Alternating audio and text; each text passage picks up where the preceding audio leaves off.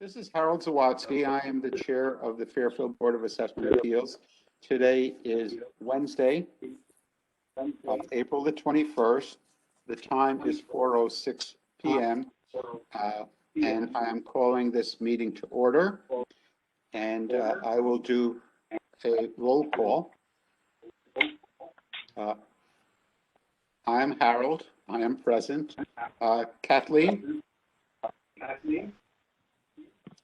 You're here. Paulette? I'm here. Judy? Here. And Ronique? I'm here. The other members are currently not present. So that is Catherine, Alexis, Peter, and John. They may be joining us later in this session. And this meeting is for the deliberation and voting upon appeals properly brought before the board. So we have various groups of appeals to hear and deliberate on. And I think that, Judy, you have some properties that you wanted to appeal. Yes, I do. And you know what I was thinking, Harold? Yes. I have one condo. So why don't we just finish that condo, right? Yes. Before we start, there's an echo. Like someone's line's not muted or their volume's too loud. I think it's the town of Fairfield line, so maybe Kathy's line.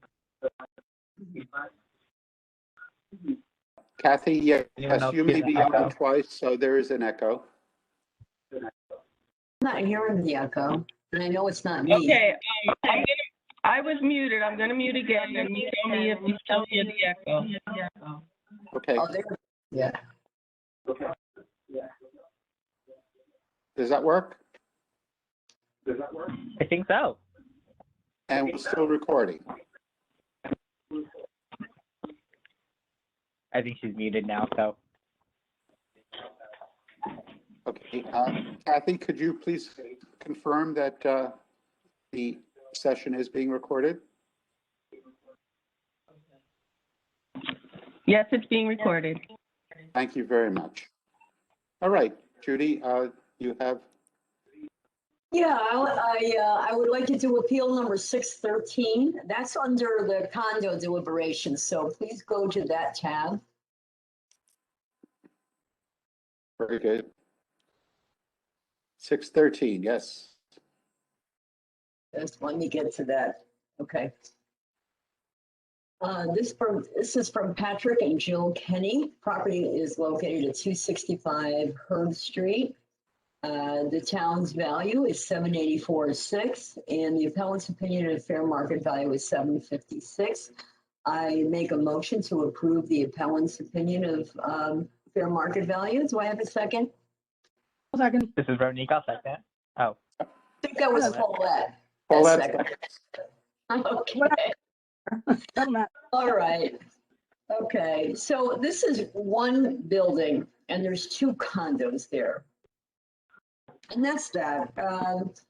So if you go to page 3 of the appellant's documents that was submitted, you'll see a little background. The appraised value in 2016 was $756,000. 18 months later, the mirror unit indicated a 4% loss in value from when it was built in 2016. Although values increased in 2020, the comparable sales indicate that trend did not apply to condominiums. This is a unique condominium. Maybe you can, somebody can take a look at it. Ross, could you bring that up? Ross is here, right? Or not? Ross is not presently here. He's on his way. He's in transit, let me put it that way. And he'll join us later. Okay, hold on just a moment, and I want to get the field card up and have it separate. Okay.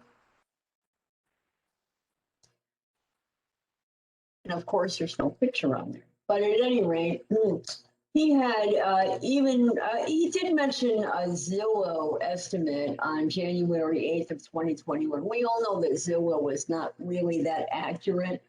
But even as of they usually overprice properties. They don't underprice them. And even as of 2021, the 745, 652, and we acknowledge, I think Paulette would say that Zillow always overprices homes, and I realize that no, it's not an appraisal, but it's just a no.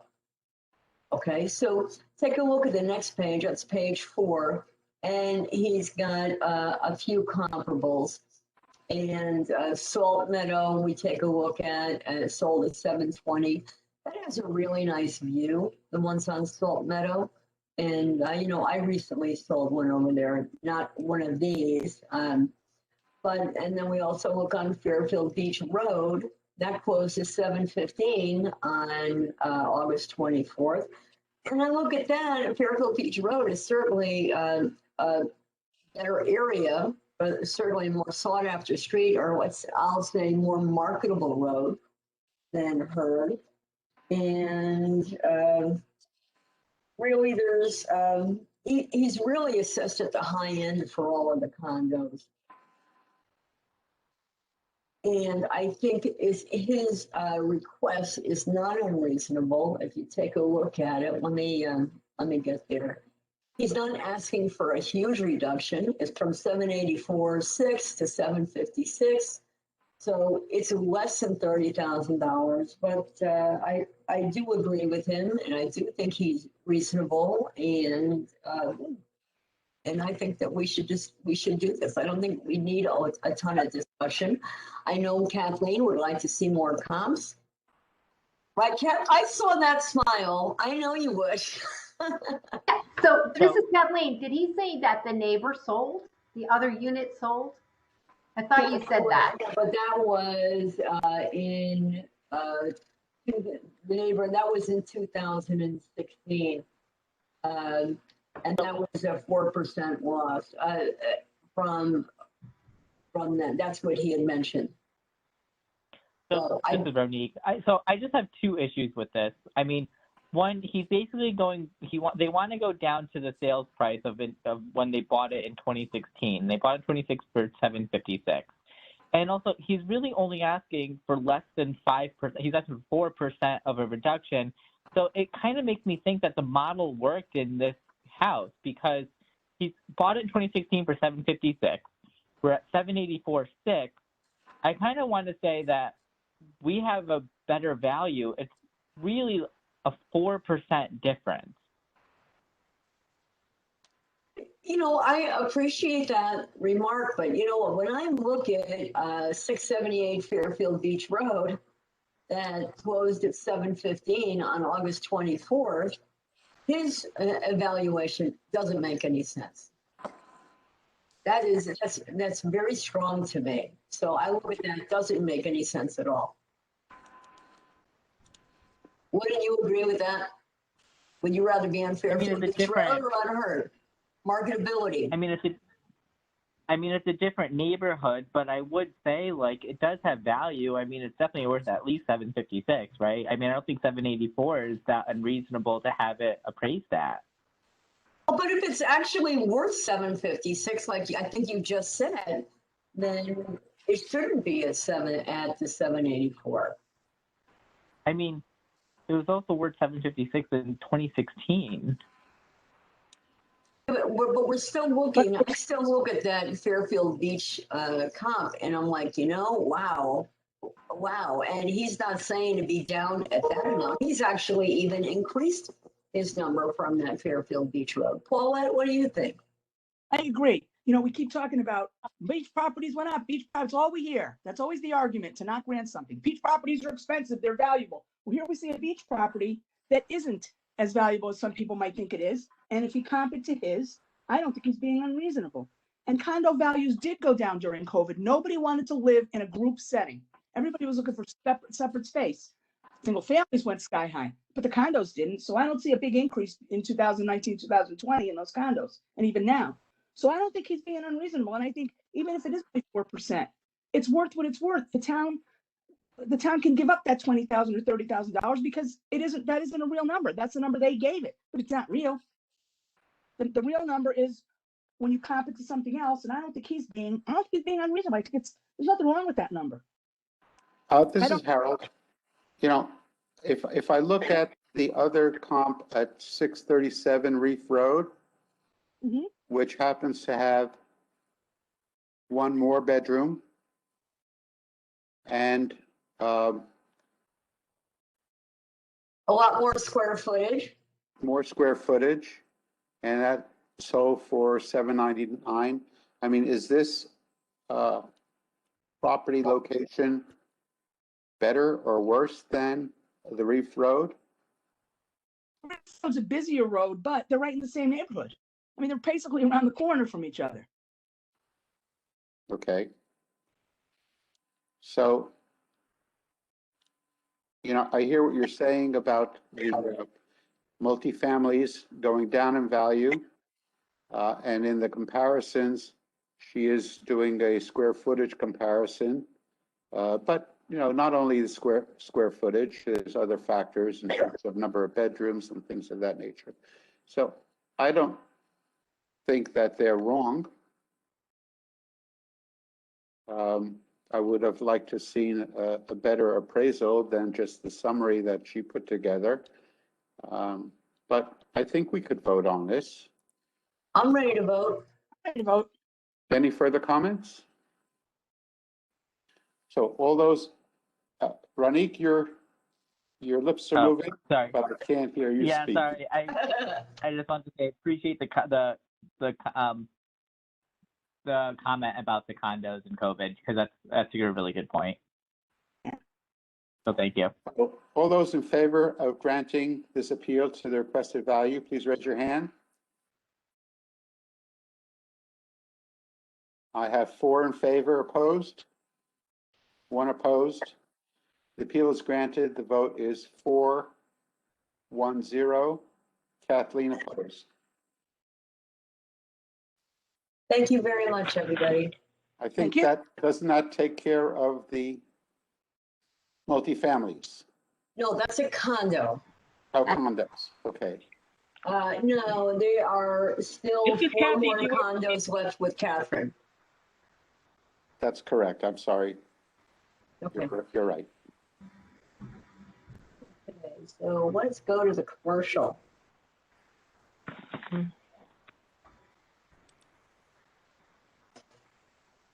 And bear with me while I get my, all of my notes together.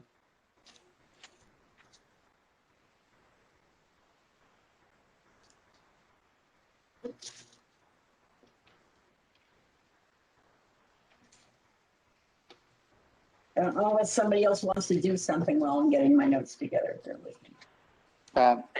Well, Kathleen, you have some commercials there too. I don't know which ones are left. Yep, let me see if I can grab an easy one. I got nothing to contribute, so.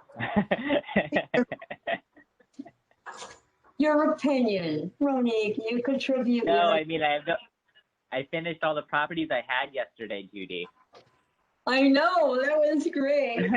You didn't even wear a bow tie to celebrate today. No, I had to wear one on Friday though, and Thursday. This is Harold. I think we depleted a lot of Kathleen's list yesterday when we grouped together a number of appeals.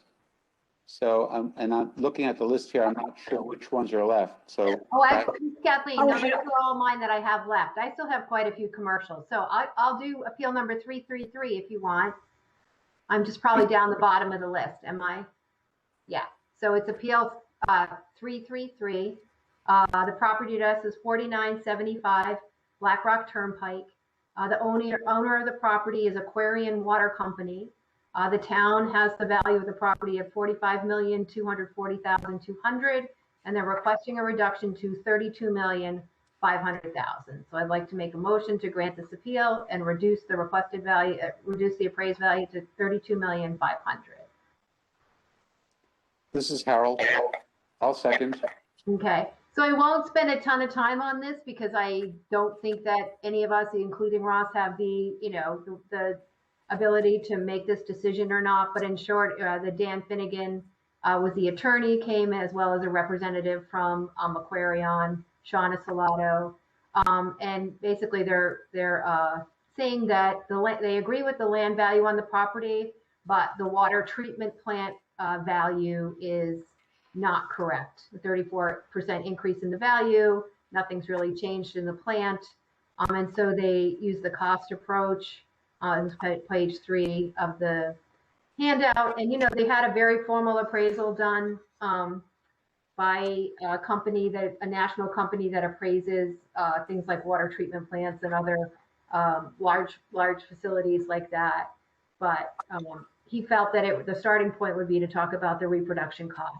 But again, a $10 million drop, on a $45 million property, I'm not, even though it was a great appraisal and they had a nice presentation, I'm not comfortable with it. So. No way. If there's no further discussion, I'd like to call a vote. All those in favor of granting this appeal, please raise your hand. And all those opposed, please raise your hand. I have three opposed, abstentions, 2 abstentions. The vote is 0-3-2. Abstentions are from Judy and Ronique. Thank you, Kathleen. I'll think about this next time I get my water bill, and I'll think twice about flushing. It was fascinating. It was a nice conversation. I just wish I could, do more for them, but I'm sure they'll be doing equally well in court with it. So okay. We're going to pay one way or the other. If we're going to pay. If it doesn't get granted, they're going to jack up the rates, and if it gets granted, the town loses money. So we're in a no-win. All right, I'm ready for one. Okay. Kathleen, you okay with that? Yep, I'm great. Thank you. I knew I could pull that one out. Okay. All right, let's go to, hold on one sec. Appeal number 540.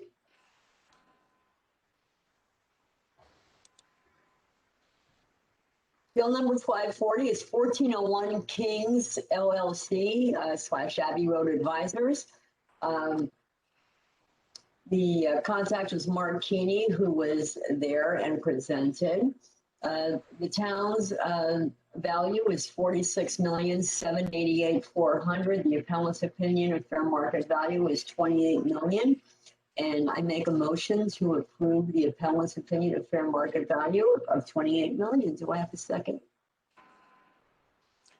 This is Harold. I'll second it. Thank you, Harold. This is, if you look on the file here, I just want to tell you something. There's a lot of these that you're going to notice that I've abstained, or I'm going to say no to, or I abstain because I'm concerned that I don't have enough knowledge or information. This one is zero occupied. It's zero occupied. They had a temporary CO as of November 2020. Zero occupants. Okay. So how do we assess them at that full value? They have no income. Is zero complete. So when it is completed and they have their CO, then we can adjust that accordingly at that time. But they are asking for the 28, and this one I'm very positive in favor for them. And I would actually move, I feel for them. It's a zero. They shouldn't be paying full taxes on a property that didn't have the CO. This is Harold. So how do we determine what the right tax assessment should be? Do we just accept what they're asking for, or what criteria are we to use to determine whether the value that they are requesting is correct? If it's unoccupied, should it be zero? Well, you know what? Yeah, but there is money. There are improvements. There's got to be something. I mean, I don't think they're unreasonable by actually only asking for 28 million if there was nothing there. The building is there, but it wasn't able to be habitable. Well, this is Harold again. How do we know that it shouldn't be 27 million or 29 million? Well, I think that that's a very good question, Harold. If they're valuing it at 27, I think they certainly know that the the town's appraisal is going to go up when the property is occupied. Well, And that's not my question. My question is, how do we know that the fair market value is correct? I don't have any other information. Okay, then in that case, if there's no further discussion, I'd like to call it to the vote. Although I will say this, if I may. I can't hear you, Paulette. Could you speak up and raise your hand if you wish to speak? Yeah, here's my hand first. Thank you. You're welcome. You know, I understand what you're saying, Harold, and I certainly appreciate it. I understand what Judy's saying. The dilemma for me is we've talked about other properties, or at least one, that is not fully appraised by the town because it isn't complete yet. So why are these people being charged so much? They're not complete. I mean, I don't really want to see them get a tax break right now, but I have to tell you that I just don't see where it could go up like that. But I don't know I'm looking to see what it was before. I can't see it. Oh, this is Harold. Well, you know, you're right, and that's my point. I can't see it either, and I don't know if it should be zero based upon the logic that Judy presents. And I don't know how they come up with that $28 million. Now, perhaps in a court of law with the proper representatives to argue the case, they can get the relief that they seek. But I don't know what the appropriate valuation should be. And I can't just accept what they're asking for because I don't know if it should be zero, $1, or 28 million. So that's, I don't think that we're qualified to determine that valuation. So that's why I want to, I would suggest that we don't belabor the point and accept the requested value because we don't know if it's correct or not, just because it's asked, that we assume that it's correct. And I think that we need to let the town defend its requested value and the appellant support their requested value, because I don't know where that number should fall. If anybody else knows better what the number should be, let me know. Well, this is, raise my hand. This is Kathleen. You know, Chris Kieran did look at this one. They did have an informal hearing. So I guess I would feel like if any, and it looks like, were they brought down in the informal? I guess not. But he looked at no change at the informal. But he did put his eyes on it in January. And I would say that he is, you know, if anybody is qualified out of all of us, he's the one more qualified to assess, you know, whether they deserved a reduction or not at the informal hearings. So that is, you know, that's what I see. So. Well, wait a minute, Kathleen. You know, that's an interesting comment, because if somebody goes to an informal hearing and they don't have any relief from an informal hearing, are you saying that they're always 100%? Then why do they come to see us? This is Kathleen. No, I don't agree with that. I'm just saying there has been another set of eyes on this particular appeal that is probably more qualified to put their eyes on it. And I'm not saying they don't deserve relief. I just don't feel like we're qualified to determine that. They had one set of eyes that said no change. And then the courts are the second set. I think we are, you know, a stopping place, but I don't think we have the knowledge to make that decision. That's all. This is Harold. I understand your comment, Kathleen, but I think that does not address the main issue of how do we know that the value that they put on this is the correct value? Simple as that. Mm-hmm. And an argument that it's unoccupied, there should be any value on it at all? We don't know. We don't know what the construction costs were to say that it has some value already. We can't determine that.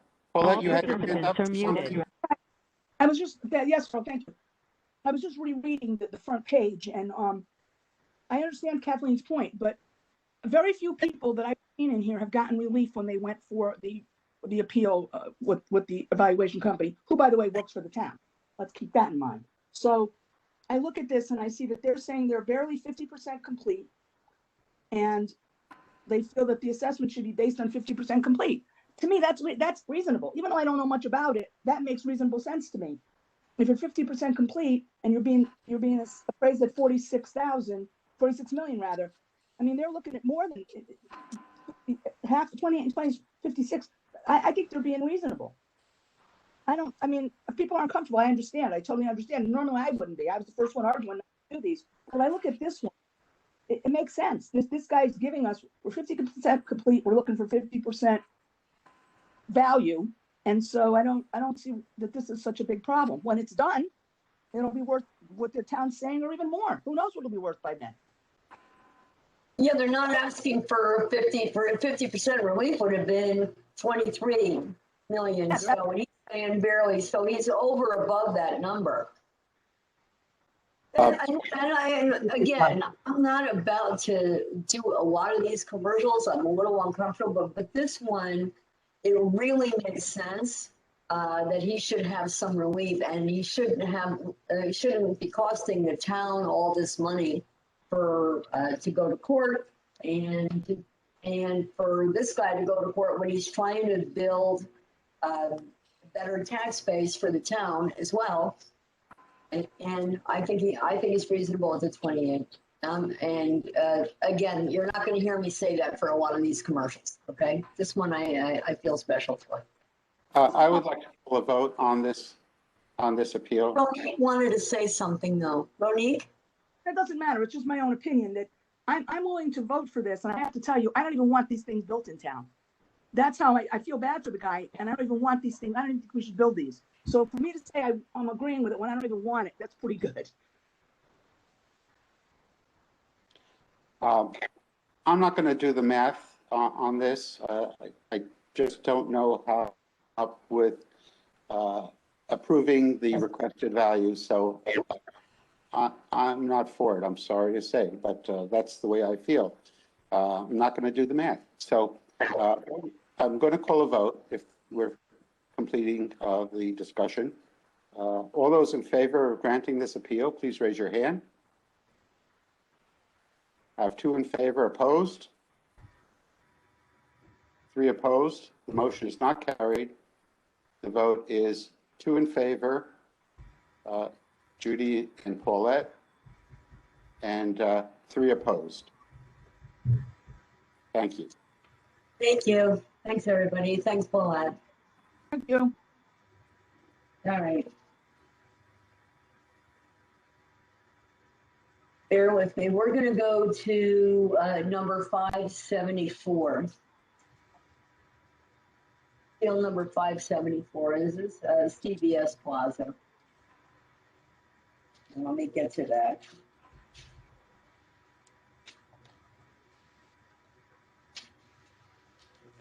I'm just looking for my notes. That's what that paper rustling is.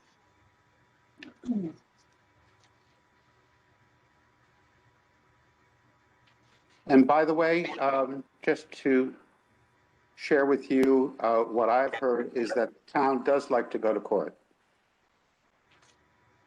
Oh, okay. How much money does that cost all the taxpayers? I'm just curious. It probably costs them less than what our decisions are costing the town. Yes, Ronique.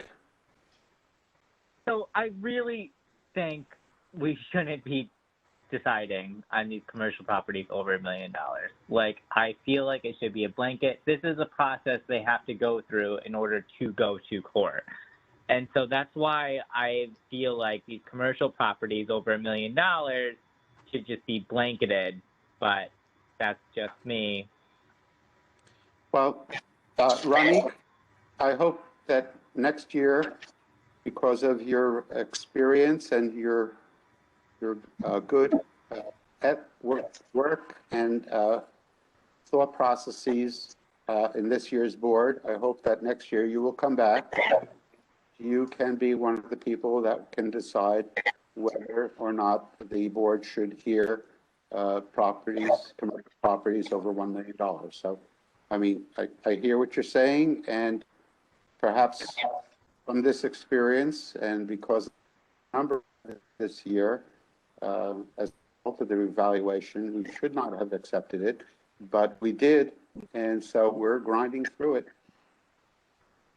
And Ronique, this is Paula, excuse me. Ronique, I agree 100%. I'm the first one to complain about it. It's just that last one, I was basing it more on the principle of he's not done. And other people that aren't done didn't get a tax increase. So I was just trying to level it out. But you're right. Normally I never would have voted for something like that. Other people that weren't done got tax decreases. Yeah, how about One in particular. But all right, so let's go to 1968 Black Rock Turnpike. And this is appeal number 574. This is the CVS pharmacy. There's 82% occupancy. The appellant had appointed Gene Schrader to address the board. And the town's value, and just to jump to the town's value of $8,896,900. The appellant's opinion of fair market value is $7,801,714. I have a little note here that number 131 is really the same property, appeal number 131. So I think we should look at both of them. I'm going to talk about this one, then we'll go to 131 and we'll just decide. We'll do both of them. Okay. So there was a substantial jump in value here. And she actually, Kathy, is there a motion? I'm sorry, I heard somebody talking. Motion. Oh, I'm sorry. Thank you. Thank you. So I thought I didn't make a motion. I make a motion to approve the appellant's opinion of fair market value at $7,801,714. Is there a second? I'll second it. Thanks, Paulette. Okay. They actually submitted their fair market value, the current assessment. They looked at market conditions and they showed you their average market rent. And they worked on a six cap rate. And that's where they came out with their dollars. And that's where they came out with their money. And that's what you do on a commercial property, is you look at a cap rate, right? So for the tenants, and remember, it's 82% occupied. That's what I have on this. The sales approach is really not feasible here, okay? So I want you to put this one aside. Can we just table this for a moment and go to 131? Do I have 131? Well, should we take no action on it, or did you want to bring this back up today? No, I'm gonna bring it back up again. 131, you know what, for some reason, there were actually two people that were going to come here. So number 131 is actually the same. And 131, that was a phone interview. She did not answer. So I just want to make sure that you know. So these are both the same. They're both the same address. And there was no conversation with 131, but it is the same exact as 574. Does that make sense to everybody? This is Harold. So was this 131 withdrawn and it was no show? No, that was a no-show, but I want to make sure that you know it. Well, so while we're on this one, that's why I wanted to have this conversation with you. Yeah, Okay. this is Kathleen. On some of them, there was confusion as to what attorney was going to come. This isn't the only one that happened with, so multiple attorneys sometimes submitted appeals and then some pulled out. I don't know if it was the company that assigned it to other ones, because you'll see that attorney, right, has 4 other appeals in the file there. So that's probably what happened with this one, but All right. it's fine. So- Whether we deny it or when Ross comes on, we find out that it was withdrawn. One of the two was withdrawn. Well, I think we could just deny this one because they didn't go anyway, right? Yeah, But I think we just can vote on wanted the to other point one. out- Okay, Let's do the other one first. I just wanted to have that conversation with everybody because it's the Okay. same, really the same property. So, This, um, the ask amount was different. The ask amount was different, right? that's correct. The ask amount was different, so there doesn't seem to be any consensus between the attorneys. So I don't know that we can have any consensus on this either. So I'd like to call a vote unless there's further discussion on this. All those in favor of granting this appeal, please raise your hand. All those opposed, please raise your hand. Abstentions? The vote is 0, 2, 3, 3 abstentions. Voting against are Kathleen and Harold. The motion does not carry. It's not approved. all right, so you want to go to 131 now? Sure. Yes, we can.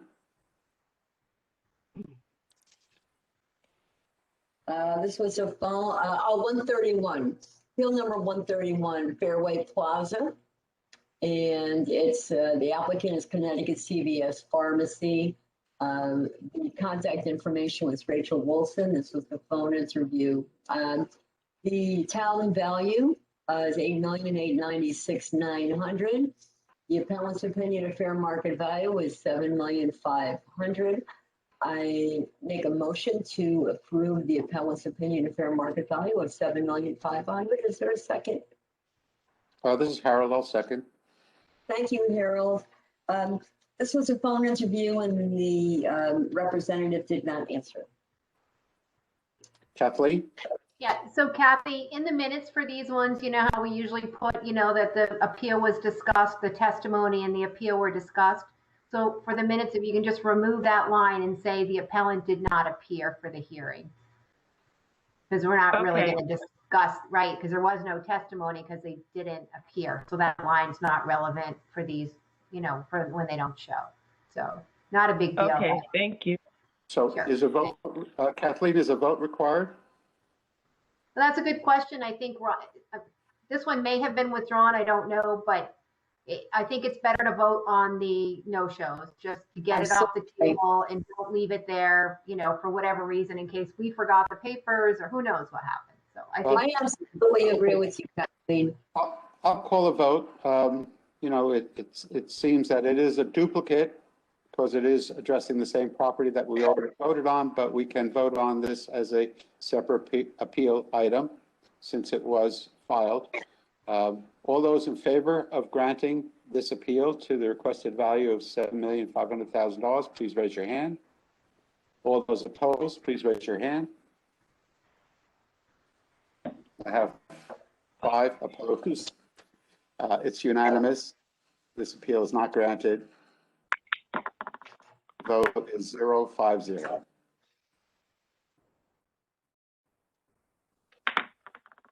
Thank you, Judy. You're welcome. Okay. Next one, and bear with me with all of my paper shuffling, because at one point I had these, they're actually in 2 different notebooks. And what I was going to do, I think I'm going to switch it right now. Hold on.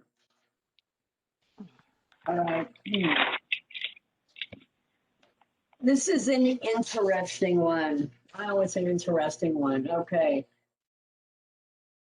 These are 3 appeals that are actually going to be, they're actually together, but there's 3 properties. There's 3 dwellings and we have 3 different addresses. And I'll explain to you. Why don't we start with the first one, which is appeal number 122. This is at 1216 Post Road, appeal number 22. The property owner's name is Associated Realty Investors. And The town's opinion of value is 1,312,400. The appellant's opinion of fair market value is 650. I make a motion to approve the appellant's opinion of fair market value of 650,000. Do I have a second? So this is Mr. Harold. Brodnik, I'll second. Thank you very much. Hmm. Here are, this is a real interesting little group of buildings. And once yes, you have your hand up already? Yeah, I know. I was gonna say. So, basically, what we tried doing yesterday, what we got approval for is, oh wait, you were there. We can like lump them together if you're planning on denying them. If you want to do it all three in one motion. But that's, I don't know, the other. I don't think two that's are in the situation. spirit of the board if I'm planning to deny them. Right? I think the spirit of the board is that we plan to approve them. Right? So I want to mean, if go they're over that, and commercial- we haven't even talked about the buildings because you either know them well or you may not even know them. On the Post Road, if you're traveling south, actually, let's go north from Fairfield Center. There is traveling north,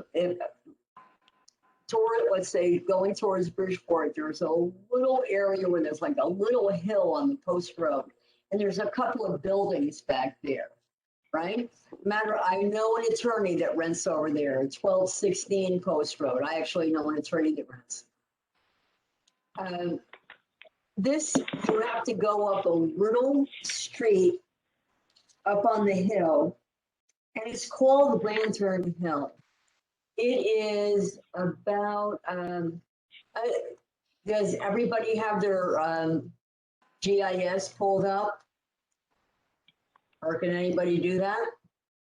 This is Kathleen. Yeah, I know where these are. They're kind of across from Malto, right? They're up on the hill there. Yeah, they're up on a hill, and it's a really odd kind of lot. This is Harold. These are the office buildings next to the Charles Schwab building. Buildings. They're not office buildings. They're really converted houses. Like there's two converted houses and then a flat building in the back. So should I talk about 123 and 124 at the same time? Because I'm just, all of these are really, really difficult to get to. They are, as far as these are very difficult to rent.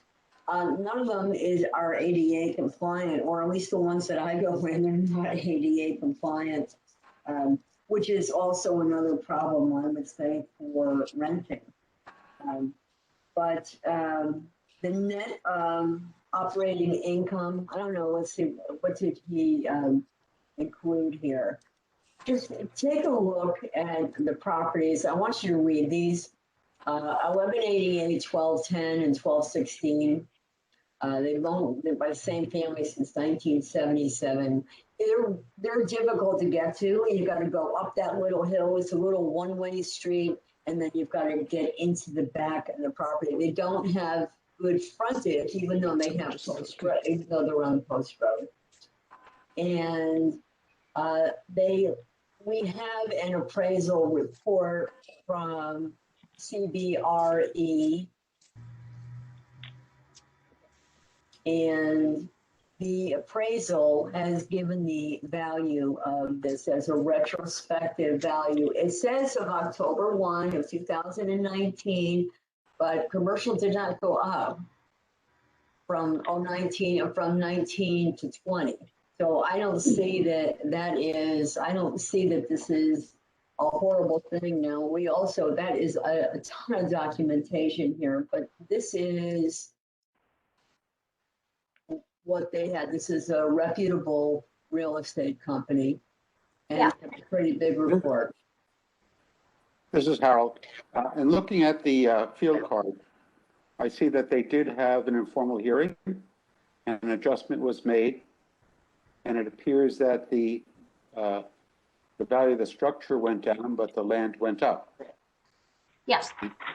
In keeping with land value increases, I think that that is probably, was done probably appropriately, given the fact that other land in that area on the post road has increased in value. Kathleen? Yeah, this is Kathleen. So they actually came before the BAA last year. I remember them, and that's probably what these appraisals are from, because they submitted them. If they're dated a year old, he used them for the appeals last year. So I can, I haven't looked at the backup for all three of them, but I'm guessing it's the same piece of backup for all three appeals, and that's Right. why it's a year old. Correct. And he did go to court. So it says 2019 GL Appeals Superior Court. So that may have been from the previous year. I don't know why that's in the notes, because he has no change. And maybe that's because we denied them because they had an, I mean, we may, if you think you want to try to do something with these, maybe you should wait for Ross to come, because I'm sure if they've been in court, he's familiar with, these three properties. What would we do if we, Go ahead, Paulette. I'm sorry, I can't raise my hand because I've walked away from the desk Okay. for a minute, but, ahead. we can wait for Ross, but, if we didn't have Ross, we'd have to figure it out. So I don't really, I mean, I think Judy can present it. We can see what we want to do. One of those properties in the back, Judy, the one that looks like a barn, Right. did he mention that that's vacant because the tenant died? Actually, he did not. No, but thank you very much for pointing that out. Yeah, tenant dropped dead in the street, so that was the end of that. And there went my commission, but that's okay. Oh my gosh. Wow. But that's all right. So, Did you, are you saying, Paulette, that you had this building listed? no, I'm saying that my client had rented it on his own. And I was in it several times because we were talking about what he was going to do with it, which had an effect on my relationship with him on all his other properties. And he just, unfortunately, he was a young man. He died, just dropped dead one day. Hmm. So that was the end of that. 'Cause the family certainly couldn't keep that building. I'm sure it's vacant. Wow.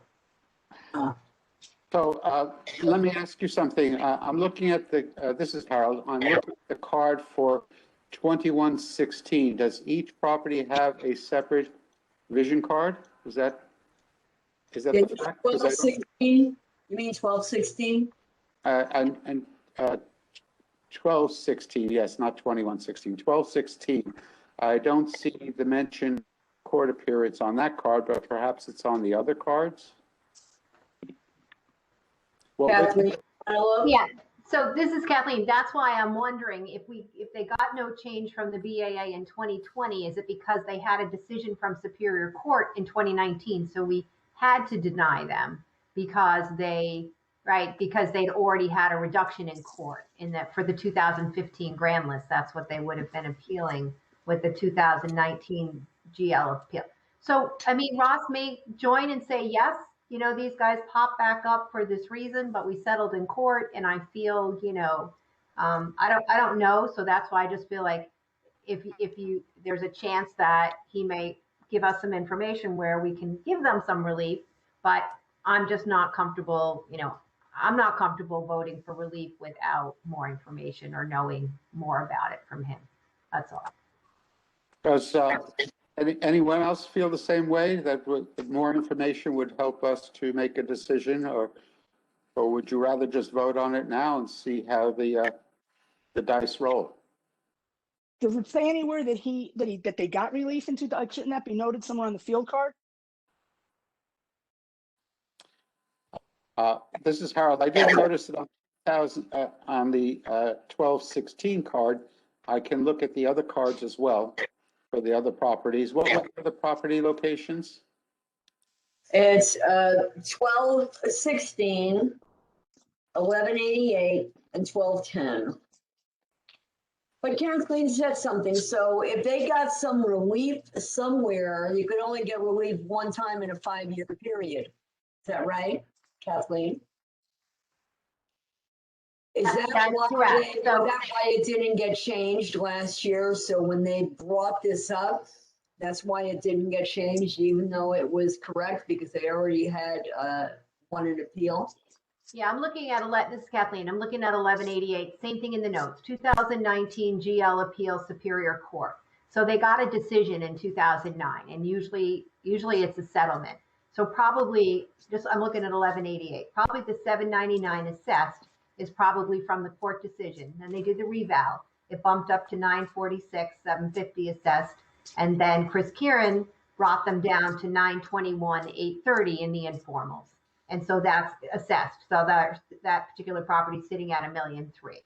So again, they got no change from the BAA last year, but that I seem to remember, it's a little foggy, but that they may have, you can't appeal twice for the same grand list.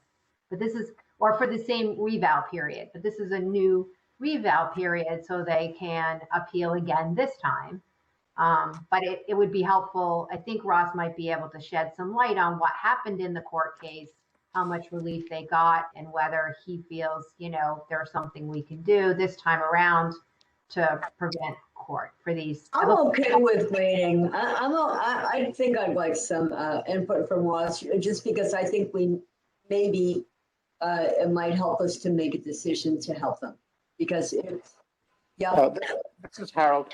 Yeah, I just wanted to point out, I looked at two of the cards and it looked like the total value was in there for those two. So it appears that all three, and I haven't checked the third one, but it appears that even though there are three different property cards, the land measurement and values appear to include all three.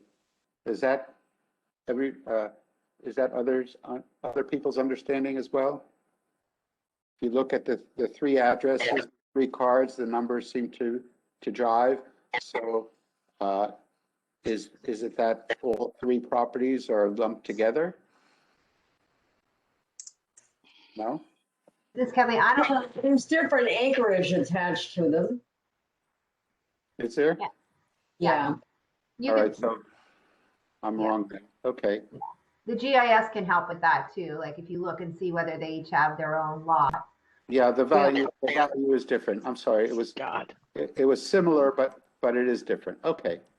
All right. So are we deciding to take no action on this currently? We'll take no action and we'll review it again when Ross is around. So we have a question or two, he can help us.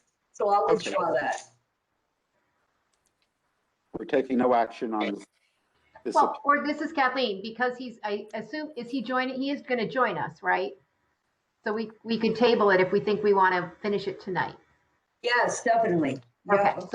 so let's, do we need a vote to put it You're on, to done. table it? I don't remember. Get out of here. We could take a vote. That way we cover. Sure, why don't we vote to take a vote to table?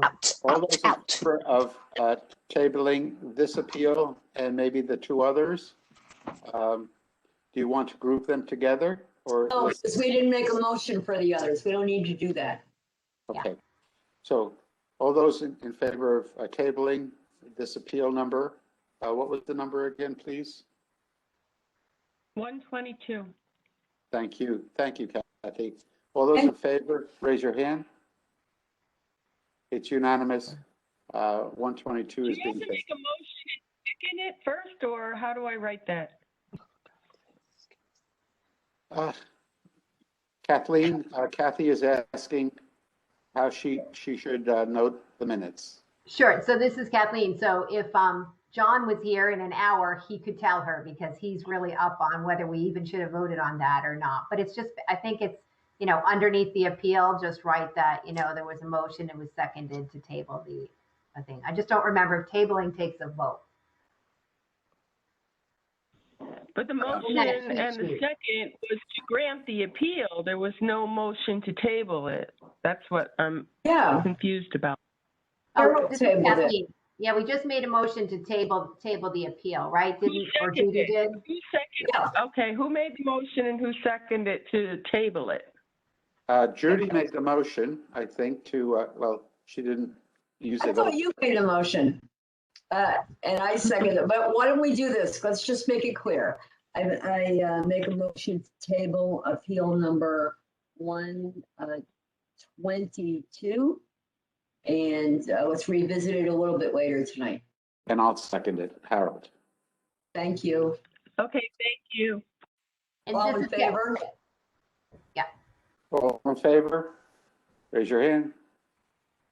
Oh, I'm sorry, I fell asleep. Here we go. My hands up.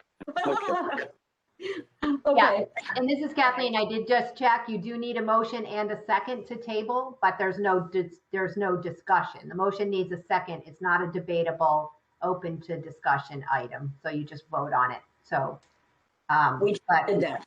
yeah, which we did. So that's appropriate. It's not an amendment, which is different, right? Because we make amendments, those are sub motions. This isn't a sub motion. Oh, my God.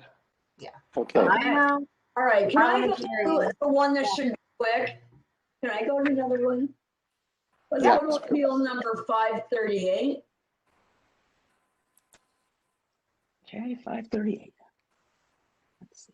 This is property owner's name 777 Commerce Drive LLC. It's Abbey Road Advisors. It's an office building. And the town's value is at $11,593,200. The appellant's opinion of fair market value is $10 million.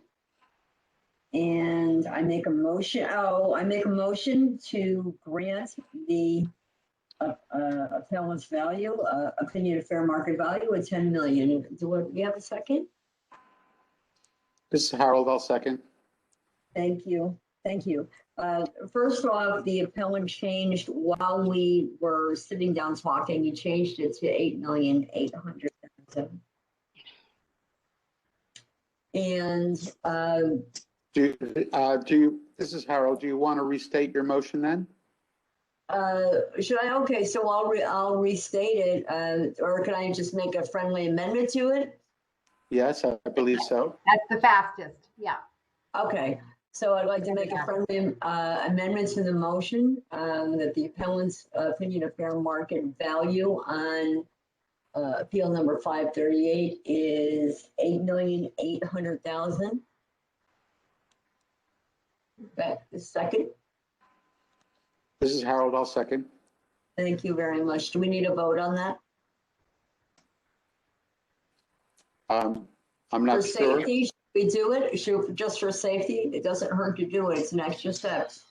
All in favor? Do we All right, need that? I'll call a vote. No, we don't. Oh, to change the amount? Is that Yeah, what you're asking? No, usually because often we make the motion, we look at our notes and realize they changed it. So I think it's fine that Kathy just puts it correct in the minutes. I don't think we need to do an amendment for that. Right. It was, it's not like you went all the way through it and we had a discussion and voted on a number, so. Okay, all right, so now the appellant said the increase in value from previous is almost 25%. Occupancy has declined. He did, and rents have stayed the same, but they've spent a lot more to lease the space. And they've had to give some free rent as well.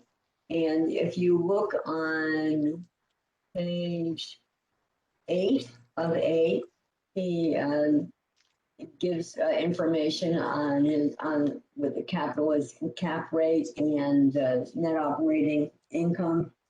I have no other supporting documents other than this. Personally, I'm a little, I'm not comfortable with this. I just don't have enough information, and whatever you guys want to do, but I'm uncomfortable. I'm uncomfortable voting on this one. okay. Any further discussion, or I'll call, before I call a vote? So, all those in favor of granting this appeal to the requested value, please raise your hand. All those opposed, please raise your hand. Abstentions? The vote is 0-4-1, with Judy abstaining. Excuse me. So this is Kathleen. Judy, did you want to do your two others from that same attorney, basically in the same block there, the 665 I'm Commerce looking Drive? for the other information, the other stuff on that. So, I've got a lot of these appeals all over. So. Yeah, this is Kathleen, only because the appeal number 539 is a $32 million property and they're asking to go to 28 million. So, I think it's one that I certainly wouldn't be comfortable making a decision on. So, but that's up to you. That's my next one. Let me announce that Catherine Giff has joined our board discussion at approximately 5:05 p.m. So we are now 6 members, voting members on the board. Hello, Catherine. Hello, Catherine. Welcome back. Oh, I haven't thanks. seen you in so long. I kind of You look find myself refreshed. fun to the party, but I think you guys are having lots of activity and fun while I was away. I had to come back. You don't want to miss the fun. Okay, all right, so let's move on and get some work done.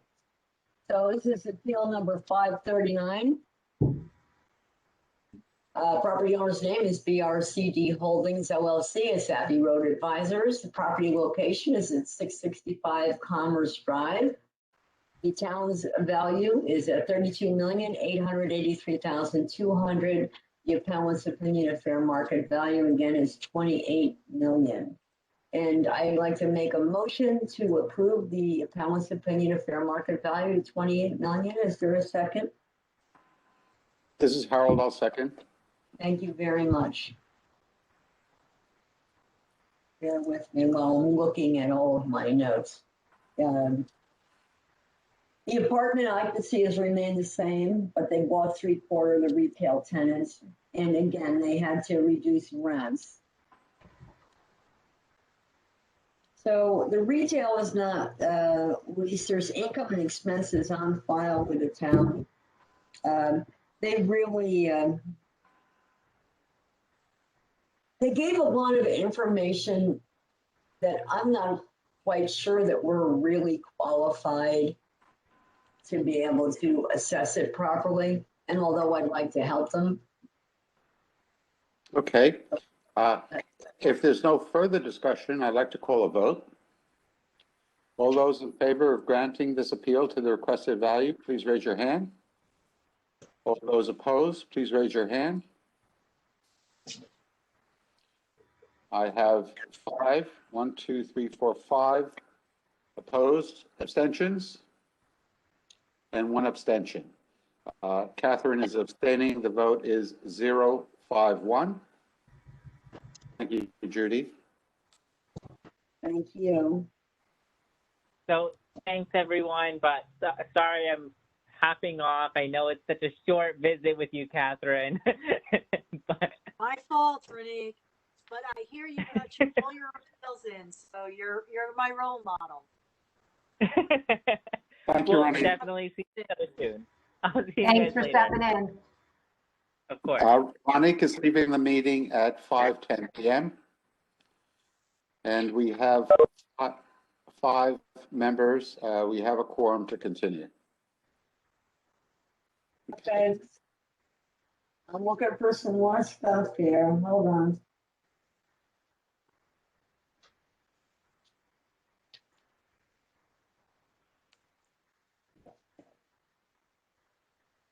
Catherine, while Judy's looking, I think we're going to call upon you next.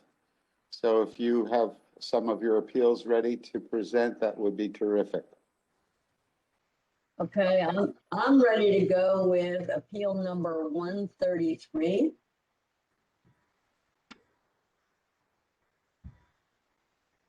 And this is Kings Highway, owner's name is Kings Highway Realty LLC. This is a Stop and Shop. And the contact is Rachel Wilson. And the town's value is $29,181,300. The appellant's opinion of fair market value is 22 million. I make a motion to approve the appellant's opinion of fair market value of 22 million. Is there a second? This is Harold, I'll second. Thank you. This is another property. I just don't feel, it's a big number. It's a big number, and I'm just not feeling very qualified or that we have, and very qualified to do this. We don't have anything other than the field cards here. This is Harold. If there's no further discussion, I'll call a vote. All those in favor of granting this appeal to the requested value, please raise your hand. All those opposed, please raise your hand. It's unanimous, 5 opposed. The vote is 0-5-0.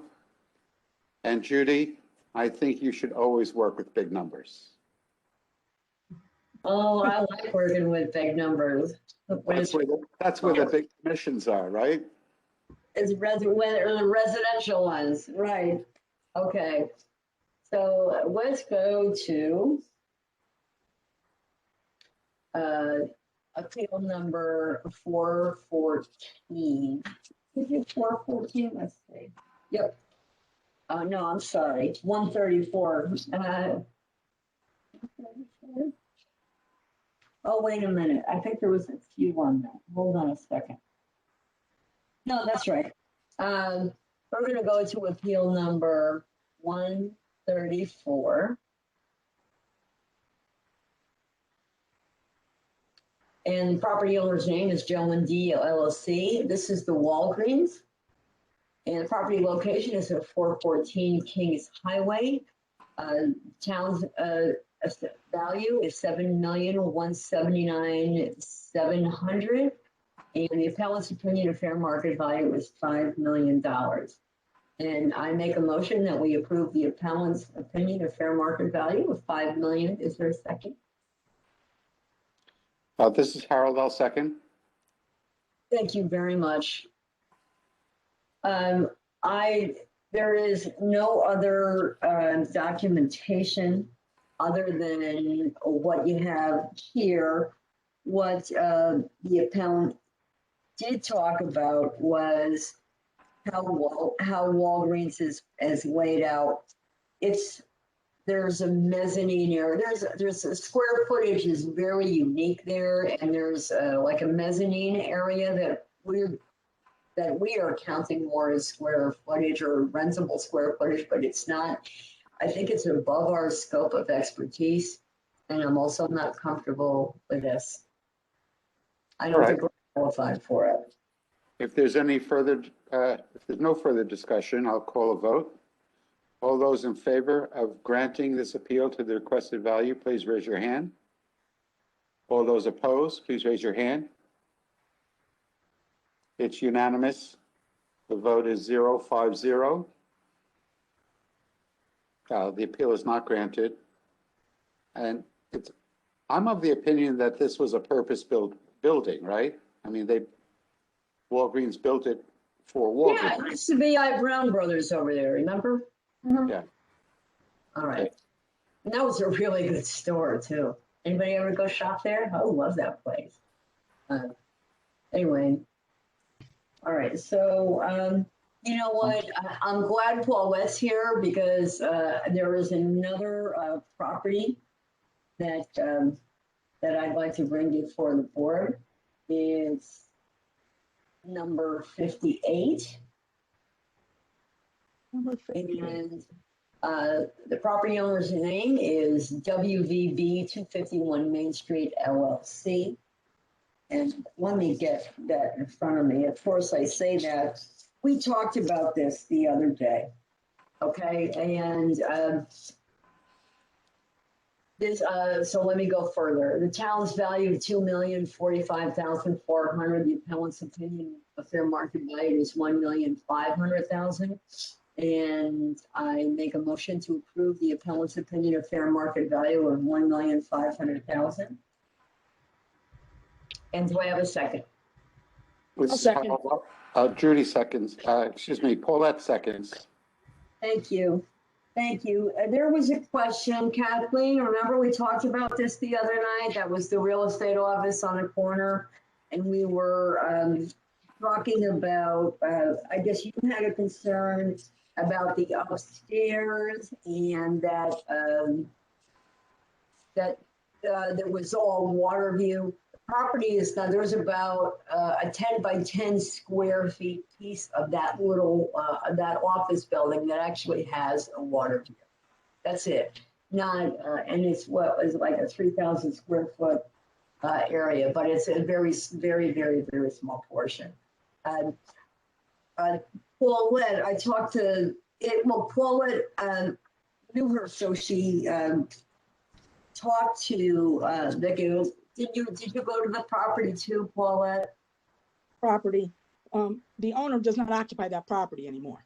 She used to, but she switched companies, so she's no longer there. That's rented to another company. So I went there and I sat down in every seat near the window, at the windows. And you only, like Judy said, you have okay water view from 2 of the desks, but then after that you can't see it because the yacht club building blocks your view. To see the water, you have to like keep moving your head to try to look between the building and the other thing that's there.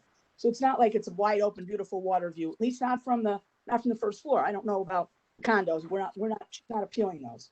And also there was a question, I think, about the square footage, because there's some area up on the 2nd floor. And yes, there's 2 offices and a bathroom up there that's used by the real estate office, but that is included in the 3,000 square feet. Because I checked the division appraisal. Yeah. Layout of how they shows you that it's included in there for the upper story. So the whole square footage then is 3,308. Let's see, what else did she say? You know, she's got that leased out to the company. They were bought out by her company was bought out by the company that occupies that space now. And instead of buying her out with a cash check, they did some kind of an in consideration for. And so her rental is higher than it should be, but that includes the payment for buying the business. When they renew that lease, if they renew the lease, that won't be there anymore. So if her values, I don't have her, whatever her income statement or anything, she didn't give it to us. We have it. But if the rent seems high there, that's why. Mhm. Kathleen? Yeah, this is Kathleen. Actually, my question was because they said they had the whole first floor, and I was looking at the diagram, and it didn't look like it was one floor. So I went back and I did go look at the 2 condos and this space. So it looks like everybody has an up and down. Everybody has a 1st and 2nd floor. So that's what I was confused about on the card. It showed, I think the comment, I don't even know whether it was in here, I'm not sure, was that she only has the 1st floor. And I think looking at the 3 properties, she doesn't. She has a portion of the 1st floor and a portion of the 2nd floor, and the same with the 2 condos. They're 2-story condos. And so the building is divided up. Does that sound right, Paulette? No, she has the whole 1st floor, or that company has the whole 1st floor. But when you're inside the building, when you look at the picture, the side, like the side of the building, there's the front of the building where you turn the corner. Okay, not what's facing Main Street, but the other side of it. There's a slight, you go up a little bit, but that's still the 1st floor. It's not the 2nd floor. I think you go up 1 or 2 steps, but it's still on the main level. Then upstairs on the 2nd floor, where the condos are, is that extra square footage with the 2 offices and the bathroom. So the business has the whole 1st floor and a little portion of the 2nd. Okay, so this is Kathleen. I looked at the field cards. I don't know if I printed them out. I can't put my hands on them right now. But if you look at the other 2 properties in that condo complex, it lists those as 1st and 2nd floor condos. So maybe because I'm calling the condo like a separate thing, because it's technically it's 2nd and 3rd floor of the building, but it's 1st and 2nd floor for them. Like their 1st floor is on the middle. That's possibility. So they have the whole 1st floor. They don't. Again, the card was a little confusing, and we were talking about them having the whole 1st floor. So I went and looked at the condos, and I wrote all this down. I just don't know what I did with it. It's been a week since I looked, because we looked at it a week ago. So you have to go to the 2nd floor to get to the condos. They do not. Yeah, what's the address on the 2 condos? I had a hard time finding the other condos. I don't know. Yeah. They have different addresses, but their address is a Main Street address. I don't remember the exact number. Well, I could probably figure it out, but when you look at that building, Kathleen, you look at 3 stories. So if you see the first and second floor on the condo, remember, they're on the second story. So their second floor, the second floor, what we're looking at is really their first floor. And the doghouse dormers that are on the 3rd floor is the second floor of those condos. Got that? Okay, Does that so make that's sense? like, there are 2-story condos, they're just 2nd and 3rd floor. And she has all the first floor part of the second. Right, right. So they talk, but did she provide any income expense statements for this? Because this is a commercial condo, right? So it's really hard. I mean, you've been doing condos. I have a condo at the beach and there's no landline for condos. And it's just really hard to figure out what the value of these condos are, number one. And number two, if she didn't provide any income and expense for us, how do we know? I know you said that whatever she's got, she's making a payment, that she's getting payment for the sale of the property or whatever. But I just, without like an analysis, I have no idea why $1.5 million is right and $2 million is wrong. I don't. This is Harold. I have a question. This is Harold. I have a question regarding that. Is they're paying in the lease payments? They're paying off a purchase price for the building. Business. Is that what you were stating? They're paying off the business. They're paying off the business purchase. Right. So they kind of amortize that over the lease payments. The business, but not the property. Right, and it's kind of included. They rope that in together. That was the deal. Okay. So it's not really a lease purchase type of arrangement. They're not paying off the ownership. So who owns the property? WVB owns the property. Right. Thank you, Paula. WVB. The entire property. Entire building, yes. Okay. Yeah, but we're only talking about the lower level. We're not discussing the condos, the residential condos upstairs. That's not, they're different addresses. Yeah, so this is Kathleen. I just found one of the condos field cards and it says BAS first floor, 972 square feet, TQS 3/4 story, 754 square feet. Right, and that really means a 2nd and 3rd floor as you're looking at it here. Think of it as a split level. In a split level, the middle level, the 2nd floor is really the 1st floor. And then the 2nd floor is that half story that they call it. So in this same thing, they're not, their 1st floor is the middle of the building. Right, this is Kathleen. So that's what I'm saying. On the field card, it uses the code BAS first floor on both the condo and the pizzeria and on the subject property. So according to the town, the condos start on the 1st floor. That's what I'm saying. I'm not saying it's right. I'm saying that's how the town has it. So perhaps the town is, either doesn't have the square footage correct or something, but when you see a BAS 1st floor, that usually means the town thinks it's on the 1st floor. That's what I'm saying. The other one, it was hard to find that it's, where's the PID? 21129 or something. You had to look under WVB as the owner for the other one because they own 2 of them. It's 249. Condos aren't part of this though. So the condo is separate. Right. In terms of Let's do measuring one the at a time. building, that's what I'm saying. One at a time speaking, please. Yeah, this is Kathleen. I'm just saying in terms of measuring the building, if she's complaining, because I think one of her complaints was that you've measured this wrong. I think you're counting the whole building for me and not just my portion. So that's when I looked at it and I said, oh, look, she's got 2 stories. What's going on here? So I looked at the 2 condos. Those look like they're on the 1st floor. So I feel like there may be a discrepancy in the measurements for the building. So I think we should figure that out first. And if she needs a card correction for that, that may bring her down to $1.5 million. The town may have it wrong. But Okay. This is Harold. It sounds like the confusion that we have in European housing where there's a ground floor, there's a 1st floor, and there's a 2nd floor. So and I hear what you're saying, Kathleen. If it's recorded as a 1st floor and a 2nd floor, do they really mean that there's a ground floor and a 1st floor and a 2nd floor? It's not clear. I don't know if housing needs to be involved or zoning or which town agency needs to be involved to clarify that question.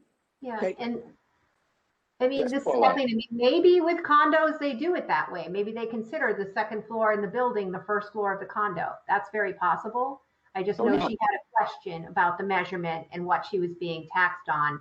So I felt like, you know, because if she doesn't have any great, you know, backup for this, I'm not going to, you know, without her income and expense, I don't know where she came up with the $1.5 million and whether that's right or not. So I would rather, you know, see if she needs a card correction first and figure that out, because that we might be able to give her relief from a card correction. Paulette wanted to say something. I saw her hand. Yes, I'm recognizing Paulette. I was waiting for Kathleen to say. You know, that's fine. I mean, Kathleen has, if that's what everybody wants to do, that's fine. What I have to say is not going to matter.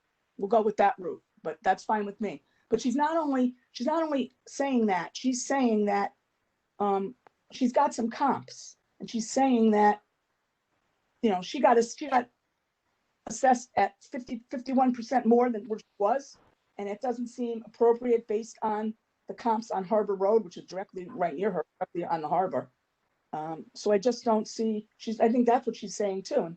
And she even notes that in fairness to the appraiser, he may have assumed that she could, you know, that they were the whole building without realizing that there was residential upstairs. So what she's saying here, let's see, average increase in assessment. The average increase in assessment in the neighboring properties is 11.3. Okay, Harbor Road, similar antique mixed-use building directly on the harbor on 0.21 acres. That has land with it too.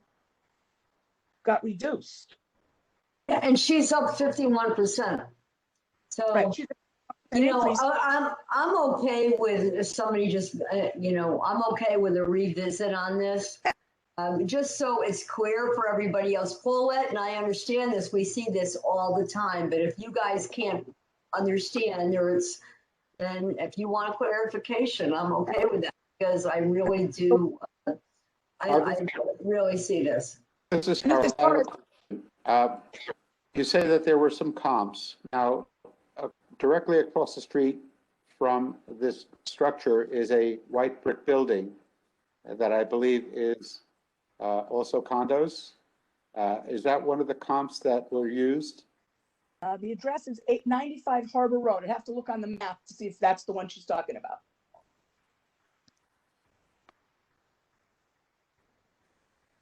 And is that one of the comps that were used?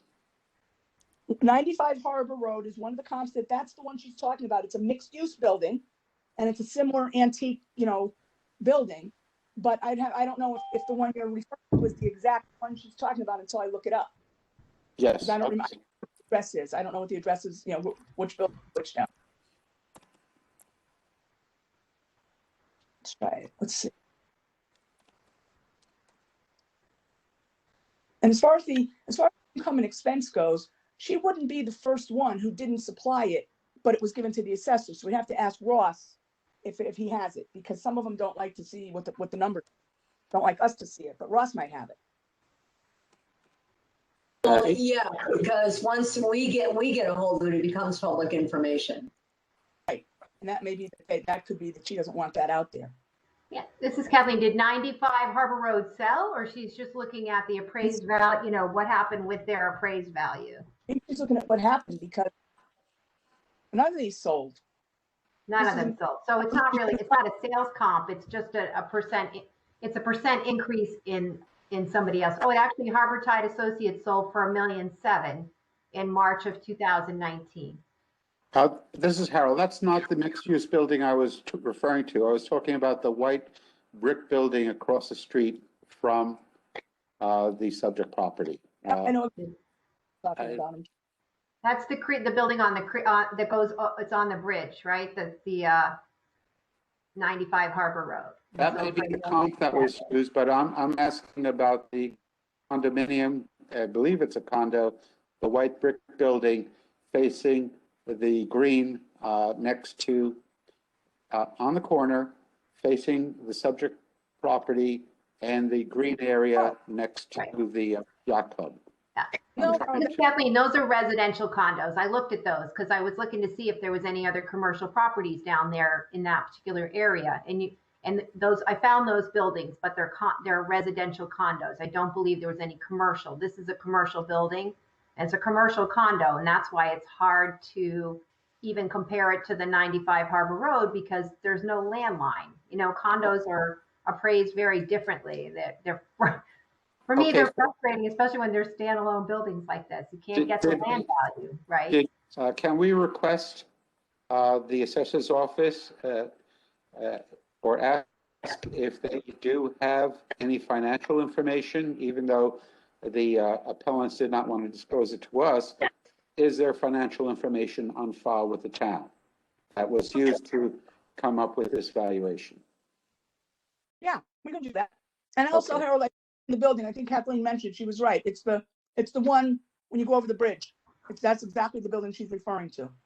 Yeah. I think that's a tough matchup. Well, not really. It's on the water.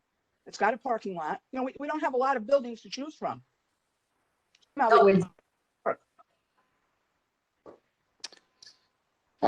In terms of mixed-use buildings, okay, yeah, I'll grant you that. I mean, there's in that area. You know, there's probably some in that area. We're gonna have a hard time finding one.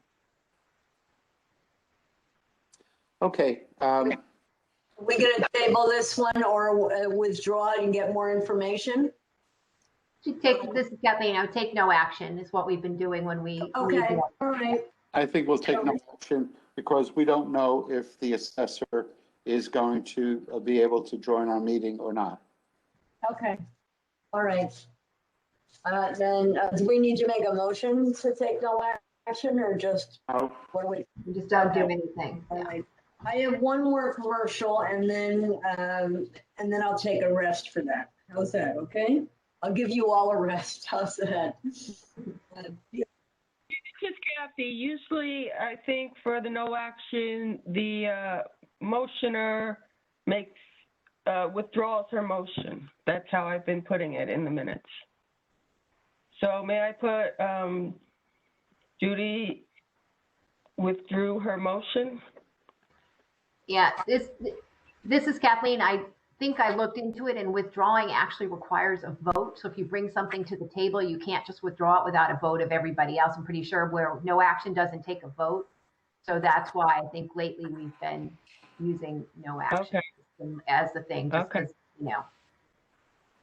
Now, do I need to make a motion when we open this? Do I need to make a motion to reopen it?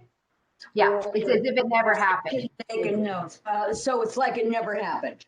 Exactly. Oh, okay, great. Okay. One more? Yes, please. All right. Appeal number 97. Property owner's name is 2119 Post Road LLC. The property location is 2119 Post Road.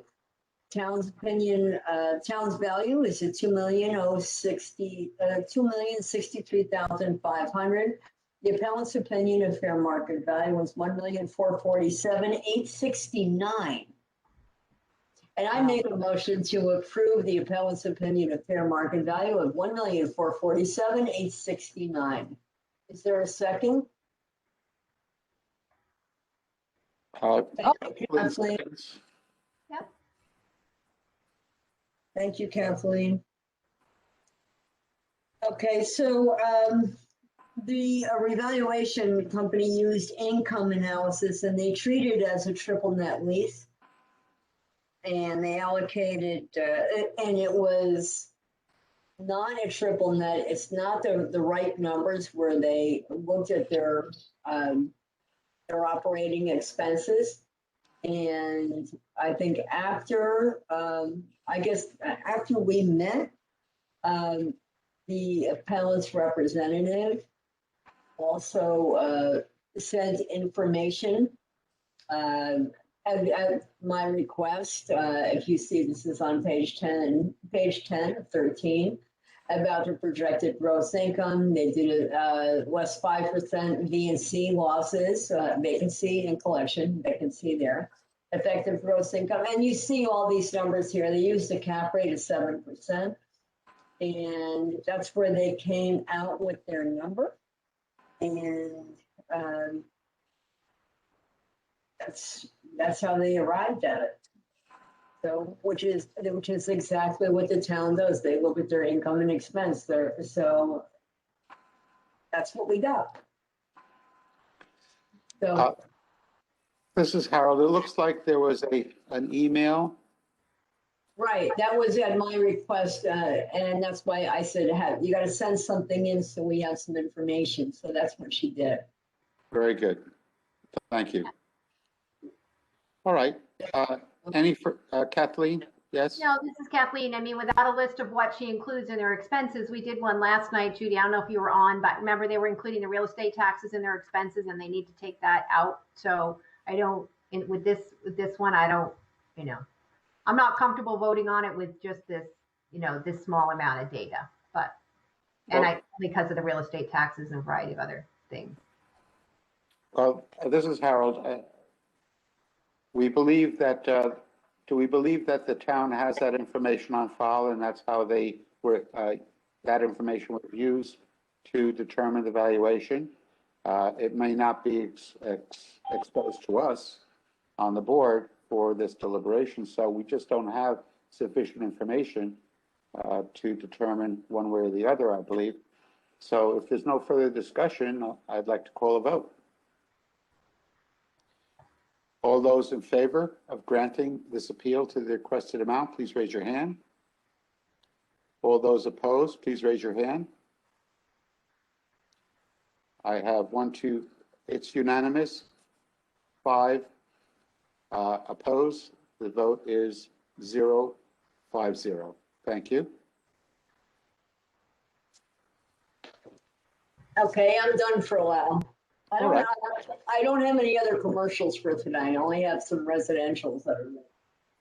But I'll take a break and let somebody else go ahead. Yeah, this is Kathleen. The only one you had, Judy, right? It was the 3, 12, 16, 12, 10, 11, 88 Post Road. We were waiting to see if Ross was going to join the call to help us with those. But when Ross comes in, I want to do those. Yeah, we tabled those. Okay. Right. I'll let you know, this is Harold speaking. I'll let you know that I did text Ross to find out if he would be available for us at the meeting this evening. I haven't heard yet. Maybe something just popped in my phone. But Catherine, let me ask if you're ready to present some of your appeals. Muted. You're muted. Because the phone was going crazy here.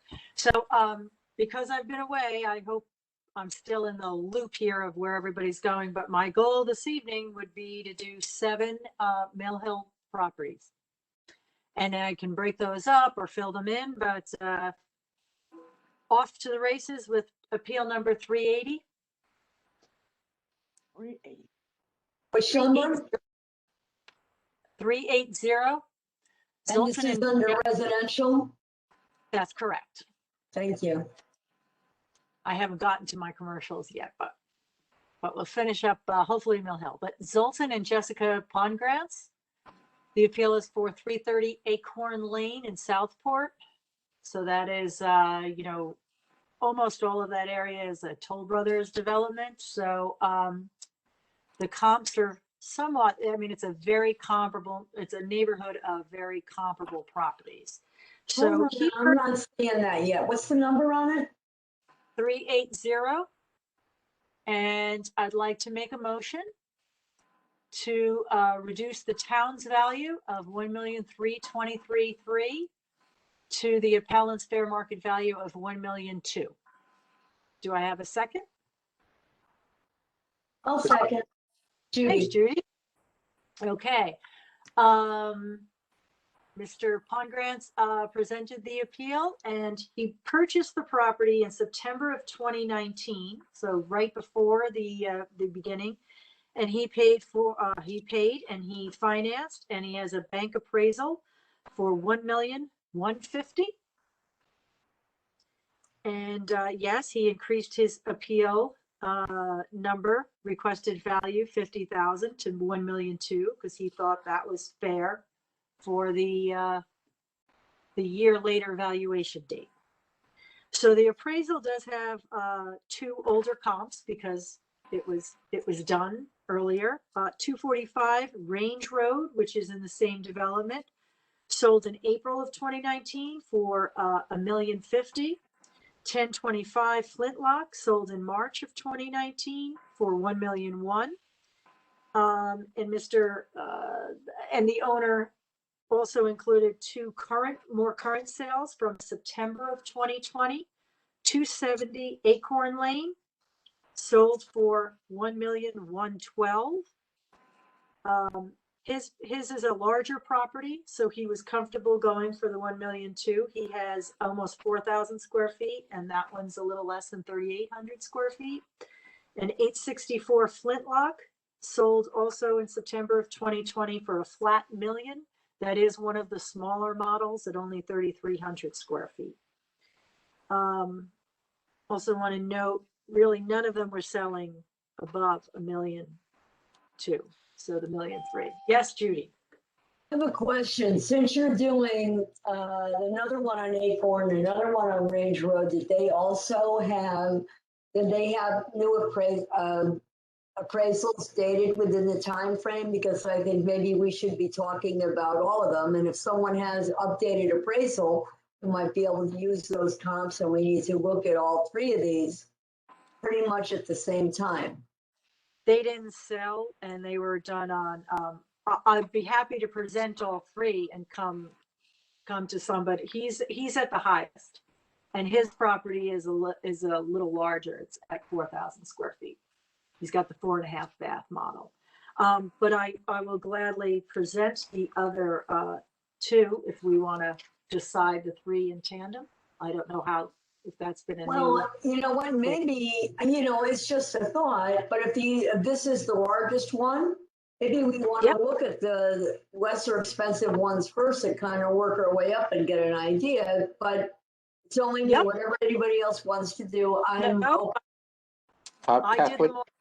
I prepped them all together, and they're all heard together. Kathleen, you're also on mute. This is Kathleen. I have one appeal left, and it is, what's the address? 60 Range Road. So I had been looking at the comps for that. One of the comps was 188 Range Road, that sold for $1,002,000. So whether that's, a newer sale to throw in, it sold in August of 2020. So whether that's a newer sale to throw into that, 3,000 square feet, 0.62 acres, 4 bedrooms, 2.5 baths.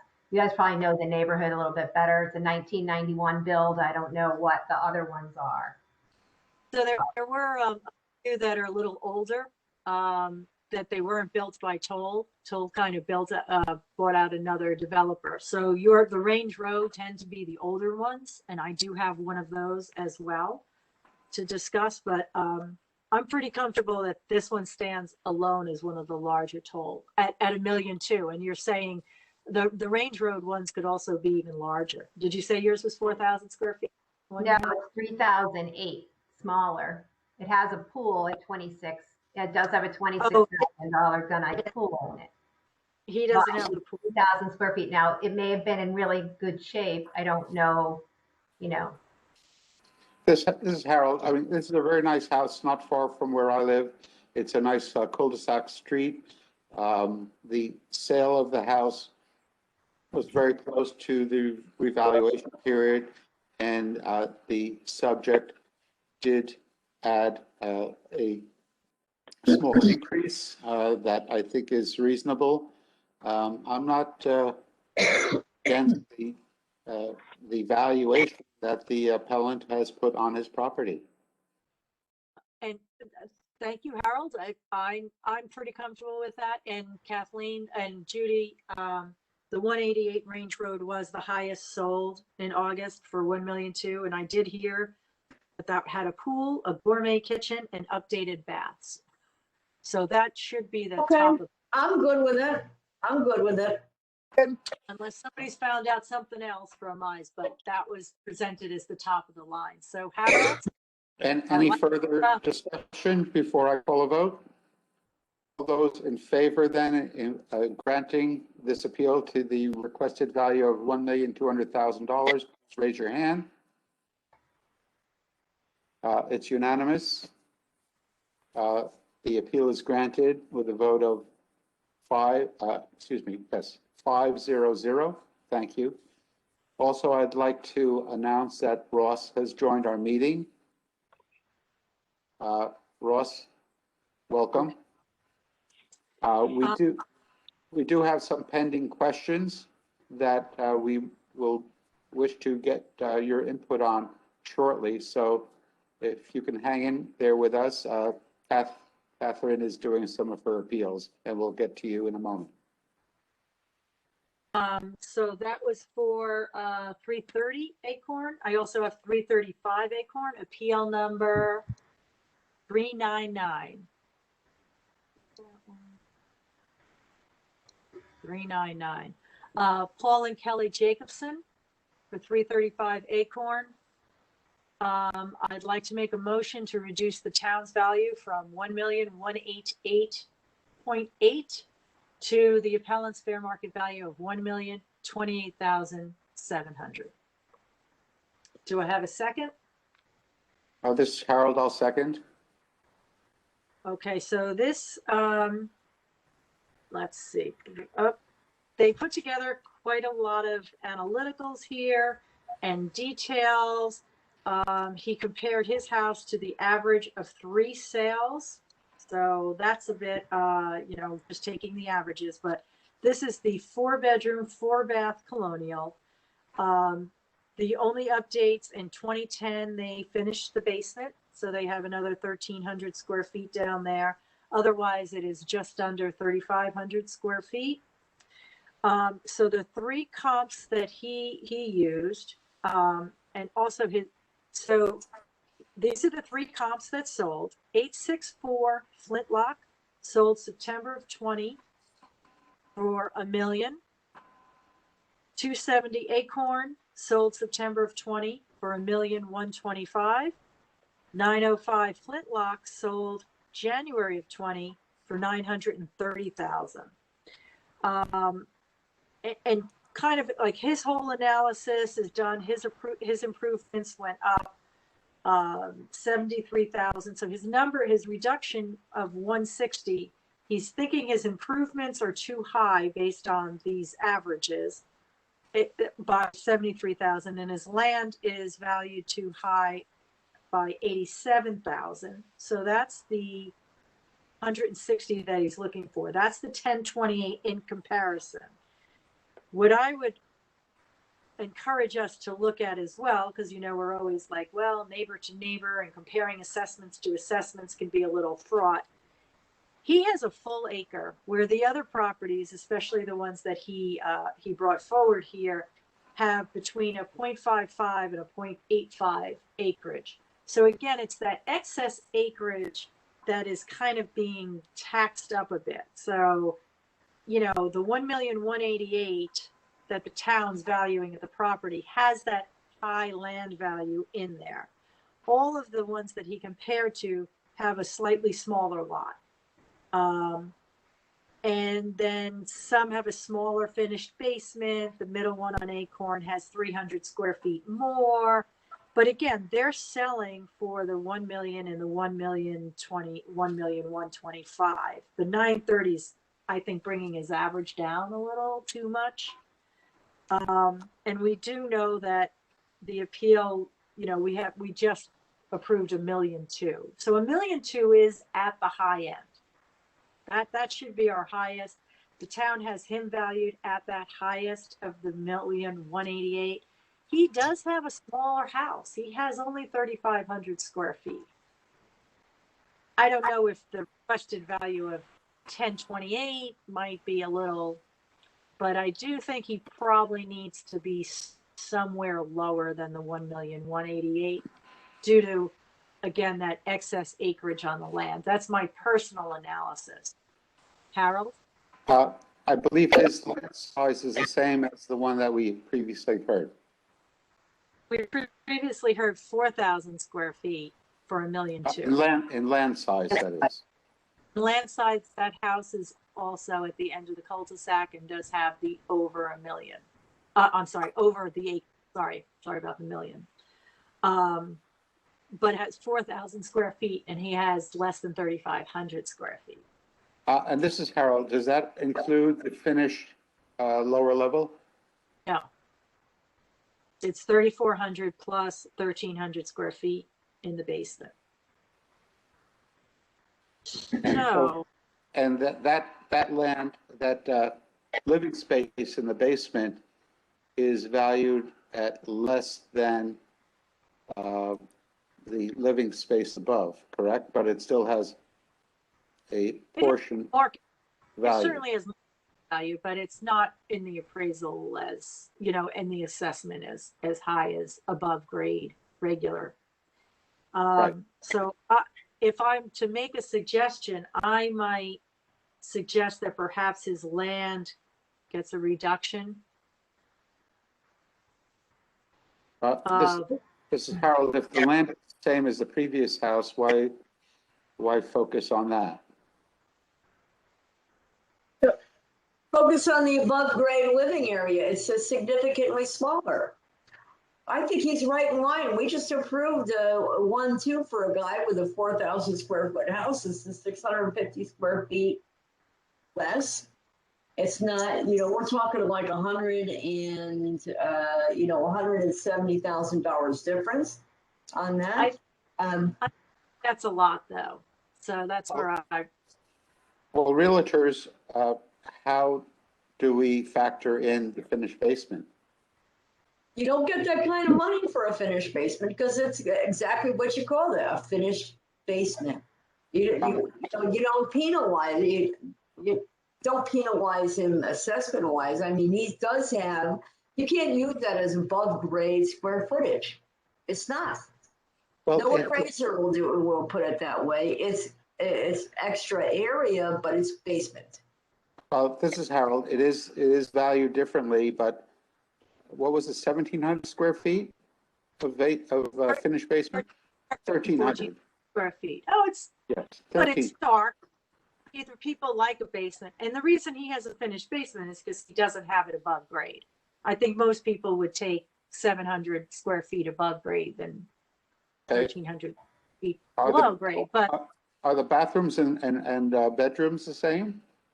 no, that I brought up the finished basement because that's the only permit that's been pulled originally. So, and that was done in 2010. So, Yes, I was just wondering if the number of bedrooms and bathrooms are similar to this property and the one that we just approved for 1.2 million. four bedroom, 4 bath. Both. Mhm. Kathleen, you have your Yeah, hand up? so I was looking at the GIS, right? So his neighbor at 350, there's those large lots at the end of the cul-de-sac. That neighbor has a 0.9 condition on the land for conservation easement. Did he mention that he has a conservation easement on his property? He did not, and I guess it's my fault for focusing in on that land, but he did too. He did not, and I don't know if he does. Is it? He does not. He has no condition. He doesn't have a condition for it, but doesn't mean he doesn't, 350 is at the end of the cul-de-sac on the right. What number is he? 335? Correct. Yeah. It's got kind of an awkward shaped lot and it does slope into the back. 355 is that I can't remember which ones we've done, sorry. 355 is another large lot. Was that your other appeal? No. That has a 0.85 on it for conservation easement open space. So there's some in there that have, that have adjustments for the large lots. So I don't know if he didn't mention it, doesn't mean he doesn't have it, but I don't know. That's what's happening with his neighbors to bring the neighbor's land down, a little bit at the end of the cul-de-sac. That neighbor has a 1.4 acre property though. It's really big. This is Harold. One side of the road does back into a conservation area or woodland slopes away. I don't know which side of the road this is on, but assuming that the card is correct in terms of how the condition is recorded, I think we'll just stick with the total value of the property in comparison. There is a significant slope in the rear property. If you look at the contours there, you take a look at it. So you could see, it looks like it goes really far down. On the subject property, that is? Yeah, 335. Yeah, this is Kathleen. So the one on Flintlock that backs up to him has a 0.95 for the shape. It doesn't have, I'm just looking to see what, what's going on with the land, but that's a recessed lot that goes way back, backs up to his. And it has a pond on it, but he doesn't say conservation easement. So. And I bring this up just because I think it, we should be representing what the appellants are telling us. And he thinks both his house and his dwelling and his land are assessed too high in comparison to his neighbors. Mm-hmm. I'm looking at it, I want to say what he has said, but I'm also thinking that whoops. This is Kathleen. Ross, I'm wondering if you can bring it up. No? Only because, the neighbor on the other side also has an easement on their property at a 0.9. So he seems to be the only one in the middle that doesn't have it. So, does he have it? Can we see that from the GIS? Is that the best way to, we feel like we want to do something? I don't know. We have to go down So- the whole route of, Let me- I'll bring it up. I got to connect though.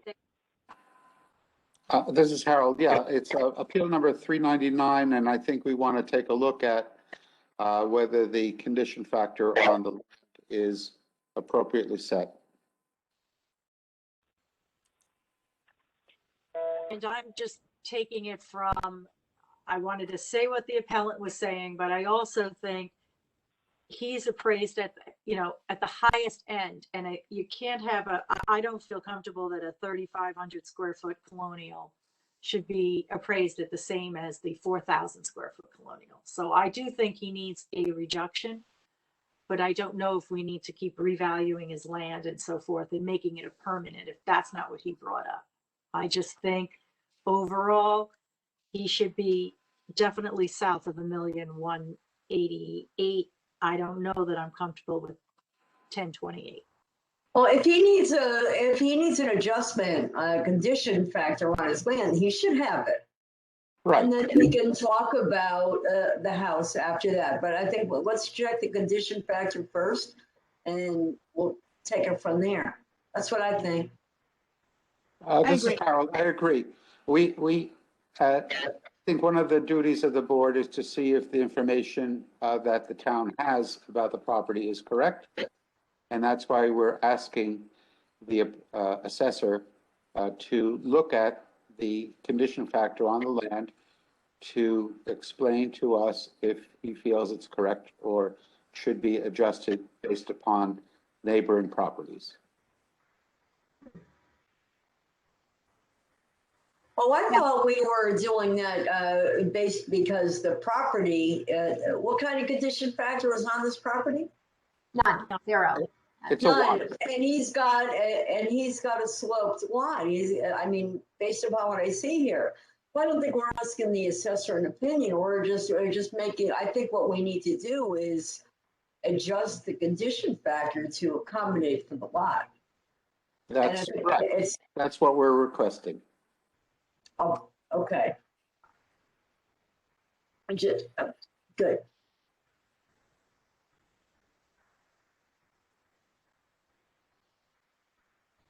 I'd kind of like to come up with more of a value that we feel comfortable with and then see what condition we would do that as well.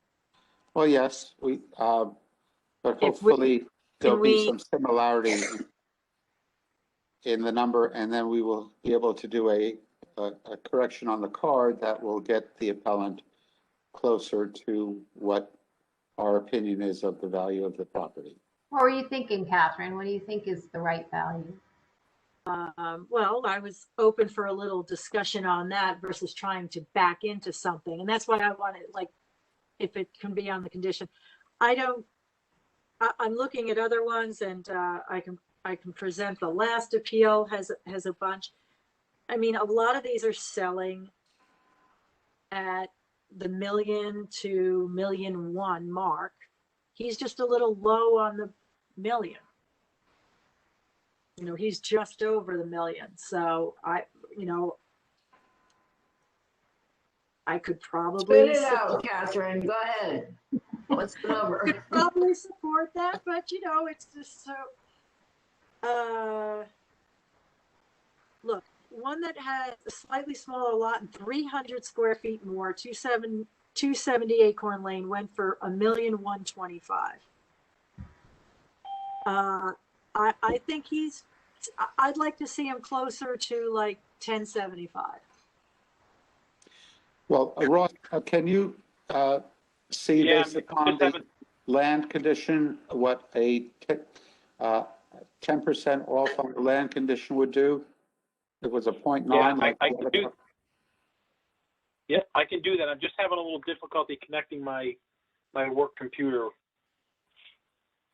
Since there's no, I I can think give you the number with 10. I can give you a 10% off the land number if you want that. it's like 56.7, right? So if you subtracted 56.7 from the town's appraised value, you get to 1 million.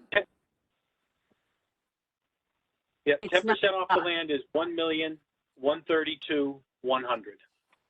And I think that's why I think I'd like to see us kind of come up with a number. If we're thinking it's, the primary objective is the fair market value. This is not there'll be another one I have that's definitely condition related, but this, I think he's just a little high, but I don't know that he's at 1028. I'd like to see something probably around at 1070. This is Kathleen. I think you should just make a motion, and when Ross adjusts the card, he'll put the land on and then do whatever else he needs, put the land at 0.9, because it's pretty clear that all his neighbors have some sort of easements. He's got that open space property in the back. So I think that's part of this, and however he figures out to get to the number you want to be at. Right? That's where I'd like. Yeah. do it. So I think you should just make a motion where you want to be. Great. I'd like to make a motion to reduce the appellant's value to 1075 and to include a condition of 0.9 on the property, on the land line valuation as well. Do I have a second? I'll call a vote. All those in favor of granting the revised Wait, value? is there a second? Second? I didn't hear the second. Kathleen seconds. Okay. All those in favor of granting the adjusted value to 1,075,000? Is that the correct number, Catherine, that you're suggesting? Okay, please raise your hand. I have 1, 2, 3, 4, 5. That adjusted value is approved. Excuse me. I would also like to mention that it's at 6:02. John Spolier has joined the meeting. Excuse me. Now, pardon me, I need to. Yes, you need to refresh. So I was going to say, this is Kathleen. I'm happy to make the motion, to call the vote on the main motion, right? Which is to grant in part to the amended amount of 1,075,000. All those in favor, raise your hand. All those opposed? Any abstentions? I can't see Paulette, so I don't know how she voted. Oh, there she is. I know I've only got 6 people on my screen. Ross has taken up a lot of them. Anyway. So what was it, your vote? I was in favor. I think. What In was the favor. motion? So I think it was unanimous, right? And I don't know if John voted or not, or he abstained. I'm going to be a no vote. I just joined at the tail end there. Okay, so you're no or you're abstaining? I'll abstain, No. I guess, if that's what you Okay. want to put it as. So it's what, 5-0-1? Okay, Excuse me, I think I have to excuse myself. We can continue. I will join you momentarily. Thanks, Harold. All right, I have one more in this development. If I go, and then Kathleen, do you want to do your one? Okay. I might as so- well, yep. I'm getting All right. closer to beating John. let's do appeal 259 for Mark and Joanna Hanna of 92 Range Road, Southport. I'd like to make a motion to reduce the town's value of $1,201,200 to a fair market value of $1,082,539. Do I have a second? I'll second. It's Judy. Thanks, Judy. Okay, the appellants, oh, and I might have misworded this. Well, the appellants came in and then they amended their requested value. So I think I might have to ask for a second. They have amended their requested value to $929,195. May I have a second to make that? It should have been, Kathy, I'm so sorry. Kathy, it should have been $929,195, not the This is- 1082. Yeah, this is Kathleen. We'll just do it as a friendly amendment and pretend that you said the right amount when you started. So what is it, 920? And you want to round up to the nearest 100. So 929, 200? 200. Okay. So that's fine, Kathy. Just say that that was the motion. Okay, sorry about that. Okay, No, the, I'll do it. the owners did a lengthy comparison of all the properties in their, on their road and in their, they're one of the original 6. So their homes were not built by Toll Brothers. That makes them a little older as well. They were built like in the early 90s. And they are a little larger. So theirs is a 4-bedroom, 3.5 bath colonial, just shy of 4,200 square feet. And the only permits that have been pulled were about 10 years ago, they did the kitchen mudroom over. Then they used so they came up with their numbers using a price per square footage for their neighbors. And I did ask them about some comparable sale properties. So if you go to the very end of the appeal, the last pages, that's where they came in and said, oh, you know what? Things have sold for even less. We're gonna reduce our request to the $929,000. And what they did is they pulled up the last bunch of sales. So they also included 2 sales, 370 Flintlock and 905 Flintlock in their averages that sold for $675,000 and $930,000. And I'm just going to present those at outliers. I'm just not comfortable with those prices being so low and then just taking an average. But the other ones that they presented, 864 Flintlock, we've been hearing a lot about that one.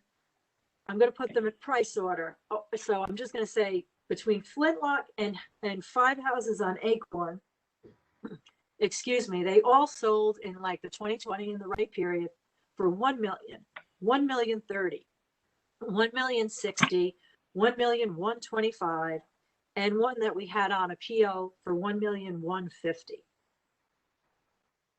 So again, that they were appraised at $1,200,000, $1,200,000. I'm pretty comfortable with their original request of $1,082,600. But I do think that their request to the $929,200 using the properties on Flintlock is too low. Okay, I have one more thing. Judy, you want to wait for my one other comment? And Judy's right. So I do see on the property card that they have a depreciation code of 5. I'd still like us to come to a number that we're comfortable with, and then perhaps ask the assessor if he could adjust that depreciation code, because this is a 30-year-old home. Okay, that's my spiel. Judy? Well, I just got to say that if I saw this 864 Flintlock comp at $1 million with 5,130 square feet of living area, even though it was older, and well, I want to finish my statement. Even though it's older, it's a lot bigger. And if I had seen this before we went to the other one, I would not have accepted the $1,075,000. I would have said that other there are these people will, and by the way, for the record, I thought the other people's appeal, their number was fine. And I voted for the 1,075,000 because I wanted to make sure they got something. So This analysis does include, I believe, the square footage of any finished basement, because the appellant is also saying they don't have a finished basement. So that 51, because the 864 Flintlock is a 3,400 square foot colonial. So I think they're including in their analysis for the square footage, they're including anybody who has a finished basement. So Judy, it's not a 5,000 square foot home that's sold for that. Excuse me, I just wanted to announce it's 6:11, I'm returned. Okay. For the thanks minutes, for warning. no, Sarah, for the person keeping the minutes and a the warning. chair turned. So,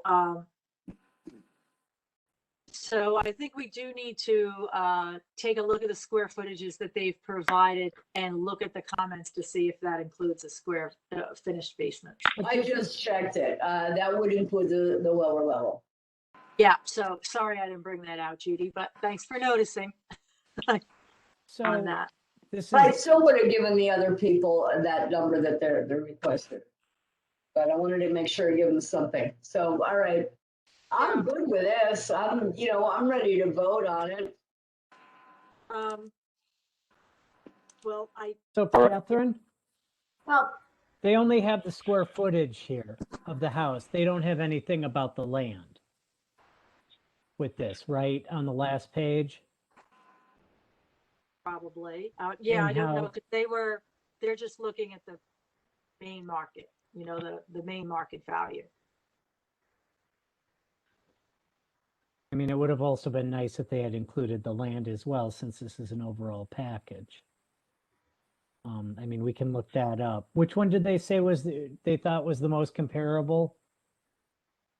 They didn't. Their original request was for the 1082 based on square footage pricing. Okay. And then when I asked them for more sales data, they found two that were quite low at well under a Mhm. million. One was 675 on Flintlock and 930.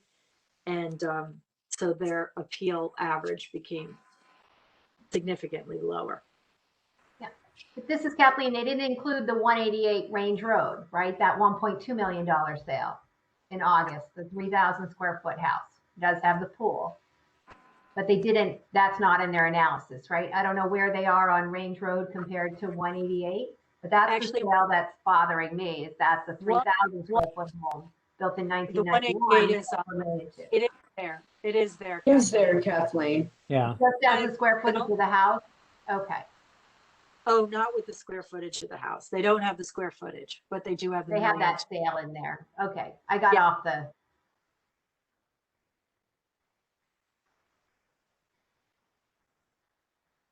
So further down. It's not on their list, right? it is on their list. Go to the last page. It is on their list.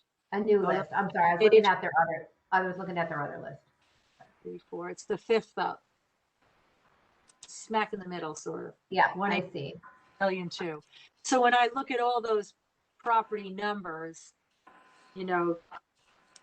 their home, I could see probably needs the depreciation code reviewed, but it's not 1,000,002, but I don't think it's 929 either.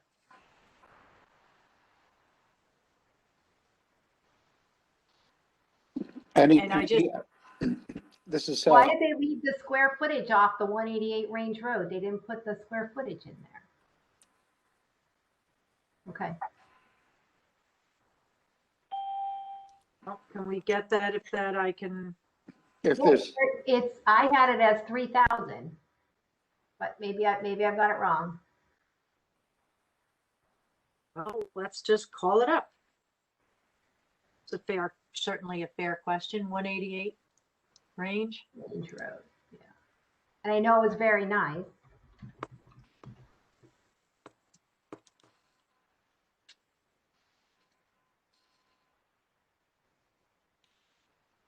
$35.48 3,548 square feet.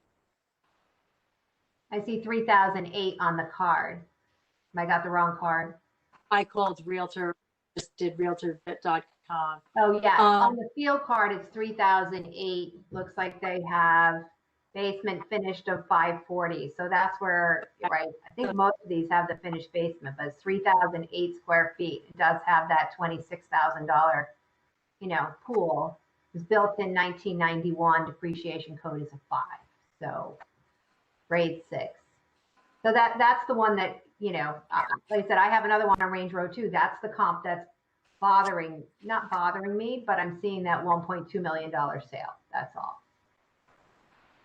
Right, and that should be the top end. I agree. 1,000,002 should be the top Right. end. But it's a lot smaller. It's almost at that, at least in mine, I have one, but it's, 4,100 square feet. And they, that's comps in there. So it looks like I'm just taking a look at one of them. Oh no, never mind. Never mind. I'm like, no wonder I'm like, hey, they have the same exact property size. No, they don't, because it's the same card. Let me find, I just want to take a look at one of the comps just to see the property size, because if they have a bigger yard versus, something,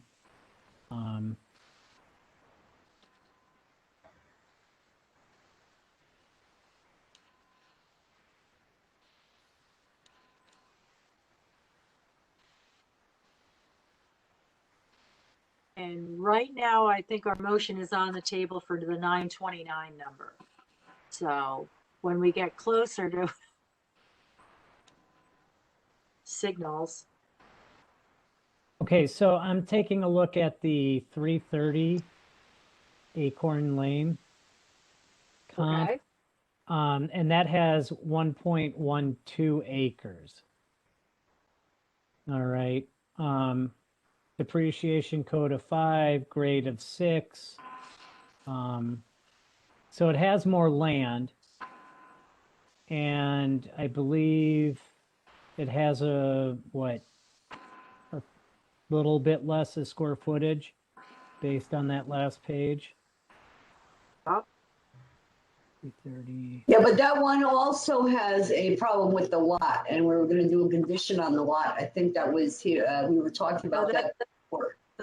the 330 is the one that sold for, that was the first appeal that we granted. Oh, okay. I didn't know that you guys had done that. No, but we had granted, I mean, it's still a fair comp for this one. Mhm. You gave know, it I'm- what? We appraised it, we reduced their appraisal to 1,000,002. No, Yeah, I think it's lower than. yeah, okay. Because they bought it from they bought it for 1499999. Nope, then we're talking different ones. Are Oh you no, talking- wait, again, wrong card. I'm an idiot. Okay, I know, I don't need Paulette to second that one. They purchased it for 1.15 million. yes. Okay. But you put it because it was appraised at 1.3 and you brought it down to 1.2. Okay. This is Paulette. I was just looking at that comp for 1-2 on Range Road. House is gorgeous. It's all been redone. It looks like it's brand new construction for 1-2. So if that one isn't, then that 1-2 number is not even close. That's way too much. And It's Kelly was 1,000 square feet smaller. doesn't matter. It's in it. I mean, Okay, I mean, I guess here. to me it kind of does. But there's a condition on that too, remember, and it's all, it looks outstanding. But the one that sold for 1-2, yeah, it's Yeah, okay. This house was built, when was this built? In 1991? They're you all would not- similar age. Yeah, looks like built yesterday. and the subject property is 1991 too. Did they give us pictures of their interior? No, the only. Yeah, thing that that's- house is 30 years old. They both are the same age. Guys, think about that. They're both. It's in 91. They're Right. the older, one, which is why 330 Acorn is newer. The total builds are newer than the ones on Range and Anvil. That said, you know, they're all still comparables when you're out there looking for the colonials. So, no, and 10 years ago, they redid their kitchen and mudroom on the subject property. Then they have 30-year-old bathrooms then, right? Yeah, right. Everything else is from 91.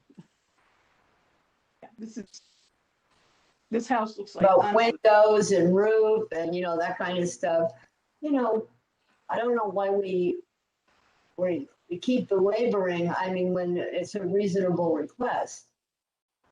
Well, I don't know that 929 is a reasonable request for a 4,200 square feet, but I thought their original of 1082 I was much more comfortable with that. Judy, you seem more comfortable with the 929? I'm actually okay with the 929. Yeah, I'm all right with it too. It's a 30-year-old house. Yeah, but 30 years old. I don't see any other permit for a lot of things. So I'm going to bet that there's a lot more condition factor that needs to go in here. Well, I felt more comfortable with the Acorn, the ones selling on Acorn, even if they were smaller, they are 8 years newer, and they all sold for $1,030,000 to $1,125,000. And they're newer than this. Yeah, well, 7, 8 years. Yes, but smaller. Okay. So, Well, that's a lot of time. yeah, That's enough time to give it the difference of the 929 that they're asking for. Remember, all the mechanicals, there's so many mechanicals and the components of the house are at their end, they probably are over their end of useful life. So, Well, that's assuming that they haven't replaced them since. Yeah. well, there's no permits. Well, I mean, do you need a permit to replace a heater or a furnace or water air heater. conditioning? Do you really? Yes. Furnace, air conditioning. Uh-oh, we're bringing the tax assessor over to your house and wait All right, till so I think we need to Okay. move Yeah, this is forward. Ron. yeah, let's go forward. Should I get my timer out? This is Yes. Harold. This Ron, is just Harold. so you know, It- we Is don't there a put qu- those permits on the field card. Okay. We just do construction permits. This is Harold. I had the experience of having my HVAC system replaced after 33 years, and it did require a building permit, and that required somebody to come out and just check that and see if everything was done properly. The HVAC company paid for that permit, a couple $100, but the building permit needs to be issued for those types of construction projects. And probably it doesn't appear on the card. Okay. Right, and that's what And, Ross just. and also, just as an aside, you know, I have a 33-year-old house. We don't have any children. We have a dog. So I think, you know, just the age is not enough, but the wear and tear is a question too. You know, if you've got a house full of kids, there's more wear and tear than if you don't, I believe. But we don't know that information about these properties, so I don't No, think that age is the only criteria. And again, I'm looking at it when the appellants come and it's based on a dollar amount, average square footage. I like to look at what they're using that for. And I just think when you're throwing in a sale for 675, bringing that average down, I have more of a problem there. So I know it looks like we're going to be a split vote, but I think that in the essence, I'm going to move this forward, and I'm going to make a motion to grant in part to their original request of $1,082,600. Do I have a second for that? I'll second it. Oh, okay, Paulette, thank you. All those in favor, this is Harold, I'm going to call a vote. All those in favor of granting Is this an amendment or a partial? Amendment, this is the amendment. We're voting Amendment. on the grant in part. You're voting on the amendment. Right. The amendment to change the value to $1,082,600. All those in favor, raise your hand. I have 1, 2, 3, 4, 5 in favor. Abstention, and opposed? None opposed. Abstention, I will abstain. Harold's abstaining. The vote is 5-0-1. And I see that Peter has joined us. Yep, we need to vote on the main motion, right? Okay. I just wanted to announce that. Now, the vote on the I'm sorry. main motion, all those in favor of granting this appeal in part to $1,082,600, please raise their hand. One, I didn't vote, I shouldn't vote. 1, 2, 3, 4. Paulette? That's here. My hand's up. Yep, I see it. 5 in favor, opposed? None opposed, 1 abstention. Harold is abstaining. Thank you all. I have finished with the Range Road area. Good, But good Kathleen, work. on. So let me just Kathleen, say, you're gonna do yours, and then I want to get that with Russ. Can I give me 2 seconds? I'll be right back. Yep, so this is Kathleen. I think we can do, well, this is, I'm gonna do 280, if that's all right. Since it's Range Road as well, we might as well finish up the Range Road ones. I'm So, sorry. 80, I'm sorry. yep, this is appeal number 280. The Thank you. property address is 60 Range Road. The owner of the property are Allison Thomas Midrum.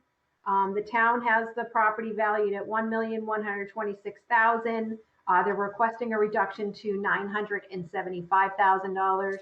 So I'd like to make a motion to grant this appeal and reduce the appraised value to $975,000.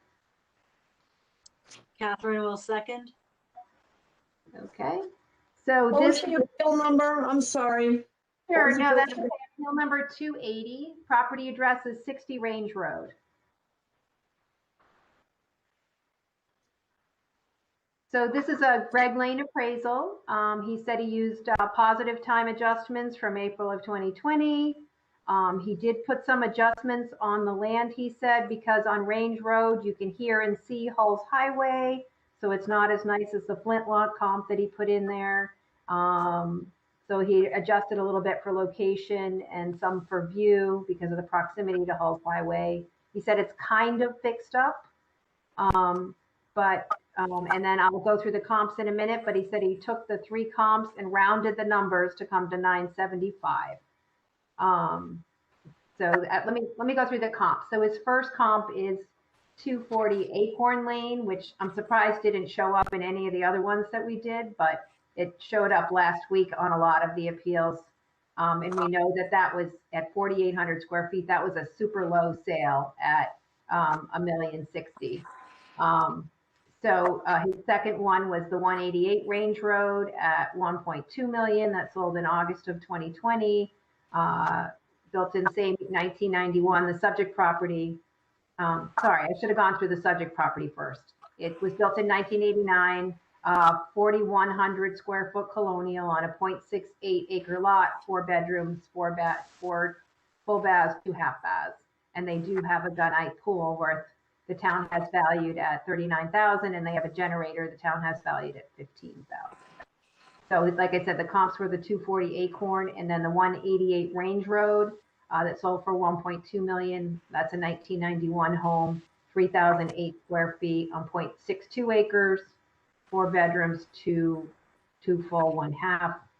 And then the 864 Flintlock, which we just saw, that sold for $1 million even, built in 1993, 3,300 square feet, and that is on 2.21 acres on a much larger lot. So I kind of looked mostly at the 188 Range to see how he adjusted it. So he did take $100,000 off for the condition of the home, and then another $60,000 off for because we all looked at the pictures of that one to say that it was a nice house. I can't even read my handwriting here, sorry. So why did I have to see why he took the 60,000? He deducted another 60,000. He it looks like he took it off with the location, which I don't understand. That's it. Like I said before, he said it's kind of close to Hulls Highway, so you can sort of see it, and that the 188 is a better location than the subject property at 60 Range Road. So that's why he did a location adjustment on that property. That's what it says. 60,000 for location and another 100,000 off for condition. I mean, they both have the same pools on them. So that was helpful, you know, in terms of the gunite pools on both of the properties. Who had the better location, the 188 or the 60? He's saying 188 is a better location, so that's why he took 60,000 off for the location adjustment. Okay, so But he good, said the above average and good. Right, so he Good is feels that better it's than not a above great average? location. The subject property's location is not good because you can kind of see, what did he say? See Hulls Highway, hear it. 5% off for location, 5% off for view because of proximity to Hulls Highway. Okay. And then he took 100,000 off for condition and said it's kind of fixed up. But he said, you know, number 2 has also been fixed up as well. So again, I don't like, from last week, we saw the 240 as the super low sale with a really large square footage. So when he adjusted that one way down to 871, so I'm not like that comp for a week now. So I would say the 188 is probably the closest comp. It's 1,000 square feet smaller. But according to him, it's $100,000 in better shape. And then again, he says it's a much better location. So he adjusted that one to 1,109,000. It's also a triangle lot. Did anybody mention that? Harold, Did not say that. If you look at the field card, you do see that there's a 10% reduction due to shape. So that's, It probably should be more than that. Is that enough? I don't think that's enough. Look at it. yes, Paulette, you have your hand up? About the lot. I don't think that a 10% reduction is good enough for the shape of a lot being an issue. I think it should be more like, you know, valued at 85 or 80%. Well, so this is Kathleen. It's kind of like, would you look at the whole value of the property and then say, is it valued appropriately? And if not, then where do you need to make adjustments, as opposed to just saying everybody needs a reduction for an awkward shaped lot, right? So that's, we kind of say, let's look at the whole thing, decide if we think it's too high or not.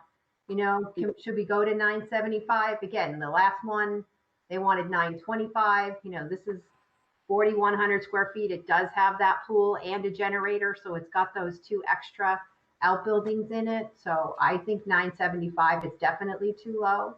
I don't. This is That's my Harold. opinion. I think the 1.2, because it's much smaller, even if it's in nicer condition, unless we think the location of 60 Range is a really bad location. Well, I'm going to tell you, I'm sorry. Go ahead, Harold, and I'll wait for after you're done. And then Paulette had her hand up too. I would point out that the assessed value is less in this period than it was in the previous period. For whatever reason, I don't know. But the assessment did not go up.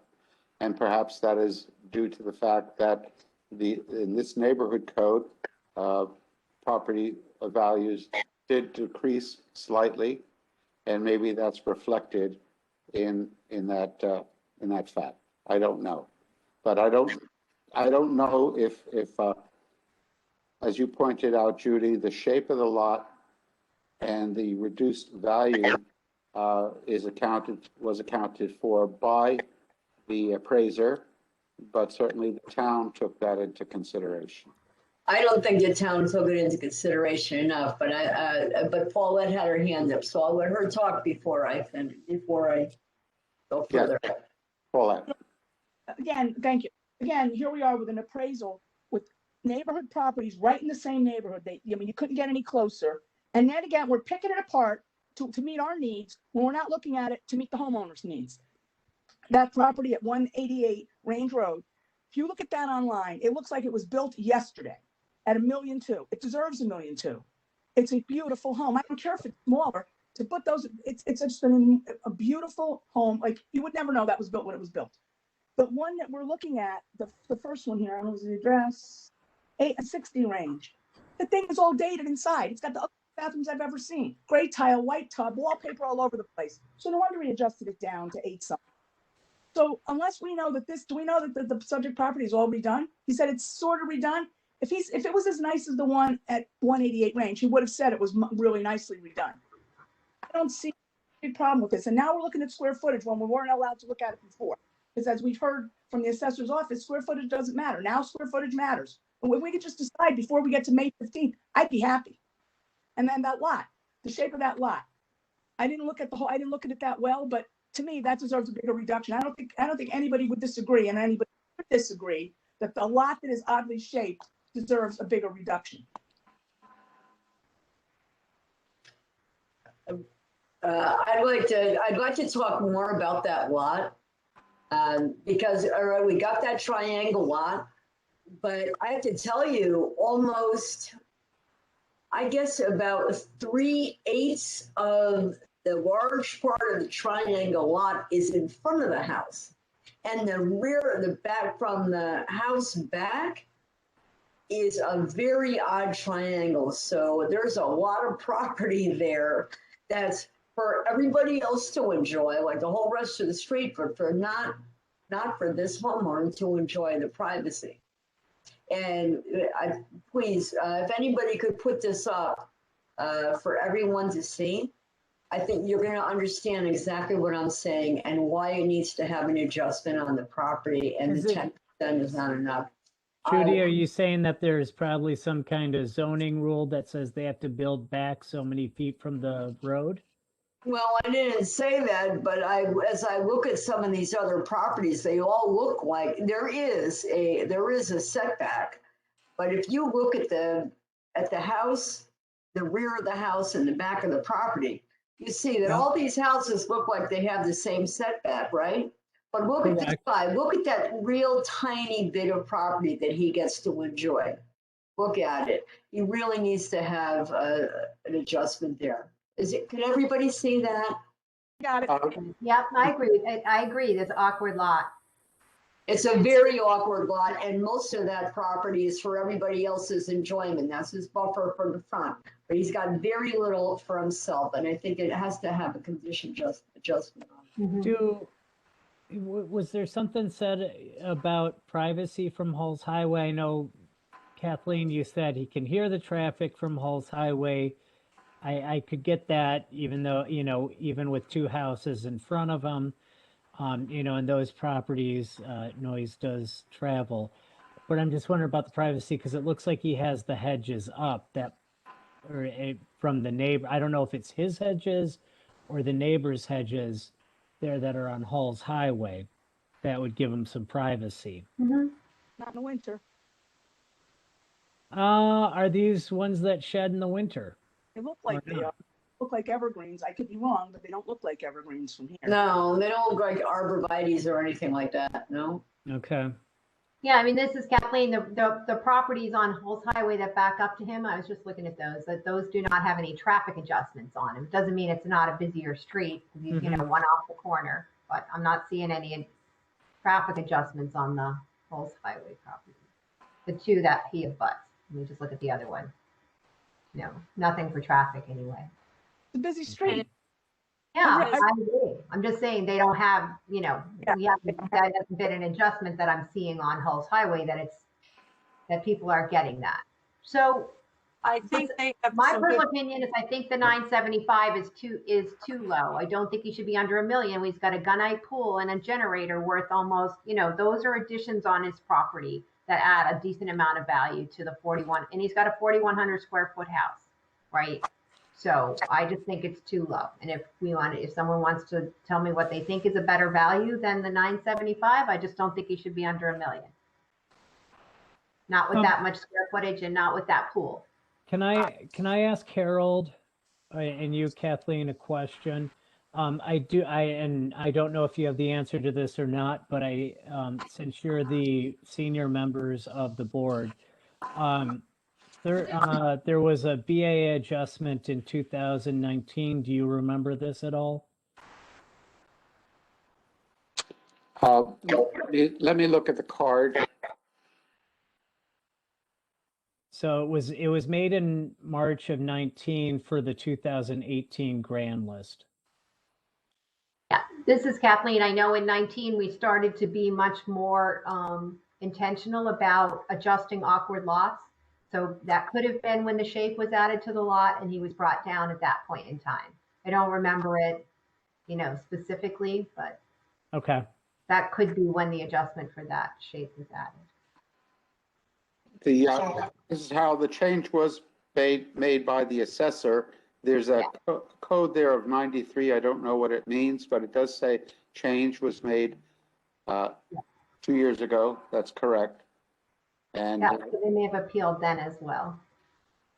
They are lower than they were, right? They were at 8, they were at 9, whatever. They're still lower than they were in 15. they're even about with the $40,000 appeal. to $50,000 lower than they were last year. With the assessed value. With the appraised value. No, they're less than they were last year. Yes, they are less. Yeah, they dropped and they did have that adjustment, so they went down even more. Yeah.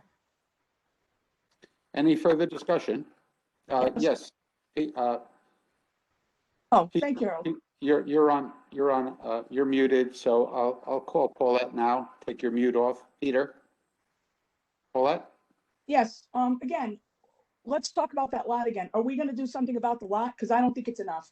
And again, if we have an appraisal with comps right in the neighborhood, again, why do we think we should just go decide we don't like it when there's nothing wrong with it? That's Well- not our job.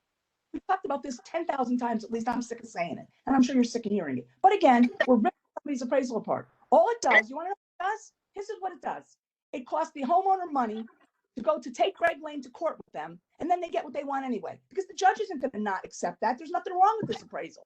So we're gonna spend more money from the homeowner, more money for the town, because somebody doesn't like a number. The number makes sense based on the appraisal. I don't get it. Somebody's really gonna have to sit down and explain why we do this every single time. I just don't get it. So let me, We don't want it less than $1 million, but it is. okay, let me ask this question. I see on the map, there's a property at 17 Anvil Road, which is also an odd-shaped lot. No swimming pool in the back, but it's a triangle, or actually it looks like it might even be 5-sided, with no space in the back. All of the land is in the front. Can we look at 17 Anvil Road and see how that lot is conditioned? Anybody want to do that with me? That's a much better lot. I think that's a better lot than this one. I think that's, much better. That's subjective. I'm just asking if there's a condition factor on it right now. We can look at it, sure. Why not? It's an odd-shaped lot. The argument was made that the subject house does not have much utilization in the backyard. This property doesn't either. Okay, let's see. No, 17 does not. No condition 17 factor. Anvil does not have any condition on. No, it's appraised at $1,063,000. Looks like it's a 3,800 square foot house built in 1991. And it's at $1,063,000. Okay, I'm just looking at the issue that was raised about the lot. Yeah. Okay? This is Kathleen. Yeah, I agree. I just think this, this has those two, they have, whether it's valid or not, they have, $62,000 in appraised value for their outbuilding. So there's 50 grand right there in the pool and the whirlpool and the generator, the gunite pool, the whirlpool, the generator. And then they have, another 11,000 for their fireplaces. So I think that's why they're appearing to be higher than everybody else, because they do have those additional pieces. So if you take that 50 off the top, now they're down, they're closer to $1,075,000. Most of the other people don't have that, but the comp at 2 million has the pool. I'm just saying, is that because they have those extras, they're getting taxed on those extras, right? Or they're getting appraised on those extras, and that's what's driving them up, I think, more than the neighbors. So Peter, I kind of forget about those two things. Peter would like to say something. Right. So I'm just, I'm curious here because the homeowner purchased this property. The property hasn't changed. The shape hasn't changed. It was the same as when he purchased it. Matter of fact, they put in a beautiful pool to go along with the property. Right? It might not be ideal, but it is what they purchased, and that's the value. That's the value of the home here. Now, I could see if you're talking about, all right, traffic on that road is increased for some reason, then maybe there's something, an argument to be made. But what's changed about that property that we should now, find another? I mean, there's already been a condition adjustment for it. I don't see why we need to go further on the condition adjustment. And this is Harold, and that's why I pointed out that there's already a condition factor that the town has applied based upon the shape, even though the homeowner purchased it with that shape already in existence. So, Paulette, you had your hand up? Now, why don't we take the owner out back and beat the crap out of him for buying a lot that looks like a triangle? It's not his fault. He's not asking us to change that condition. I said we should change it. Well, I actually said we should change it too. But we have, guys, we're missing the point. We have an appraisal here. And we're disregarding the appraisal. I think, really, I mean, this is an appraiser that has brought so many appraisals before the board. He is licensed, and if he's stating he's putting his license and his business on the line, that this is what the value is of the property, I'm not going to dispute that at all, and I'm right there with it. All right. Well, then in that case, I'd like to, yes, Catherine. And just I'm looking because, my baseline is that $1 million, 864, I believe is the number on Flintlock. And I call that up and it's like new construction. This appraisal included very good pictures that show it is not new construction. So my only fear is I still want to get to a number. And then my fear is that we will then do these adjustments on the card that will further reduce the number, which is where I just want to get to a number and then guide the assessor to say, look, these are things that you might consider, including for permanent, but we still have to get to the number. I'm pretty comfortable that this should be at the low end. I know that $1 million is, 975, the difference between 975 and $1 million, not a whole lot. When I look at Flintlock that sold for $1 million, I can get this guy under that because it does seem quite dated, not new construction, and the condition factor. That also said, the generators I think are a little fraught with the new coding. I don't want to say $1 million and then look at the generator that's at 15,000 or the condition of the pool and make him lower than the 975. Kind of long-winded, but that's where I'm going. I don't want to come up with a bunch of conditions and a number and have it not do where we want to end up. So I would suggest that we vote on a number and then suggest to Ross that there are some things on the card that should be adjusted, but that's the number we need to end up with at the end. Well, then that means that somebody has to make a motion for a new number. I mean, I'll make a motion to $1,050,000. That takes 75,000 off. It doesn't take him under $1 million. Because like I said, he's got a big house. He's got about 1,100 square feet finished in the basement. His condition might be down, but he has a really big house and he has a pool. And, I don't see him under $1 million. With the last one we did was $1,082,000, right? That's where we ended up with the last one that Catherine had. And that was, perhaps dated.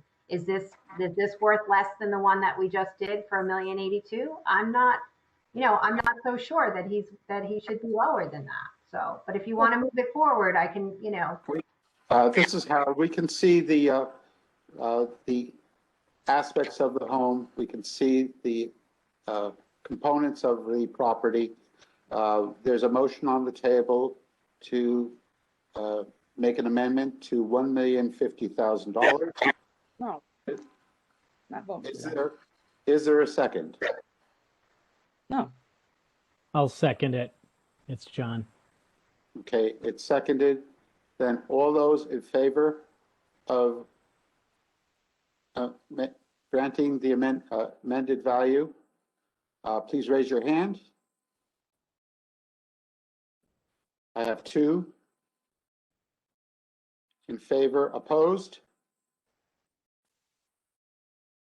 I have 1, 2, 3, 4, 5 opposed.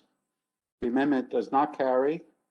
And now to vote on the original motion. All those in favor of granting the requested amount of $975,000, please raise your hand. I have 3 in favor, opposed. I have 4 opposed. The motion does not carry. Unbelievable. The vote is 3 in favor, 4 opposed. A perfect No appraisal, excuses. and we can't accept that. When are we Yes, gonna accept Judy. Oh, you know what? I want to move on because this will be my last appeal tonight, and I probably should eat because I haven't eaten yet. So I want to go back because Ross is here, and I want to go back to the 1216 Post Road. Ross, appeal number 122, 123, 124, if everybody on the board is amenable to that. Sure. Yes. Peter and John were not here when we discussed this earlier. And Catherine, you were here when we discussed it earlier. Okay. So I'm going to go to the commercial. If that's okay with everybody, if I go Yeah. forward. Yes. Please. Thank you, Harold. Thank you. Sure. Judy, this is Kathleen. I think to give Ross the quick heads up, as we had some questions because this one was in court previously, right? And they were granted something way back in 2019. I think they were denied by the BAA in 2020, probably because they already had a court reduction. I think that's why they got no change last year. Peter may remember this property because he was on. So anyway, we had some questions around that. And the questions were, sort of, right, sorry, just trying to summarize and speed it up a little bit. Is there something we can do for these properties? Because you're probably familiar with the court case. I think that was some of our questions. And Judy may have This is more. Ross. This is Ross. This is a bit of an unusual circumstance. It seems that the owners are having a dispute with each other. And I don't believe it's actually in court. We received the summons, but it was never filed, and I just found that out within the last month. So there's something going on with the owners that I just don't know about, but I don't believe that I believe it was appealed to the BAA. I don't recall if you guys gave it a reduction. I think did you? I haven't looked, so not sure. Yeah. But Now this is Kathleen. Our card says we did not, but the notes for all Okay. 3 properties say 2019, court settlement in the notes for all 3 of those let me properties. pull that up. Let me just pull that up and see what that says. So I figured there's got to, and I remember in the appraisal that they've included was the one we saw last year because it's dated a year old. The income and expense report. I remember seeing that last year.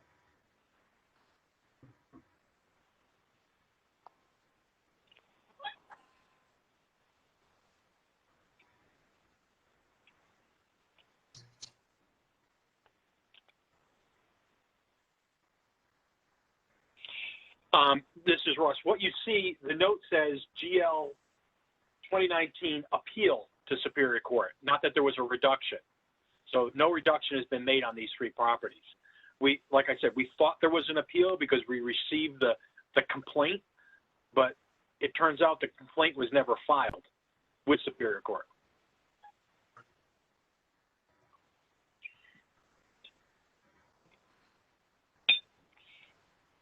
Okay, so where does that leave us in discussing these three properties or individually?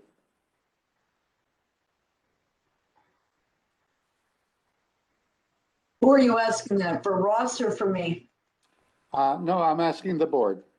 Yep. Sorry, I should have prefaced that. Yes, I'm asking the board. And we do need to bring them back to the table, is that correct? Yes, I'm sorry, we should have done that. I think we only had one off the table, right? I think it was. I only put one, I only started with, this is appeal number 122. Now, should I read the whole thing again? We're back to appeal 122. Can we open discussion back on that property again, or do I need to? Let me ask the person who's taking the minutes. Do you still have that open in the minutes, Kathy? I have that you tabled it, so this is the first time we've come across this. I'm not exactly sure how we're going to record it, but Well, I have only appealed for 122 has been tabled. Look at John. we have So, we want to take from the table. We need to make a majority vote on it. So do we have a second to take from the table? Sure, I'll second it. So now we just need to have a majority vote to bring it back on the table. all those in favor of bringing appeal number 122 back to the table, raise your hand. It's unanimous. All right. And we're I'd like clear. to thank Mr. Parliamentarian John. Yes, Thank thank you. you. Paulette, how did you vote? I'm sorry. Whatever. Everything's unanimous. I'll go with it. 122. 122. So that's unanimous, 7 in favor of bringing appeal number 122 back to the table, just for the record. Okay, so the question was answered. So we can vote on this if everyone is willing. No, we have the appraisal from 2019, the commercial appraisal. The values have not changed. Okay, so for John and Peter, you guys might not be familiar with this. We're going to do 122, appeal number 122, 123, and 124. These are three properties contiguous to each other. They're on the Post Road. Okay, so right now we're talking about 1216 Post Road. And But it's this is Lantern Hill. This is not like almost across from Malto's, where the Post Road, there's that little road that kind of goes up on a hill, and there's a couple of colonial houses that you might see. Those are commercial. And those Yeah, are we talked about one. I had one there last night, which was the Charles Schwab building. okay. All right. So that's what we're talking about, and that's that's what we're looking at right now. I thought we would talk about 122 first, because they're all really the same. They're all contiguous, and I think we should. I'd like to vote on it. Let me just get And all are they all owned by the same entity? Yes. Yeah. Okay. Just a moment. So this is Kathleen. They are asking for a lot of money off. One of them is at 1.4. They're looking to go to 4. So they're asking for like a 75% reduction. So these aren't small reductions. They're really, even though they're not large properties. So I guess I would just ask, you know, the assessor, can you give us any help with these numbers, reading, you know, the large amount of backup? Is there some relief we can give them, or is it not enough here to make it good, you know, for us to vote, I guess? And by the way, I would like to mention, this is Harold speaking, that on page 3 is a summary of all three properties. Okay. I mean, Judy, did he say why the such big drops that they're asking for? It was completely and totally overassessed. That was it. It was over. They were overassessed. We have an appraisal here, and even though it's dated 2019, Yeah. all of But them. his main thing was that the value shot up a lot, and so therefore, but the rents didn't go up or anything like that. So, These are a unique parcel. Let me just get my notes again, please. yep, I get it that it's a unique parcel, that it kind of goes back into a parking lot that's shared by all three from the picture I saw. Yeah, and it's not like a regular post road property. But it's also, No. it doesn't seem like it's your typical Class A office It's not space, even right? a Class B. It's not even Class B, you said? No, it's not. No. These are, they're like, in front, there's a couple of colonial homes. They're not even ADA compliant. And these homes were converted to commercial years ago. It's on a street that, the Lantern Hill, which is one way. You can only go one way up and down. Yep. It needs paving. I mean, it's fraught with issues. And I'm fraught with issues too, because I'm looking for my notes on it. I got it. This is Kathleen. I do see that the property taxes are in their expenses. That was one of the things last night. On page 73, at least, Associated Realtors. I think that was one of the things we needed to pull out, right? Was the real estate taxes. I don't remember what else.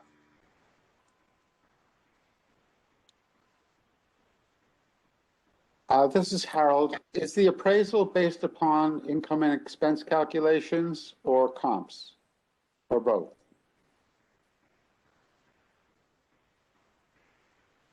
Hold on, you've got, I'm looking at it. Is that directed at Ross, So looking for my notes here. Harold? Oh, yes. This is Harold. Somebody Yeah, asked me. I was asking you if that question was directed to Ross. If it was a Well, reflection. initially it was directed to the board. Oh, okay. But if you feel that it's appropriate to ask Ross, I can ask Ross, or you can ask Ross. Hey, Ross, is it based on income and expense, or do comps? There we go. Yeah, this is Ross. I haven't had time to review this, and I would not feel comfortable reviewing it in, the amount of time that you guys will typically allot to an appeal. I mean, this will take a couple hours to go through. And I'm certainly willing to do that if you want me to do that and come back, but, it's up to you guys. Well, this is Harold. Because of the significant difference between the appraisal values and the town's values, I think we need some input to know which one is right or which one needs to be adjusted. So I think that we do need to have some help, because I think that the range is so great that we can't necessarily accept one or the other. So I guess a question to the board is, do we feel like, it's at 1.3 million, they're asking for 650,000 for this. I don't know if anybody feels comfortable right now with going down to the requested value. I just don't know if we'd be able to come with some kind of medium value, or some kind of median value or something like that we would be comfortable with.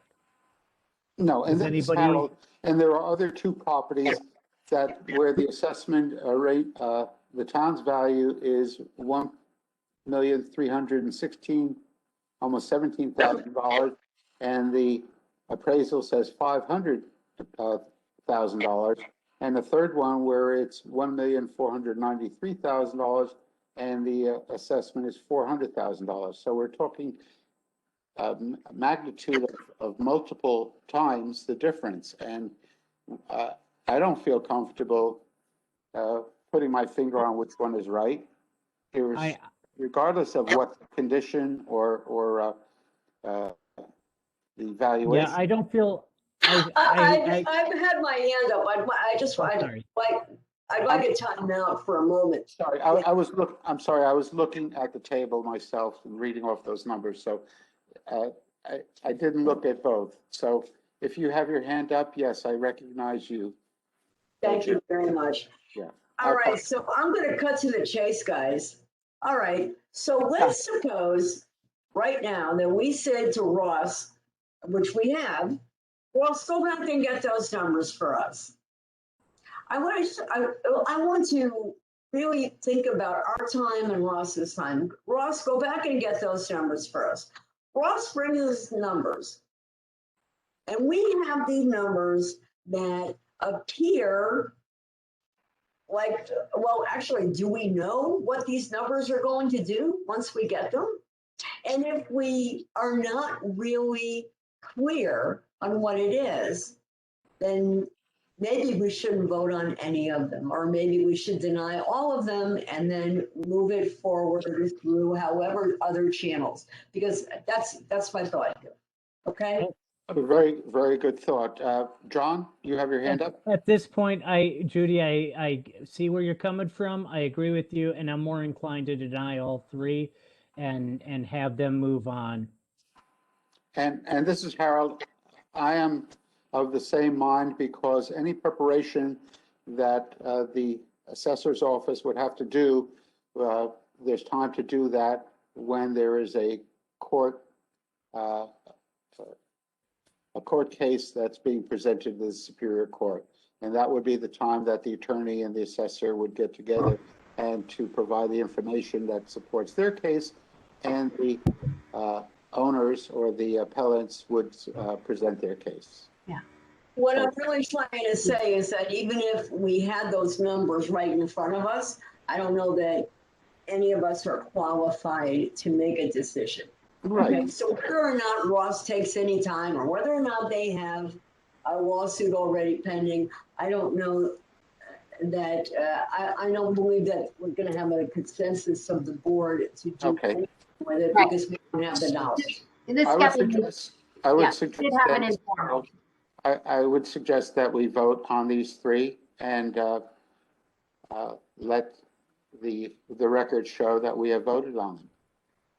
Well, exactly. So let me do this right now. I'm going to restate 122 and we'll vote on that. Then I'll go over 123, and then I'll go over 124. Does that sound like the plan? Yes. Right? Sounds Thank good. you, Harold. Okay, so just to make sure it's clear on the record, this is appeal number 122. Property owner's name is Associated Realty Investors, LLC. The property address is located at 1216 Post Road. The town's value is $1,312,400.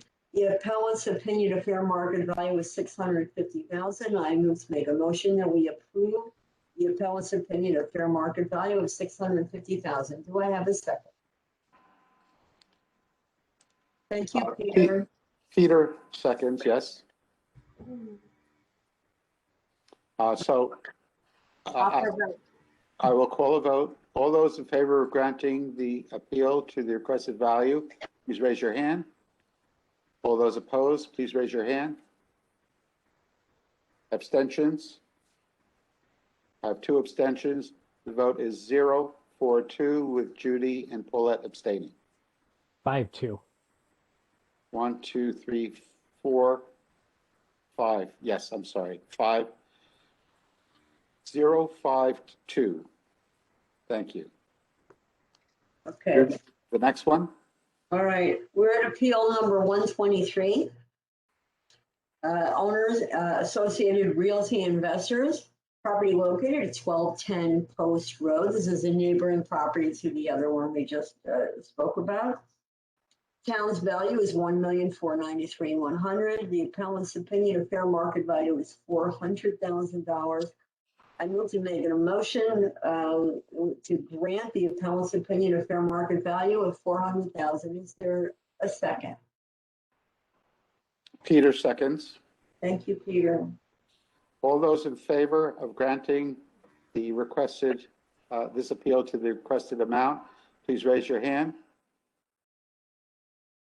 Oh, thank you, Kathleen. Opposed? Opposed? 1, 2, 3, 4, 5 opposed. Abstentions? 2 abstentions. The appeal is not granted, is denied. The vote is 0, 5, and 2. 0 in favor, 5 opposed, 2 abstentions. Excuse me, Harold, I need to make a phone call. Oh, Paul- can you wait till 124, Paulette? And then because I'm What? gonna drop out after If that. you can wait one more, and then I would suggest that Judy, you can take a break. You mentioned that you haven't eaten, you're hungry. Take 20 minutes at 7:30. I want to do this before I take a break, Yes, because yes, of really, course. Let's go ahead. And then I would like to announce that at 7:30, I would like to take a break as well. And we have enough so we can rotate. Kathleen might need a break as well. Okay. Let's do 124 and then, Can I do 124? yes. Okay. This is, property owner is Associated Realty Investors LLC. Property location 1188 Post Road. The town's value is $1,316,900. The appellant's opinion of fair market value is $500,000. I make a motion to approve the appellant's opinion of fair market value of $500,000. Is there a second? Peter seconds. Thank you. And by the way, for the minutes, I think that Paulette has dropped off our call at 7:11 PM. Okay, thank you. Okay. So we have a motion. I'll call a vote. All those in favor of granting this appeal to the requested value, please raise your hand. All those opposed, please raise your hand. 1, 2, 3, 4, 5. Abstentions? 1 abstention. The appeal is not granted. The vote is 0, 5, 1. Judy abstaining. Thank you, Judy. Okay, now I'm gonna go eat. Go right ahead. Thank you, everybody. Who's up next? We go back to Catherine? This is Kathleen. I think Peter needs to do some beach properties, if Catherine's okay with that. Okay. Okay, sure. Actually, how many do we have here? 1, 2, 3, 4, 5, 6. Could I get in the rotation for dinner? So who's going to go now? Because we have 6. I'd like to request at 7:30 for Do we 15 have minutes. 6? Yeah, do you want to go now, Catherine? Yeah, but do we have 6? Because Ross is on twice. I just want to make, or do we have 5? No, we have 6. 5. We have 5 currently. Wait, 5? So do we have to wait for Paulette or Oh, Judy yeah. to come back? Okay. My Right. bad. So I'm in the rotation. Harold, Kathleen, me. Is that how we're going? Okay. That's fine. Just wanted to put in my rotation. I'm good. It's just that Erica's picking up dinner for us, and 7:30 is what I told her. No. That's fine. I just wanted to get in the rotation. So sorry. So John, we're going to hear about the beach. Peter. Oh, Peter. All right. Same Peter, what difference. about your beach? All right. So this is Appeal 582, which is 701 Fairfield Beach Road. The owner is 701 Fairfield Beach Road LLC, and Greg Lane, property consultants with the appellant. The current value of this property by the town is $1,937,000, and they've requested a value of $1,350,000. So, I'll second it. oh, thank you. If there's a motion, was there a Make a motion motion. made? Yes, I'll make a motion to grant the requested value at $1,350,000. John, I'll second it. All right, thank you, John. All right. So this is, Greg Lane came in, he said that the comps adjustments that he used the positive value adjustment and then the expanded parameters. So he has one here from, I forget what that one was. Anyway, I forget, I'll let you know. And Peter, this is a is a- beachside property this or is- a creekside? Beach side, Okay. right? And this is a two-family, you know, he says there's not many of these. And he thinks it should be changed the highest and best use to a single family with an accessory dwelling unit. This, you know, he mentions that the subject property is in the floodplain, that they have 31 feet of frontage on the beach and 34 feet on the street. That it's a narrow lot.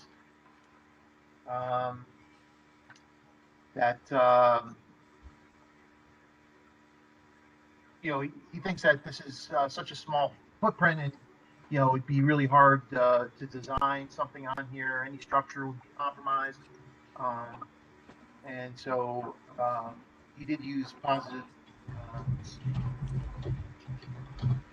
So he just, you know, the argument was that the highest and best use really needs to be changed. Your lot size to the amount of money is not really fair. And if you keep it as a duplex, the land value needs to be lowered. The value of land should be based on the land configuration here. And he's got some maps in his appraisal here. So he provides some comps. I'm just going to go through them quickly here. Well, I'll just talk about the property, the 701 Beach first. It's on almost 0.3 acres. It's 2,371 square feet. It is a duplex. It's on the waterfront. This is FB9, located in FB9. Okay. 5 bedrooms. I'm sorry, three bedrooms, one bath. Is that for each?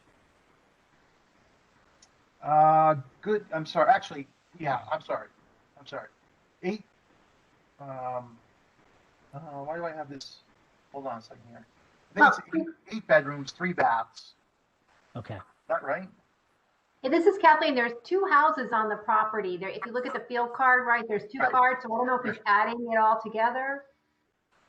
Yeah. Let me. I gotta. You know what? I gotta go. Just look quickly at the field card here because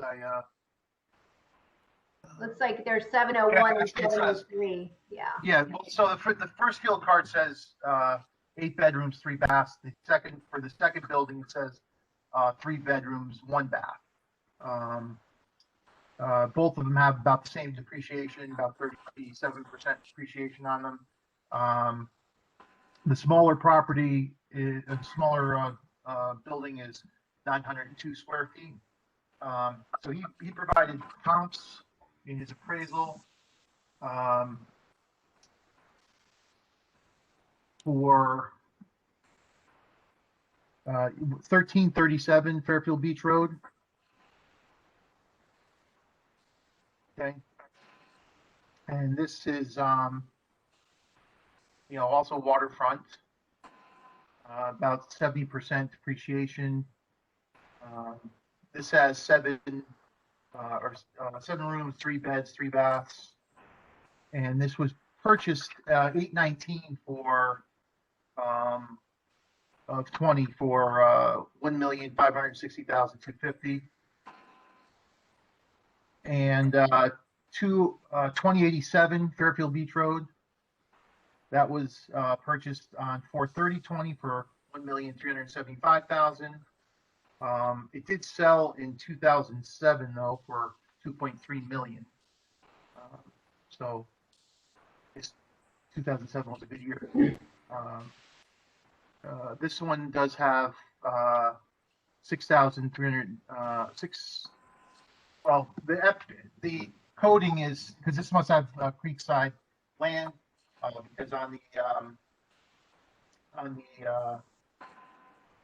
it's coded for 6,036 square feet at the FB7 code, and then for 2,779 square feet at the PC4. And the other one is, the one prior was also a similar kind of coding as that. And then 1359 Fairfield Beach Road. That's 3,450 square feet. That was purchased in August of 20 for $1,355,000. And that's on just 0.08 square or acres, and about 1,000 actually, right? So about 0.08 acres, and that's a newer building. It does have an adjustment on it for waterfront size. So I know what he's saying about the property is declining, but then I did go and I did look at for some sales, or some sales of homes on pieces of property in that area, right? In the Fairfield Beach area, and there's so this one is 1037 Fairfield Beach Road. All right, that's like actually let me do the sales, right? So 1053 Fairfield Beach Road, that was $1,735,000 in 915, 915.20. That's 18 to 21 wide. Just looking at the diagrams, all right. The other properties there that there are quite a few properties on the beach that are pretty narrow. So I just didn't think that they. Peter? Yeah, go ahead, Carol. Question, looking at the aerial photos in this, in the appraisal, and it was mentioned by Kathleen, I believe, that there are two properties in the, but is he appealing two properties, or is it one of the two properties on this 701 address? And if I look at the photo, what are the two buildings that you're referencing, Kathleen? If I look at, for example, on page 28, the map on 28, I see a beachfront property and what appears to be, is the property that long, narrow piece? Yeah, Yes. can Ross bring it, Ross, this is Kathleen, can you bring it up? Actually, I think the property is 107 or 701 and 703, it looks like on there, and I don't know. This is Harold. Are they side by side or are they back to back? Front and back. Like there looks like to be like a large parking area in between. Right, just down right. on there. So is he only, yeah, that is a good question, is it? And does it go all the way from Fairfield Beach Road to the water? Because I thought it said waterfront. Yeah, So- Yeah, it does. It's an Within- FP7, right? So the Right. house, what I look like, it looks like two red umbrellas. Page Yep. 15 of your appraisal report, that's like the bigger house, and then there's the, This is Harold. There seems to be a smaller building just as you come in off of Fairfield Beach Road. and what is that? That might Yeah, be so it's- 703. That's what I'm wondering. If two buildings are on the same piece of land, Yeah. but their address separately, because perhaps one is a rental and one is the subject's owner's home, or It looks some like it's combination thereof. three- looks like it's 3 college rentals, 2 in the bigger house. See, and now right page. What page is this? Thank you, Page Rob. This is 18. Ross. I have it up. Thank you, Ross. This is Kathleen, because they actually raised it in the informal hearing. Went up.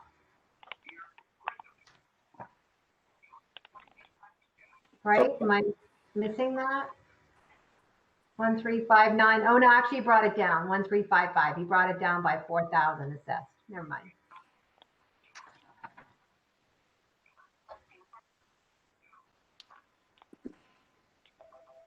I think it's between the condos, right? There's all those, Lund Court is on one side and Burr Court or something on the other. Yeah, So Right. is the 703 a made-up address, or is that a actual postal address? Because it doesn't have, it's not indicated in the text. This is Ross. Let me explain addressing. I only keep one address per parcel, but there could be multiple mailing addresses. Okay, They might have two postal addresses, but we have it as one parcel called 701. got it.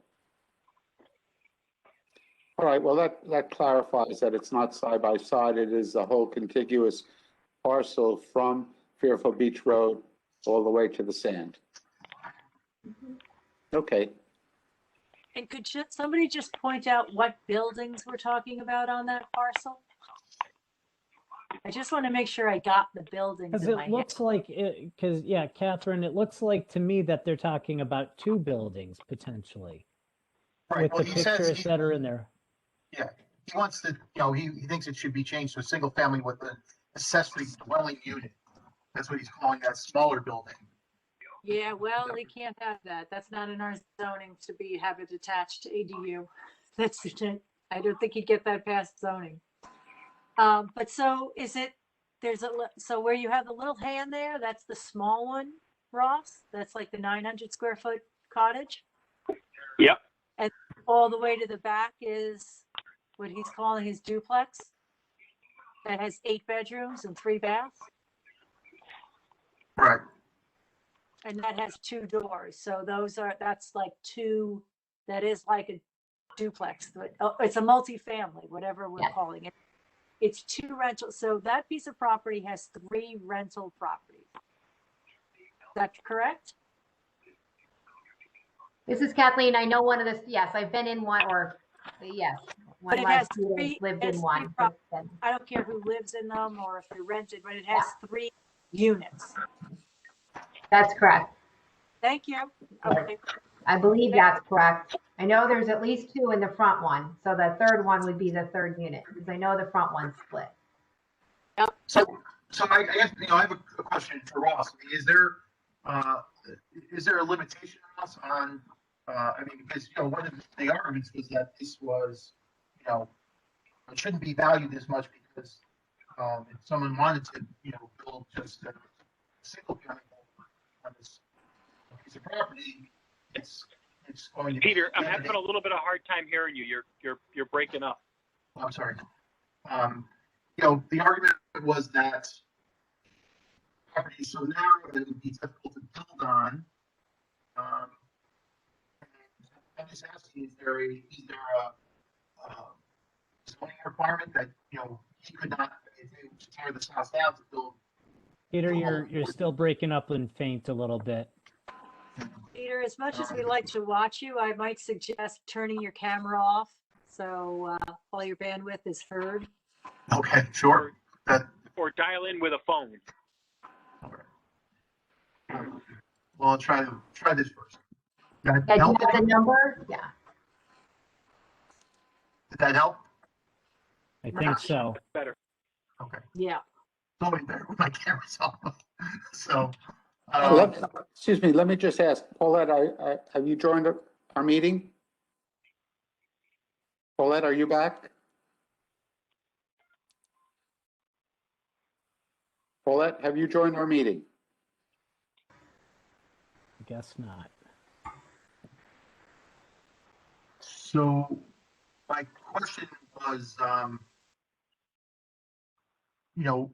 what limitation is there if that, if that homeowner wanted to be built to a single family, larger home, and fit in that space there, are they, is there more to rebuild? Would there be more of a setback from, the adjoining properties than is currently in place. Peter, I think this is Harold speaking. I think that's a question for zoning. I'd agree. This is, What is it that you're trying to get to? Well, I'm just saying that, they were talking about the fact that, its highest best use would be if it was changed to a single family home. And so I'm just, trying to get an understanding if that's, because I'm seeing properties that are on narrow pieces of land like this one. And, I'm not sure.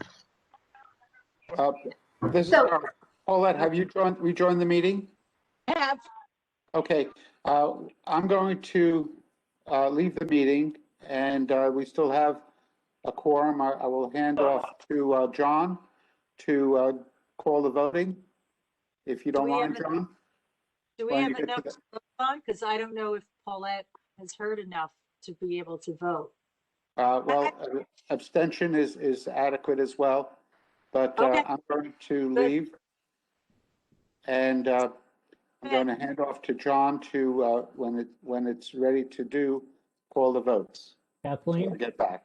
I'll be back shortly. Can somebody tell me the number? Appeal number 582, Paulette. I've what, And we- 52? 582? Thank you. It's Peters, but he's having some trouble being heard. So Okay. I didn't want to speak over him, but we've Kathleen? just figured out that there's 3 units on the property. One unit closest to the beach has 2 units in it, and then there's a small cottage up front by the road. Okay. Right, so this is Kathleen. So I just looked at, most of his comps are on the peninsula. So I looked at the other sales on FB9, which are lots kind of just to the east of that one. So there is one multifamily sale at 645 Fairfield Beach Road, sold for $2.5 million on January 7th of 21. So that's a little, obviously outside the period, but that has multiple homes on the property, and it's probably just a few clicks to the right there. So I think that might give us some better idea of how multifamilies do or don't sell. I don't know if it has a lot more houses or less houses, but that sold for 2.5. And then there's a single family residence at 515 that sold for 2.3 million on 10/5/20. But that's a single family. So the 645 looks like it quickly on the card, looks like it has multiple units on the property, sold for 2.5 million. So that gives you, I feel like those are better comps or ideas. I don't know I have no idea the condition of those, physical homes, but it's a very similar lot. Land value. So Kathleen, this is John. I think something I noticed, and I think you're pointing out here that I wanted to bring up, were the comps that were used in the appraisal were in FB8 and not FB9. Is that correct? This is correct. They're on the peninsula. All his comps are on the peninsula. So I'm not saying that he can't use them. I'm just saying that in this area, it's that, because the beach is so different, that you're probably better off if we find another multi-rental, that sold close to the reval, in the same area. It's maybe a better one to dig a little deeper into and say, okay, is this, is the subject property basically $1.2 million less than that comp at $2.5 million? Like, why is that other one sell for $2.5 million and this one's worth $1.3 million? I don't know. I've been in this house.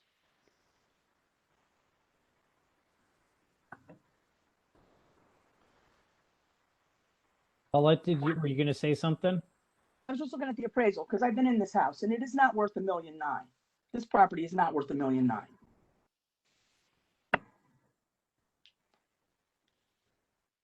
Let's see.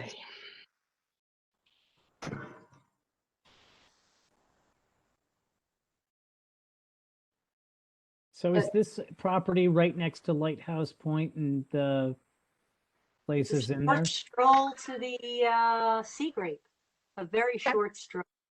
Yeah, it's Yeah. next to Lantern Point. There's a Okay, little Lantern Point. Lantern Point, then there's one house that directly Yep. faces the doors, and then there's this. I think, yeah.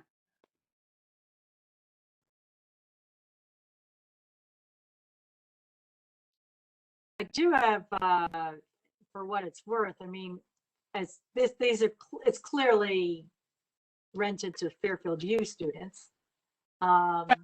Yes. And there's, there has been a push over the last 10 plus years to get more and more kids, and Fairfield U has built a lot more dorms. Now, I'm not saying that there still won't be an appeal for that, but if the number of Fairfield U students looking for college housing at the beach starts to decline, I don't know who would purchase the property. That I would imagine the buying pool would be shrinking.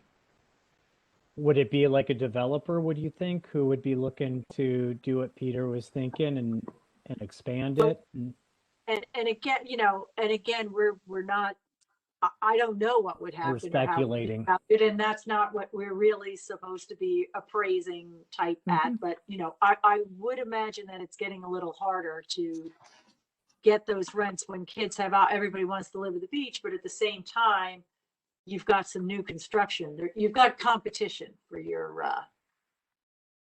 for your dorm dollars there. Right, so this is Kathleen. So the 515 Fairfield Beach Road is a single family home that sold for 2.3 million on a similar lot, probably a couple doors up. So I'm just saying, I think looking at the card, the value on the 701 is in the land, right? The land alone is at $1.6 million. So it's not, right? It's not so much the structures. The Right. land is almost $1.7 million.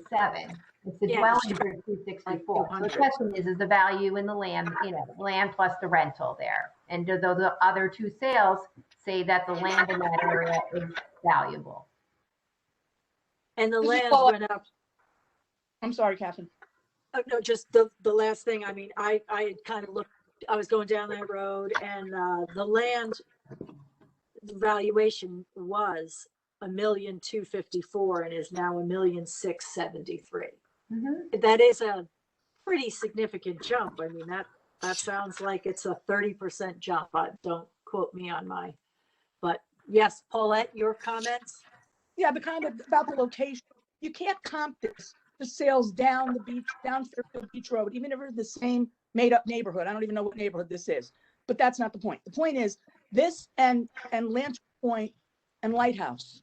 These are condo complexes where nobody's going to spend that money for that land and build a house and then live with all the other rentals over there with the college students. Because it's not like, okay, I can live down the street and there's going to be college kids near me, but they're not going to be that right on top of me with a whole, like 30 of them. It's a house maybe with kids in it, then there's a few houses that are unoccupied. You can't equate the two. There's no way that this property can go up that much. It's got limited use. Even with rentals, it has limited use. And then, by the way, they don't, not that it matters to the value, they do not rent it in the summer. They live, so it's really a winter rental, not a summer rental. But the value is just way too much. There's just no way. You can't value that property like that. You can't comp it to 15 whatever Fairfield Beach Road. It's got to be comped to condos in that complex or Lantern Point, and even Lighthouse Point would be a little bit difficult, but certainly better than using a single family home. You can't Kathleen? equate these. Well, then Paulette, this is Kathleen. What about the 645 Fairfield Beach Road? Why is that not a good comp? That's multiple homes, two or three doors down, very similar, little bit bigger lot. So for why did someone pay $2.5 million for that property in January of this year? I have to see it. I look it up. I can't imagine somebody would pay $2.5 million for a condo in that No, courtyard. it's Kathleen. It's multiple homes on how big is that The lot? same size or same 0.37 shape total. and lot Yeah. there. So, that was after the, a little bit beyond the reval period, but they paid $2.5 million for that 645 Fairfield Beach Road. Ross can click on that one. It's just a couple doors down, and again, it's, they paid a lot of money for that too. They paid $2.5 million for that lot, and it's a qualified sale. Fairfield Beach Road. Yeah. Yep. Well, it's listed for the 800 square foot homes, 3-bedroom, 1-bath property, listed for 19.5 rental a month. Yeah, it sold for $1.7 million in 2015. That property did sold for $1.7 million, and it's just very similar idea. A couple doors down, beachfront to the road. So I can't see $1.3 million for that one that's 2 doors down. If this sold for $2.5 million, And that sold for 2.5 million just recently. yeah, January 7th it closed. I don't know how long it was on the market, and in 2015 it sold for $1.7 million. Well, I don't care what happened in 2015. I don't care Well, about I'm that. just saying, It's also very nicely done. It is not a college rental. It's And this most, looking on the inside. I would stay there. I'm not sure I would stay in a college would not- rental. but And it's the subject property is $600,000 less than that. So, right? Yeah, More no, than $500,000 less appraised. For the rental, and I don't know if this was done before or after. they're probably Okay, 7. So Yeah. Ross has the other one up. Or well, he did. He's switching the other site to it. So that's 645 there. With the 2 buildings. That looks raised as well. Or at least the one closest to the beach looks like it's The water is. Right, but this is Kathleen. The value there is really not in the structures. The town doesn't have the structures out a ton. I'm looking at the pictures online of the houses. The value's in the land there. Town has that land at $1.9 million. Maybe the land's long. It would be the first time. Well, they paid 2.5. Yeah, I don't know. I'm just saying. That's Do they a have tough 3 comp to buildings on swallow. that lot? I'm sorry, did they pay 2.1 or 2.5? 2.5. 2.5. Ross, is there 3 buildings on that lot or are there 2? Can't tell with the lines. It looks like. Yeah, the lines are a little funky on the oblique. Let me look at the field card for you. Yeah, 2.5, guys. Okay, let me look at the map. There's 3 buildings. There's 3 buildings. Okay. Mm-hmm. I see them. Yeah. And Now they all that- seem to be single occupancy. And this one is 701. Let's go here. Going back to 7. I see 645. See the one that sold for 2.5. Okay, I see that. And then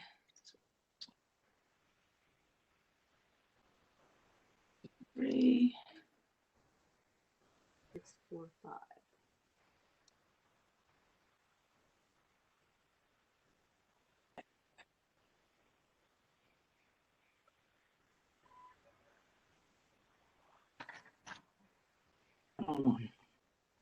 And this is Kathleen. Like I said, the 515, it is further down. It's a single family residence on 0.3 acres.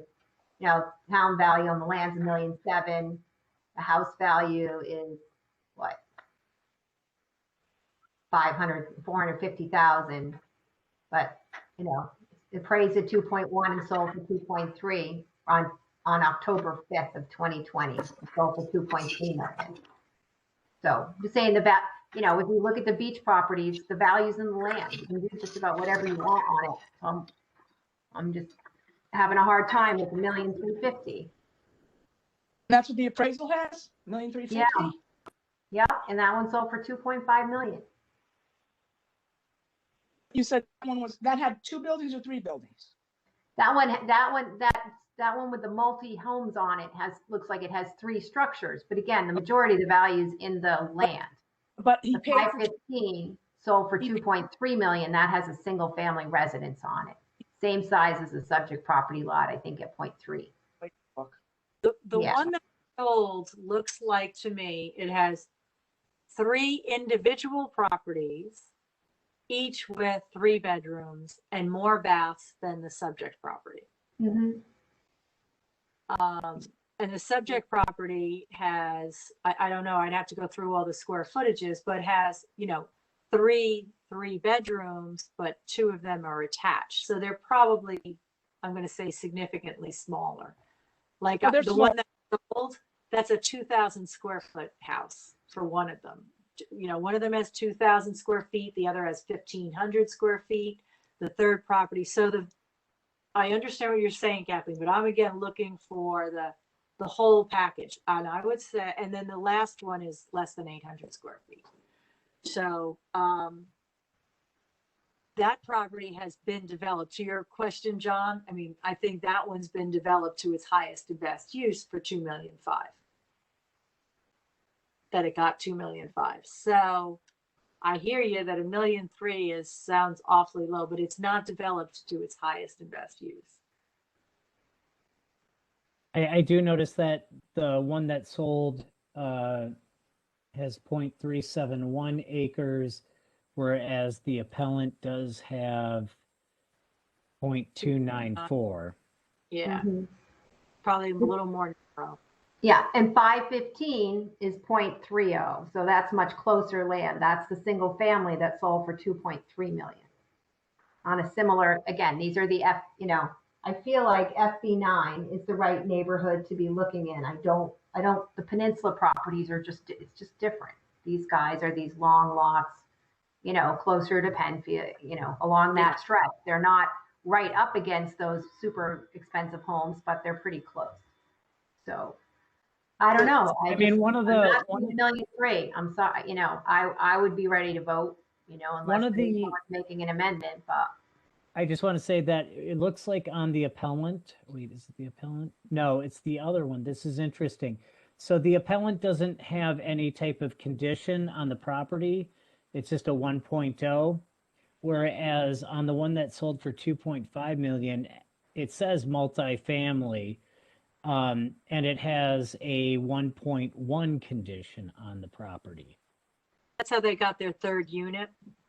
Oh, think- okay. And because the subject property is valued, the land is valued as a single family.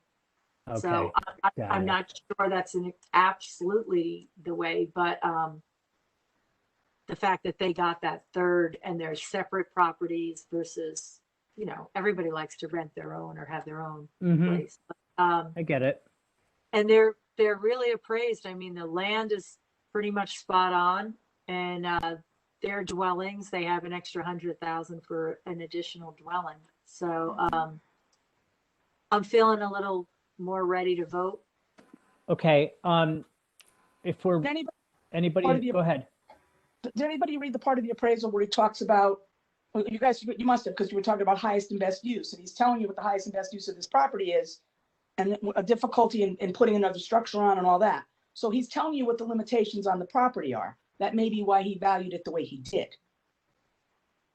So I can't imagine that people are going to not approve this because they think that the other properties 2.5. Do we know why? Nobody knows why. This just seems to be so ridiculous. Like, if this is way low, then something's wrong. But I don't know. I don't see this property at $1.9 million. The bedrooms are small. It is not in good shape. The other buildings are bigger, and it's got 3. This is more like a house with an apartment, like an in-law apartment on it. Okay. So Paulette, it sounds like you're ready to vote. Catherine, you said you were ready to vote. Kathleen, Peter, are you ready to vote, or do you have anything else you need to discuss on this one? Only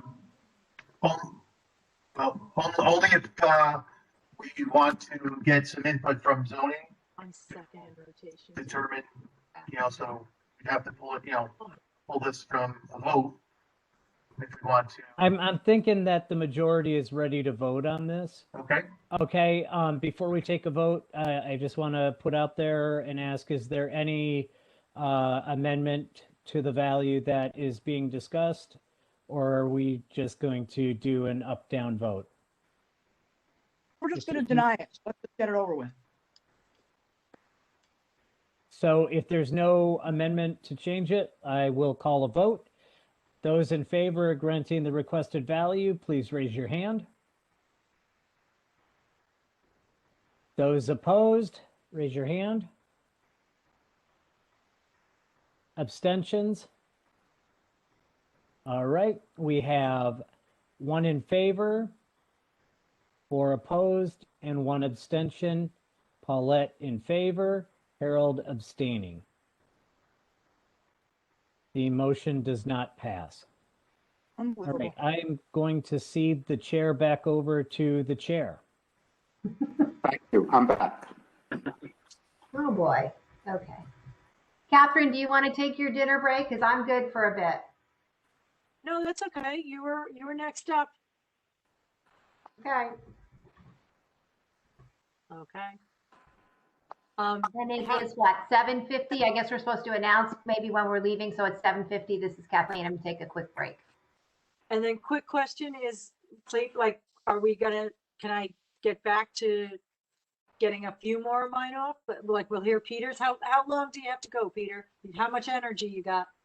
Listen, I have a lot. I need to go and grab my phone so I can call in and, make the connection better. So why don't you start and I'll. All right, get I'll that set move up. on to your phone and then you hop back and hopefully I can get one done in 5, Yeah. 10 minutes. This, And then Miss Kathleen, see Peter, I'd that- love for you to at least get through your WP4s and your PC4s tonight at minimum, because we have a long way to go. Ugh.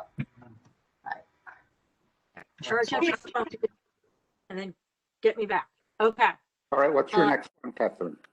I would like to continue with Mill Hill. Let's try appeal 585 130 North Cedar Road.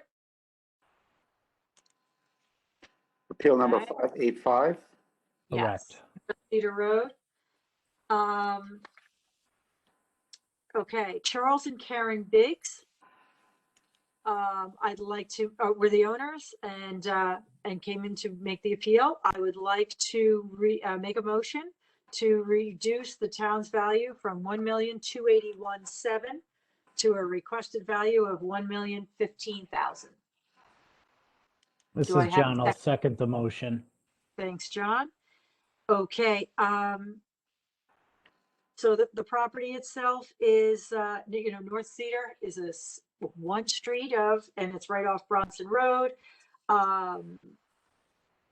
Pretty, standard street house, but every house is different. It's not a development of type. And so this is a 4-bedroom, 4.5 bath, almost 4,400 square foot home. So we've had a number of those down closer to the Post Road and off Hulse Highway that we've been talking about.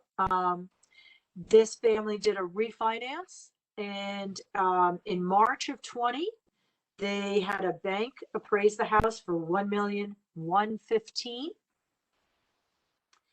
and that appraisal used specifically 2 comps. They used a couple of other ones, but they used 395 Fulling Mill Lane, which sold for $1,150,000 in December of 19. And they used 33 Old Academy, which sold also December of 19 for $1,125,000. So this house had a large, significant addition 10 years ago. In 2010, they took out over $300,000 in permits and they added a 2-story, which got them to their 4-bedroom, 4.5 bath. And they have no finished basement. So if they had asked for the appraisal amount, this would have been totally a slam dunk of 1 million. But they said, well, with COVID and all, they thought the appraisal amount might have been a little high. So they are requesting $100,000 deduction off the bank appraisal for the $1,015,000. They did a full analysis, which is in the appeal, which you can check out, for a comparison to their neighbors. And on the full street, there were 18 properties that went down and 4 properties went up, including theirs. Their property was appraised had the highest jump of almost 8% by the town. The other ones that went up were between 5 and 2% increases.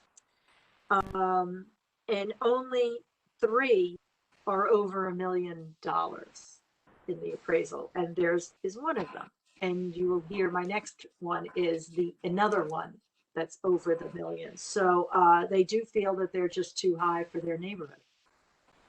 And the sales, that there was just one sale that occurred on their street, and it is number 410, And you would see that being sold for, oh gosh, I wish I had it, but basically what's being sold is there was a foreclosure and the builder bought it, kept one wall, and then did an entirely new build. So I believe the new build is what sold for $1,263,000. And they're like, well, that's just too high. And we're appraised at $1,281,000.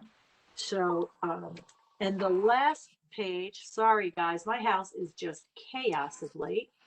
Can't talk now, hope my so on the last page, I did ask them to pardon me for 1 minute.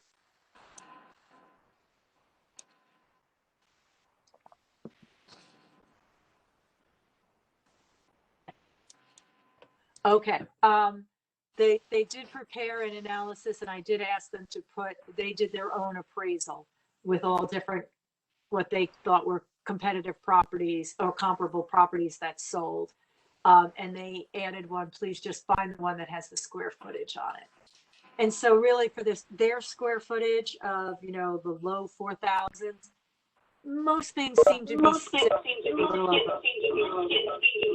Peter, you need to mute your computer. I think that's Peter, right? Yeah, Okay, that was me. so Sorry about that. so that's where we are. You know, they do have the appraisal for $1,115,000. We've passed a few other appeals, different neighborhood for, you know, the high, just under 1,000,001, and they've asked for $1,015,000. So I guess, Catherine, I need to take a look at the appraisal comps, but I'm thinking they're in different neighborhood values or neighborhood zones. They Okay. actually highlighted, Old no, Academy they and did a lot of homework. They Fulling. definitely did a lot of homework.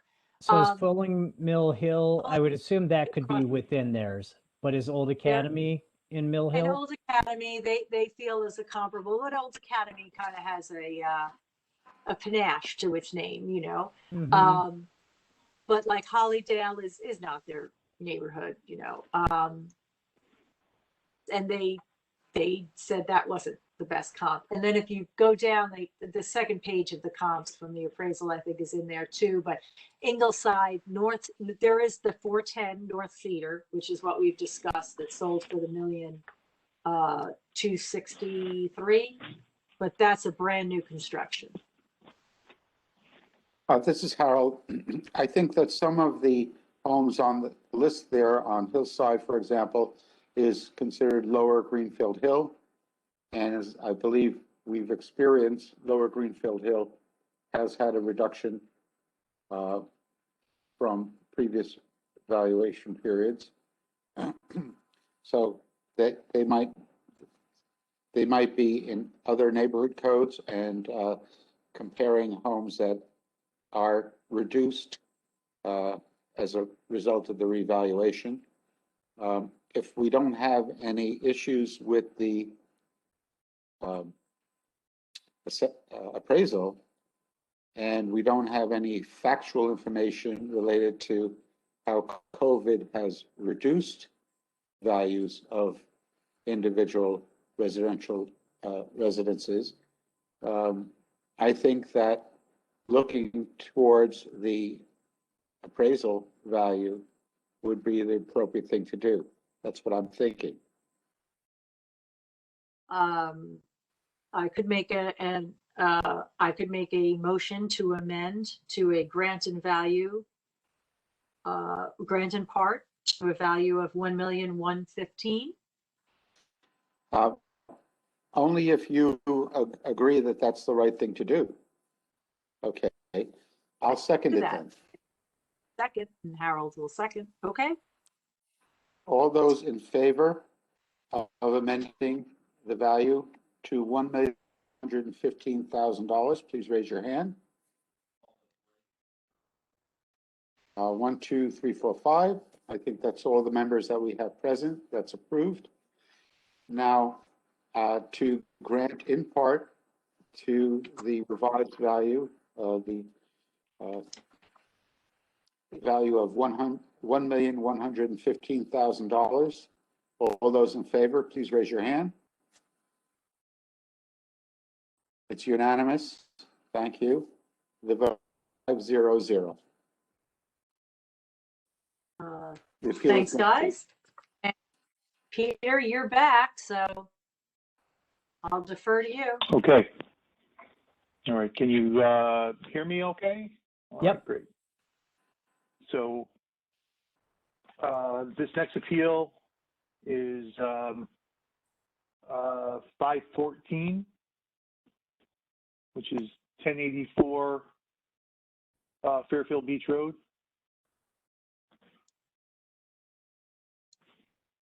Okay. The property owner is BSTY LLC, and the appellant was Greg Lane, Property Consultants. Greg Lane was the appellant. The town's valued this property at $886,400, and the appellant's opinion of fair market value is $785,000. I make a motion to grant the appellant's value to $785,000. Do I have a second? This is Harold. I'll second. Harold, thank you. All right, thanks, Harold. I'm sorry, I couldn't hear the appeal. The appeal The number? appeal is number 514. 514, thank you. All right. So well, let me just tell you about the property first.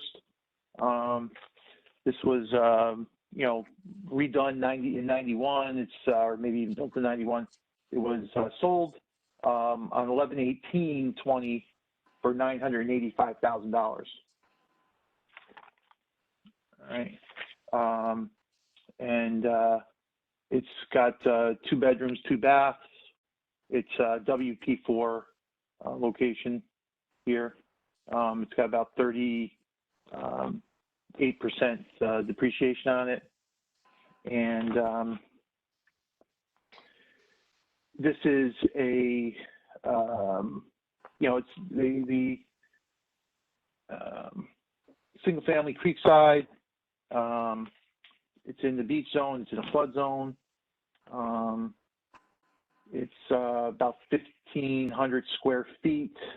The appellant said 2 bed, 2 bath on the field card, and he said he was going to update that so that it should show 3 baths.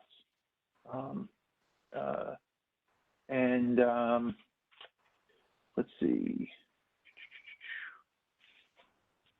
So he was comparing the comps he used were 1094 Fairfield Beach Road, which that sold 6/7/19 for $875,000. That's 8 rooms, 3 bedrooms, 2.5 baths. He adjusted that to $780,420. That is a little bit, slightly bigger land. So the subject property has about a quarter of an acre, and it's about 1,520 square feet. So 1094 actually is, slightly larger land, but, it's got a much bigger building, 2,888 square feet. 1690 Fairfield Beach Road, another comp, and he thought 1094 was the best comp. 1690 Fairfield Beach Road, that was sold 8/30/20 for $1,050,000. He adjusted that to 856,880. That was appeared to be an unqualified sale. I think maybe it was an estate sale. Much smaller piece of property though. Just 0.06 acres, 1,672 square feet, 3 bedrooms, 2 baths. And then 1492 Fairfield Beach Road, that was sold on 11/9/20 for $800,000 and adjusted to $653,960. And that's a new construction that's a, you know, PC4 location. So, any questions? So the comps 2 and 3, I do notice are in the PC4 zone, which would have more access to water than the appellants and the other and the property 1 Right. that are with that. So I do agree with the point that, what was it, 1094 is probably the better one to be looking at for a comp, is the best comp. I have a, finish. Okay. The other thing that I call me Captain Obvious here, but they bought the house for, how much was it? 985. Okay. 985 in November. This was dated, this appraised was 10/1. And the appraised value so the appraised value is what they're requesting for, 785, right? Which, even if we did time depreciation for the sale price, I don't think gets us there. And the other thing is that the current appraised value is under what the sales price was. So I'm having a hard time going for the 785. This is Harold. That was exactly what I was going to point out, and maybe it's just a standard that the appraisers use by putting an October 1st date on their appraisal, even though the ownership of the home that they're appraising didn't take place until the November 18th date, some 38 or 39 days later. And I'm So- assuming that it was under contract before then, Well, before October 1st. yes, but still, the appraisal date is before the actual purchase date. And since it's close to the appraisal date, some less than 40 days after, I think that the value that what I want to say is the value of the house, the market value of the house is established more by the sales information than the appraisal. In this instance, being only 40 days after, or less than 40 days after. And as you pointed out, John, the town has it assessed at even less than what they purchased. And we've heard in the past that people felt that they had overpaid because they really wanted the property. But the fact of the matter is that the market value is very close to what the purchase price was 40 days before. And I think, Paulette, you were going to say something, that it wasn't under contract at 10/1? No, it didn't go under contract until 10/21. So again, the appraisal date is before any purchase, indication of a purchase being completed. But Okay. Yes, Paulette. interestingly enough, and I'm not saying that I agree with the appraisal, but interestingly enough, that we haven't had this happen so much before. This person probably did overpay. However, that's the market value. He paid it. But it shows you that the appraisals don't always, if this were a bank appraisal, this buyer would probably not get his mortgage.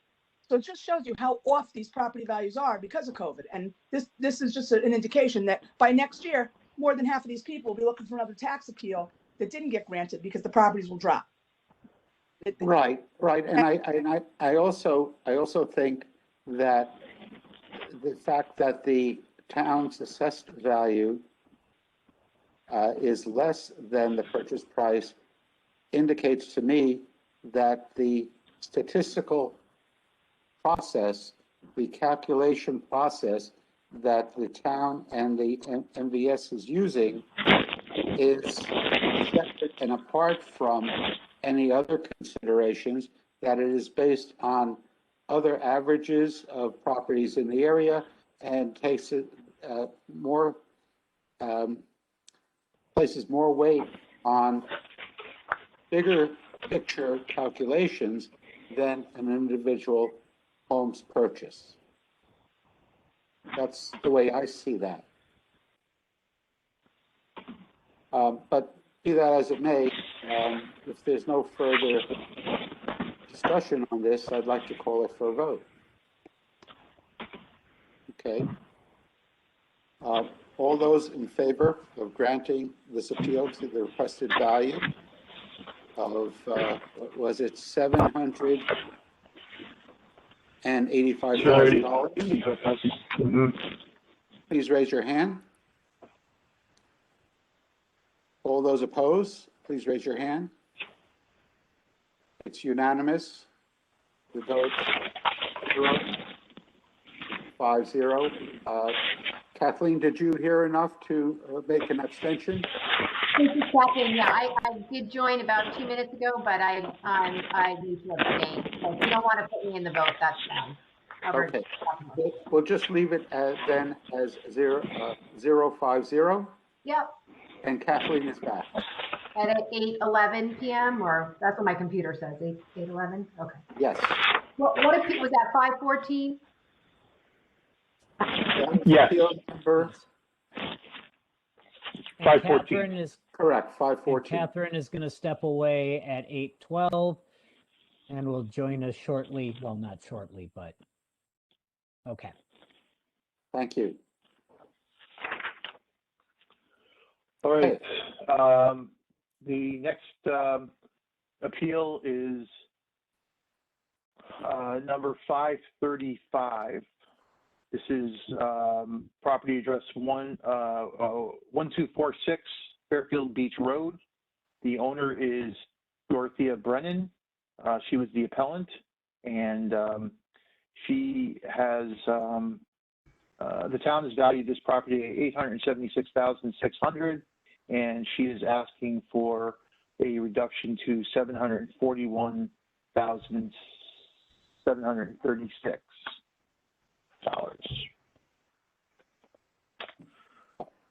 You make Okay, a motion. so I make a motion to grant the appellant's requested value to $741,736.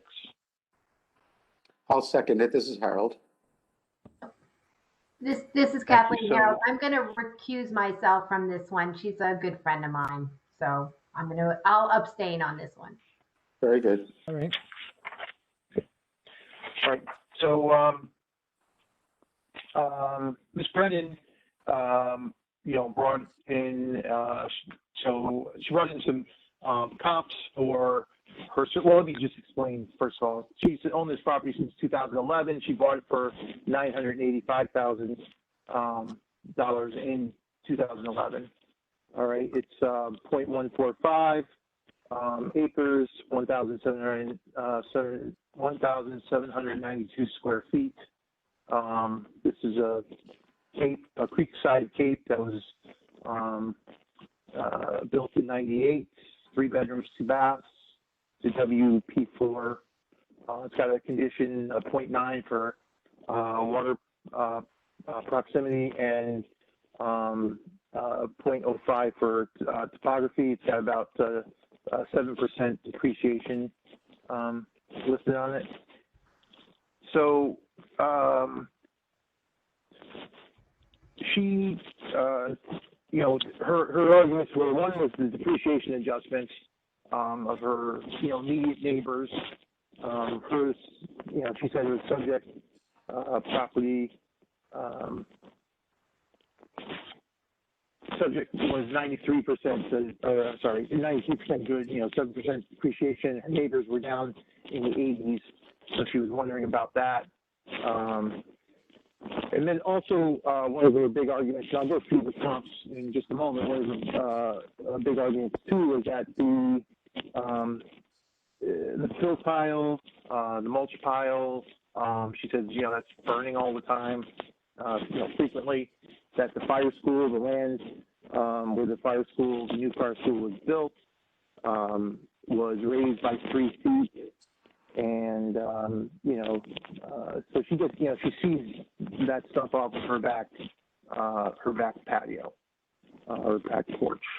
And so she's, even though they're going to be putting in some planting, she does, think that she's going to be seeing this industrial view back there. And that there's also, light pollution. She says the town, they're cooperative over there, but they do hold evening meetings and things like that. She's looking for some reduction here. She would like for that. She was looking for $100,000 difference, reduction to those conditions. So she provided some comps. The comps are 1220 Fairfield Beach Road, which was sold. That was sold in 02. Right. That's a a little over 0.2 acres, 1,849 square feet. It also has the 0.9, water proximity condition. That does have, greater depreciation on it. That was a 97 colonial, with 3 bedrooms, 2.5 baths. The next comp is 1236 Fairfield Beach Road, and that was built in 2000, about 19% depreciation on that. That's a much smaller lot, 0.081 acres, and that's 1,000 square feet, 2 bedrooms, 1.5 bath. There is another home that was sold. It says it was sold 5/11/20. It was the same name. It was an unqualified sale, but this house was bought in by the same people in 2008 for $1,087,500. This is 1270 Fairfield Beach Road. New construction, 2007, and this is on 0.114 acres, 3 bedrooms, 2.5 baths. Again, the 0.9 for the water proximity, and then about 15% depreciation. And then finally, the 1084, which we just discussed, was sold on for $985,000, and about 38% depreciation there. So, any questions? So, Peter, this is John. I'm still going through the file and stuff like that, but her initial ones that she has. Oh, nope. Okay, never mind. Well, no, that was an unqualified sale. Did any of these sell within the normal period we're looking for with the comps? Yeah, because I'm not finding it yet. Yeah, the 1084 sold, right? And the 1270, as I said, was unqualified sale in 20, but it seems like it sold to the same people for $1,017,000. Yeah, or in 17 or 08. I thought 08. So, Harold? Yes. I was looking at the number that she was asking for, and I said, how did you come up with such a strange number? And then I see on page, I believe it's 37, is how she calculated. I would ask Ross, if you're available, could you bring up an aerial of this property?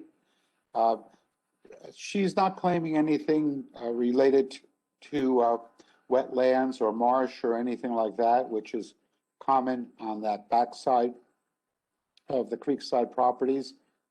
Did she mention anything about that, Peter?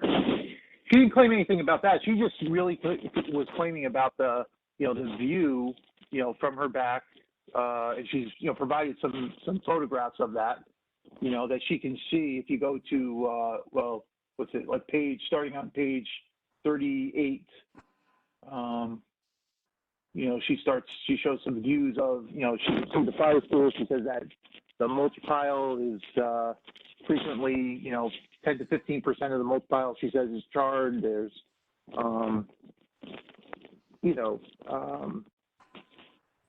the Okay. pile, she, says. I would assume So- everybody in the same area there of, what is it, WP4, for the most part would have that. Well, I guess maybe not WP4. I'm not sure, but would not necessarily have that same condition, or would have that same argument. And therefore, this is Harold, I think an adjustment in the appellant's line of $100,000 reduction is, to me, seems a bit steep. I guess in my Yeah, opinion, it seems I don't arbitrary. disagree with that. This is Paulette. I disagree with that. I look at it from a market value standpoint and marketing standpoint. The fact that that ridiculous facility is now behind your house and they do things at night there is a problem for resale. And the fill pile doesn't. But I would think everybody would get the same discount, or, Well, that's true. or Same discount. If they're complaining about it, then they should get the same discount. If they don't complain about it, it's not our job to give it to them. If somebody came with an appeal, then we should look at that seriously. So I don't have an issue with $100,000 when there's those conditions that she has no control over. And like she said, she doesn't have the ability, the option to plant trees back there to block it out. So, the town's poor choice of putting a commercial building shouldn't be this woman's problem, nor should she be punished for it by not getting an appeal that she deserves. Right. So I mean, I guess, I don't, disagree with Paulette on that in part. I mean, to me, I mean, I'm thinking she bought this in 2011. That mulch pile situation was, in place at that point. I know the fire, the current building was not there, but there was something there, previously. Now they did, she says they built up the land by 3 feet, so it's going to be visible even if they put plantings in.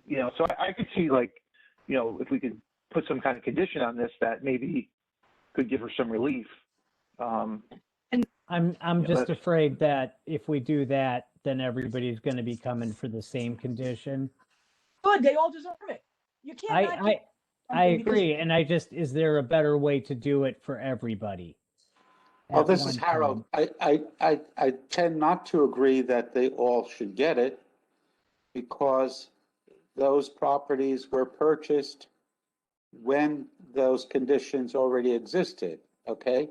So I don't think that everybody deserves it. I would also like us to look at the house depreciation adjustment that she's requesting and get some understanding of that. Can you give us, is there anything in the letter that pertains to that? I mean, she said she hasn't really done anything except put a new roof on since she bought the house. Okay.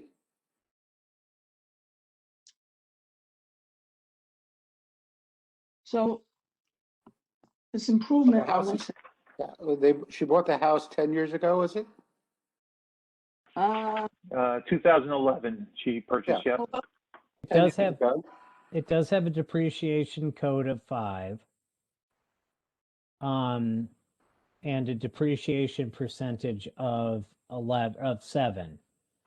And it has a grade of 5. Which is pretty, it's an average grade. Yeah. She's saying that the other properties that she pointed out, I think their depreciation, I have to look at it again, but I think their depreciation was greater than hers. I have to look them The all up. percentage, I think it was, Paulette, is what she was saying. I think you're right. On on page 15, 1270 Fairfield Beach Road was built in 2007, and even its percentage good depreciation factor is 85%. Okay. So 85% good versus her 93. The one on 36 Fairfield Beach Road was built 2 years after her house. In 2000, her house was built in 98, and that percentage good is 81%. I could definitely see that by looking at the picture. And then the 1220 Fairfield Beach Road was built in 97. The appellant's house was built in 98. And that has a 79% depreciation, or good, 79% good. Why don't we start there? Well, what number do you think it should be depreciated at?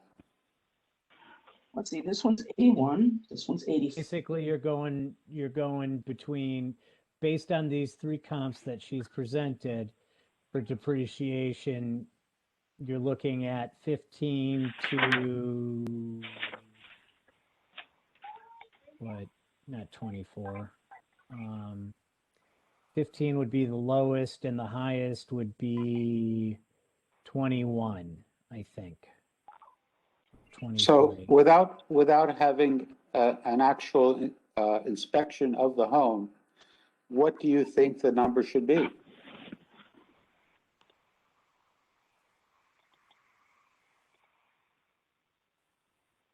Why don't we take the average between 15 and 21? What's the middle number? And what's the justification for that? You've got 79%, 81, and 85. Okay. Okay.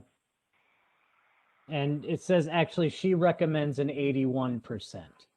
Okay, there you go. On page 15. And There you that go. would result in the number she has on the spreadsheet that, or in the grid that Harold referenced. Which is on page, now I lost it. Well, it was on page, 37, was it? no, it was more current. No, it is on page 37. Okay, I'm sorry. So on page 37, she has the current 2020 reevaluation appraisal. She subtracted the 34,864 that she got to using the 81 value. And that brought it down to 841,736. So say 841,700. And then she's looking for an additional 100,000 off of that because of the regional fighter school So, and mulch pile. I don't know how the rest of you feel about it, but I think that if we were to take the depreciation down to the value that she requested, and I'm not comparing yet the age of the other homes. I mean, we've established that this was it's an older home, but she purchased it 10 years ago. And if we, Well, so it built in 98, Harold. It was Right, built in okay. 98. Purchased. One of them, one comp was built in 97. Another was built in 2000. Another in 2007. So I mean, so I Bill, do you want to? wanted to give her the full depreciation that she's requesting and that we are calculating based upon looking at the other depreciation values and take her down to $34,860. Then I could see doing a partial to $841,700. Do we want to do that and then debate about the 100,000, or do we want to just do an amendment on that? Are we are we comfortable with that? I guess, Harold, can I ask a question of you about a comment you made? Paulette said that everybody there should get the $100,000 yeah, reduction. the $100,000 reduction or some kind of reduction because of and you disagreed with her because of because, some people bought it after the fire school was there. Okay. And Let's just- before all of the things that she is alluding to or pointing to, Yep, the mulch pile yep. and all the other factors. So, And I do believe that those existed 10 years ago. And I did speak with the folks down at the recycling plant, and I was told that they're making significant modifications. It doesn't appear that they've done it yet. I don't know what the priorities are in the town, but they indicated to me that they were going to be making significant modifications to the recycling facility there. okay. So was your thought that like if we said, if we gave her this 100,000, right? And again, my concern is that then everybody's going to come for the 100,000, that we would only give the 100,000 to those who purchased it before the fire station was built, or was in the works. And then after that, when they sell their houses, that reduction would roll off. No, that's what Okay. I didn't think that that deeply into it. I was just saying that the people who live there and that have purchased their homes while the recycling center was already there, they were aware of where they were purchasing their home. Okay. I'm just also wondering if that was also factored into, the calculation of land values and all that, house values, but I don't know the Yeah, logarithm used. That's a good question, but I don't know the answer. I think we might have to go to MVS for that discussion. That'll get you nowhere. It might not, yep. Yes, Paulette. Howard, I agree that people who bought those houses knew that the fill pile was there. But remember that as somebody already pointed out, I think it was the appellant, it's been raised 3 feet. Plus, it got even bigger because the town didn't do what they were supposed to do. They failed to get that pile reduced, which is what those Beach Road residents were promised.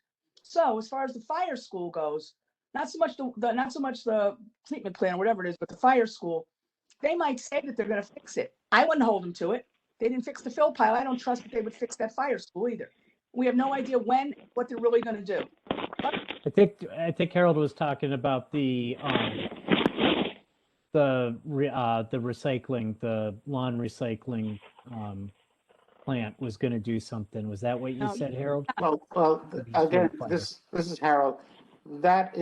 These are topics that we have no input, no insight to, can't make any judgment on. We don't affect it one way or the other. These are town issues that are separate and apart from how the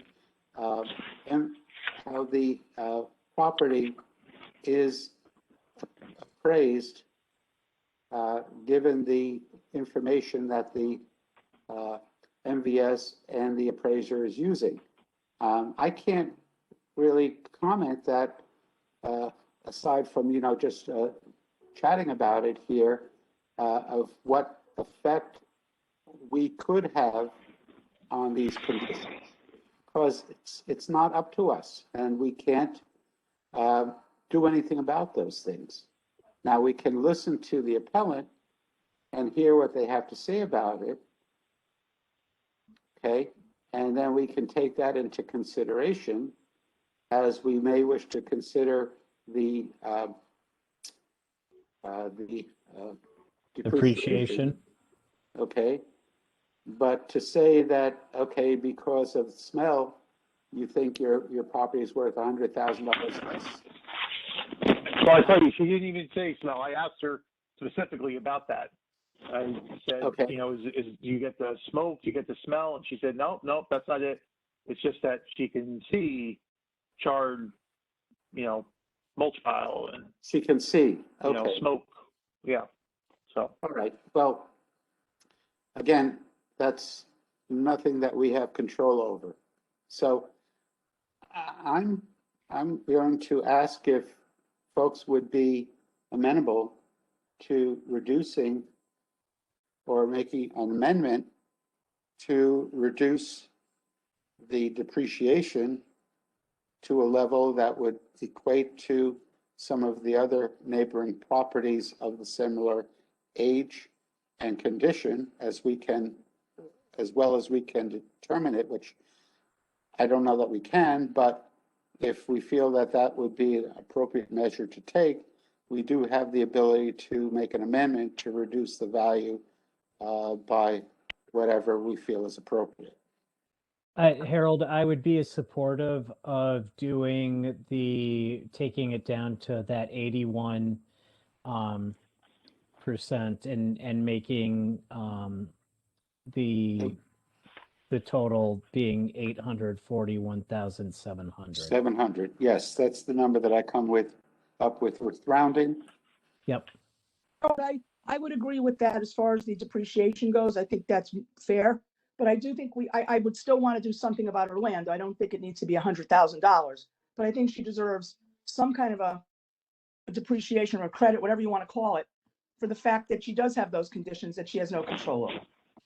But yes, I understand, Paulette, but let's face it, the condition that she's referencing is a view. Of the view of a building where there's people using it at night and there's lights on at night. And it's bothersome. If I had a client and they looked at her house, I would tell them not to buy it because I don't know what's going to happen with that facility and if it's going to get more use over time or what else they're going to do with it. I would say, don't buy that house, go somewhere else without that view because you're selling it. So from a marketing standpoint or market values, that's a problem. I know it's the beach. I want to live down there, but there's a point where it's like, we're on the sound, we're on the other side of the street. That's true. And I would imagine if you asked them to go somewhere else, they would want to go up and down the street somewhere and and try to find something that didn't have that view or put up a fence. I don't know.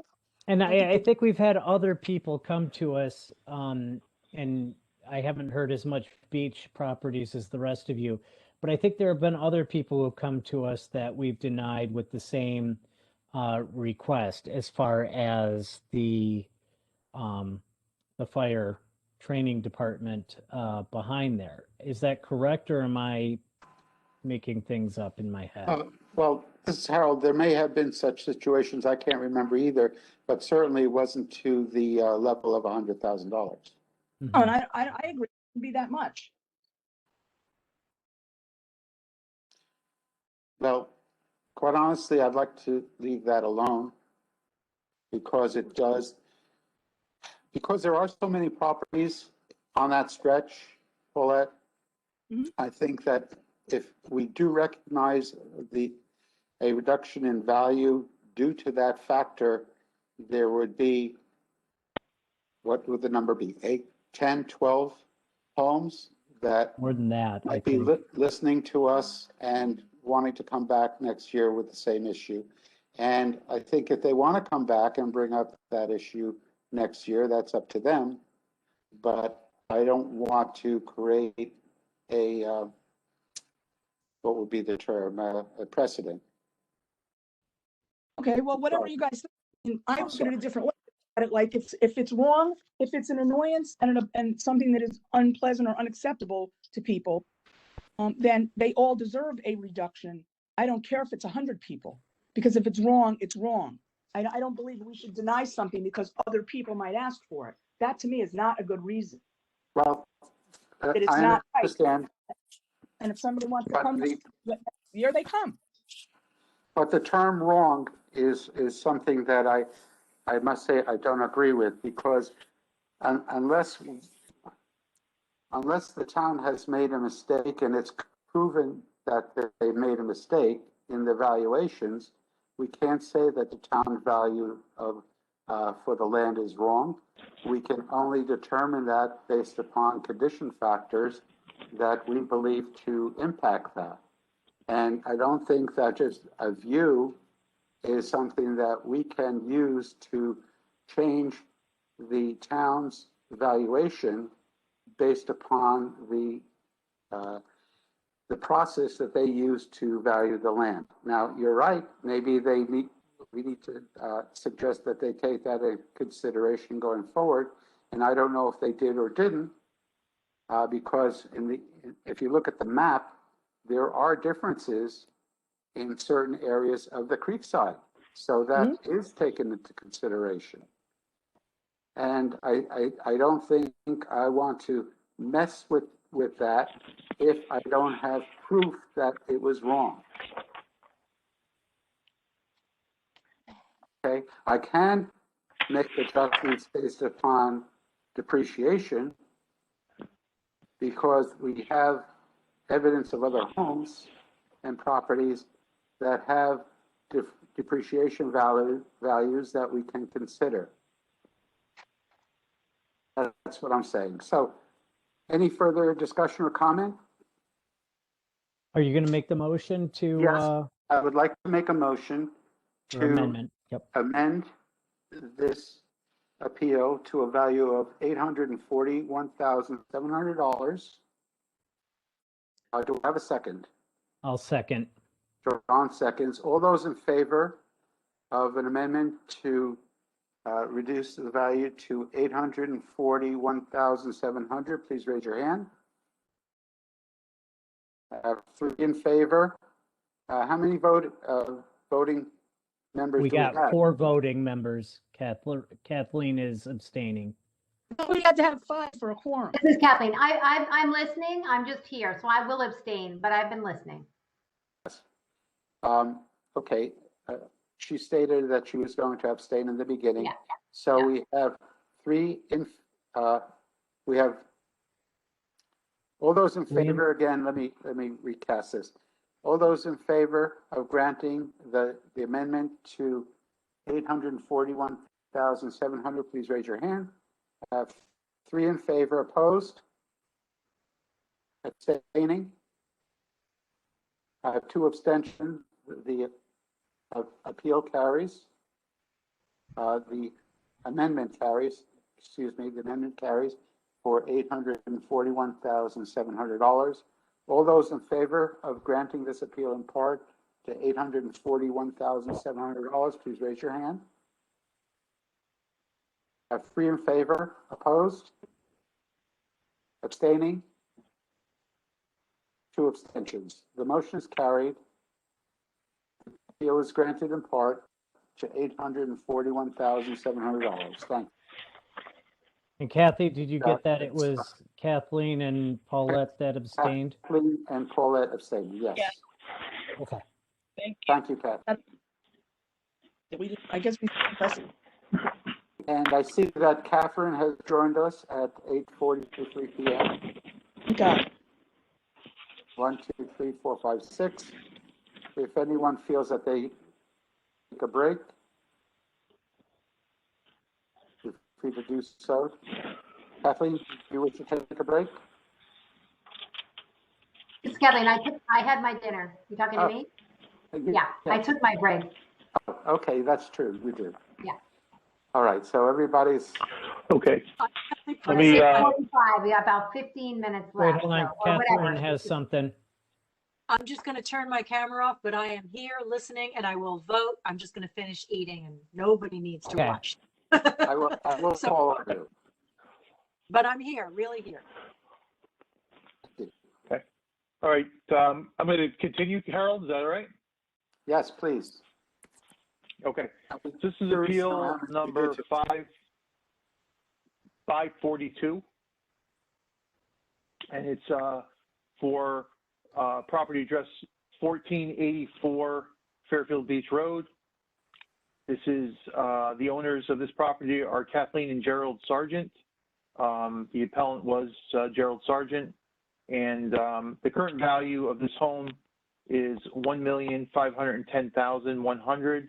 And the appellants are requesting a value of $1,410,100. And I make a motion to grant the appellant's requested value to $1,410,100. Do Do I have a second? This is Mr. Harold, Chair- I'll oh, second. go- Right, Harold? Go ahead, Harold. All right. So this is a PC4 property. This was new construction in 2012. Let's see here. It's got, it's on a 0.285 acres.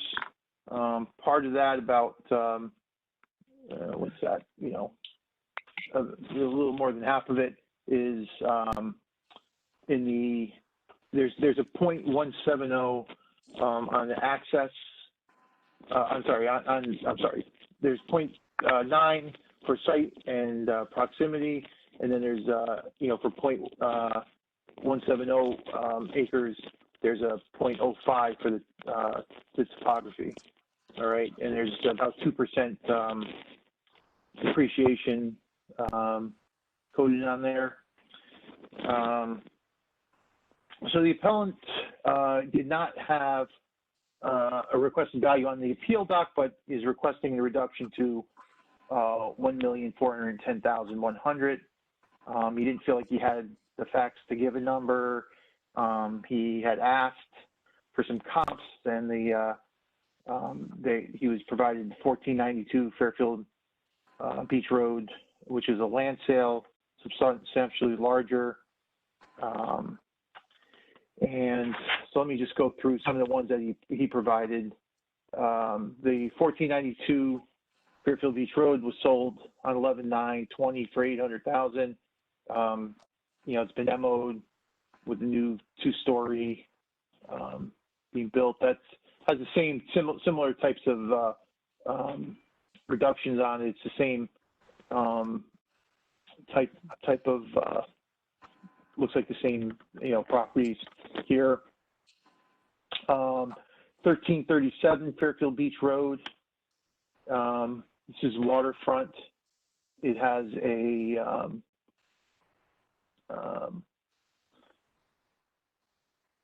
let's see here, sorry here, about 0.336 acres total, 2,175 square feet.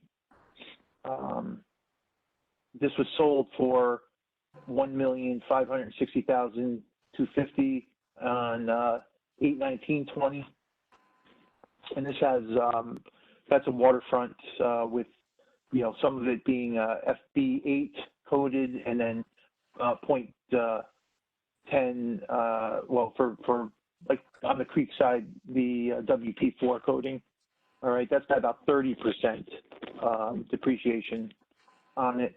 And then also 1690 Fairfield Beach Road. And that was an unqualified sale for $1,050,000 on 8/3/20. And that's a much smaller piece of property, 0.057, 1,672 square feet, 3 bedrooms, 2 baths, but similar, well, PC4. And then at 0.9 size for size and proximity, and about 15% depreciation. Another property was 228.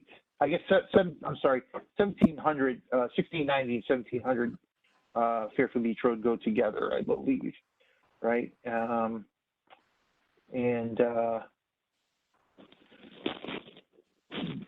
So that's just to tell you, that's the creek side there. And then 2218 Fairfield Beach Road, that sold for $1,200,000 on 8/19/20, and this was on 0.184 acres, 1,432 square feet, and this is an FB7 property, and that also had a 0.95 condition on it, and that's got about 8% depreciation on it. So he just, he felt that, what you could build on, 1492 Fairfield Beach Road, it must have a higher value, and, the subject property must be substantially less. and then he did, you know, add some things to his file. So, any questions? I don't know if you want to see this. Property I'm where it's still located. digesting. I'm still digesting the note, the conversation back and forth on the email between Ross and the appellant there, because that seems like there was some questions about that as well. In the file about Ross had pointed to him to some comparable sales that look for the most part to be within the PC4 zone. There may be a couple WP4 zones included in there. But Peter, you said the 1492 is where we should focus on the most? Well, that's where, you know, that's the comp that was given to him by this assessor's office. You know, because he didn't have any when he first, you know, was appealing. He didn't have any numbers. He didn't have any, you know, and that's what he was given to start with, at least. So, you know, he says that property is totally unique. It's the largest creekside property. You know, deed beach rights.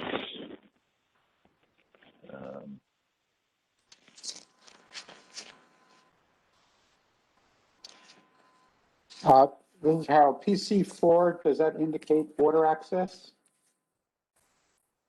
Yes, I believe so, that has, Yeah. I That's think the- it was what was said was 24 water or hour water access that you could boat in and out on. And Right, he this is doesn't- Kathleen. So if you look at the listing online for, and of course, maybe they did it at high tide for the 14, what was the land sale, 1492 Fairfield Beach Road. I don't know if they're showing like what can be built on there, but it's a good photograph. I'm assuming he's one or two doors, you know, like up towards Reef Road. If he's at 1484 and the land sale at 1492.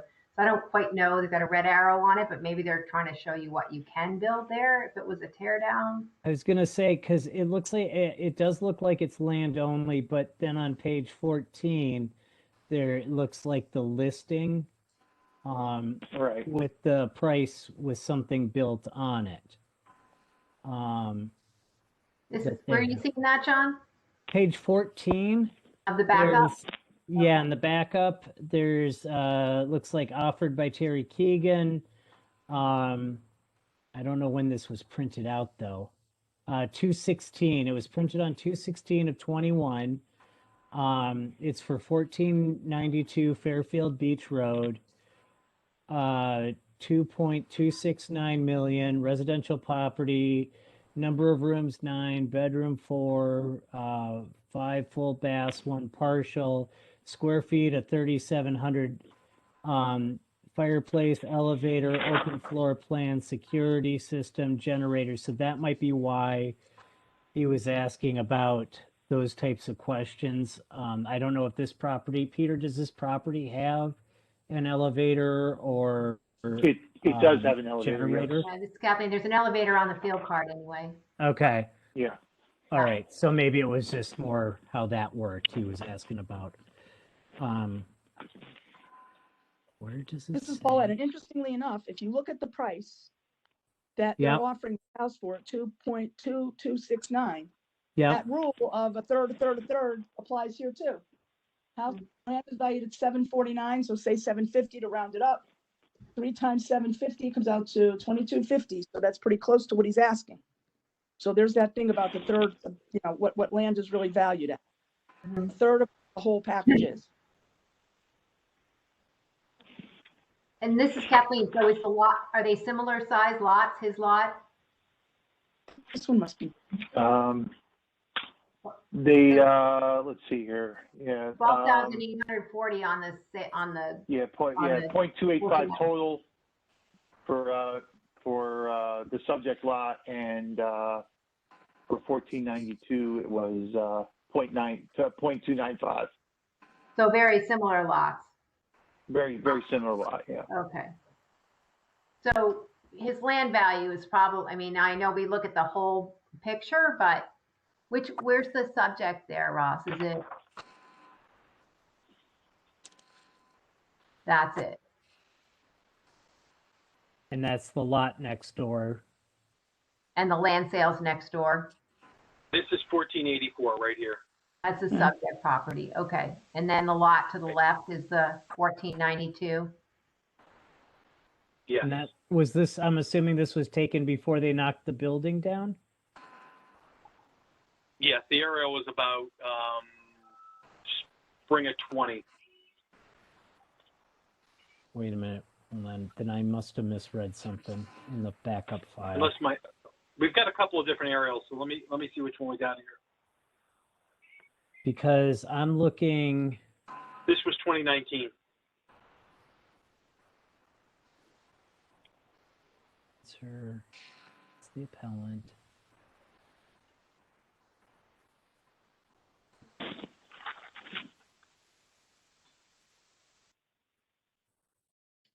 I must have read something different because So, looks this like is there was Harold. only land and no buildings on 21. In the current view that we're looking at, this is Harold speaking, is that just a foundation, that white blob towards the creek? Is that That's the the prior. house under construction, or is that the prior property, prior building? I think it's just the prior house prior to being torn down. Let me double check. Let me see when the demo was. Can you zoom in on that photo? Maybe we can see it. 9/30/20. It was, yeah, it's demoed in 930, so this would be the prior house before any demoing. Okay. Oh, I can get a better view.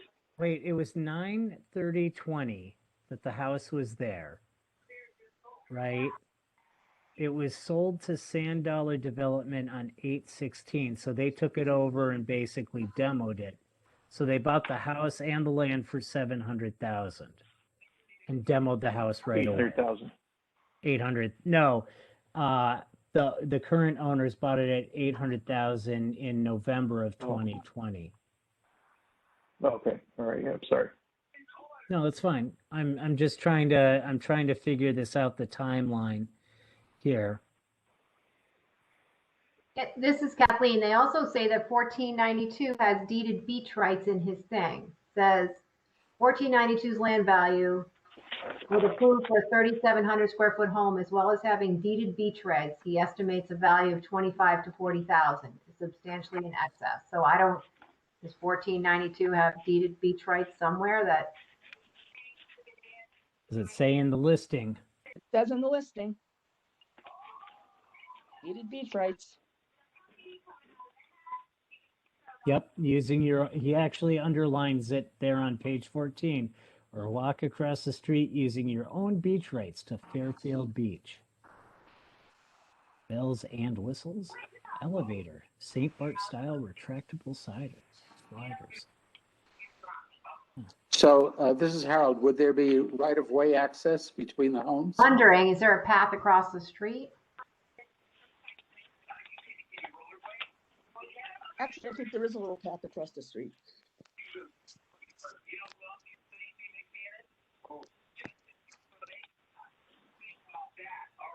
Is it through the 1495 or the 1481?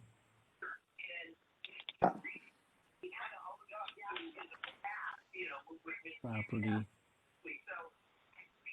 Could be either. Yeah. Hard to tell from that angle. Look at the deed, right? Look at the deed. Where's the, So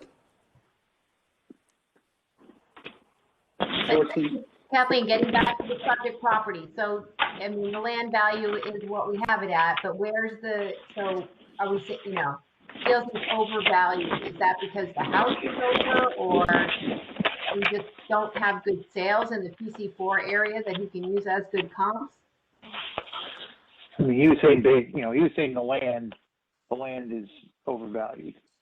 And it is, he says based on what you can build on 1492, Fairfield Beach Road, it must, have a higher value than what the subject has to be less. That's what he was arguing. He's got a 2,500 square foot house, right, with the elevator. It's 36,000 for the elevator, so that's adding value to his house. And his house is valued at, almost new, so 751 for the dwelling, 747 for the land. But I don't know. Are there any other sales in that PC4? I would think that the lot right next door would be a good comp, and they have beach access, and he doesn't. Yeah, but this is Kathleen. That doesn't help with the house. So looks like 1690 sold for $1,050,000. Peter, was he complaining about land? So he was talking more about the land. He said that the land sale, because that 1492 was substantially larger. Larger lot? I mean, is it really large? It's not really. I mean, that's what he said, was substantially larger, but it's not really Not according to substantially the larger. deal card.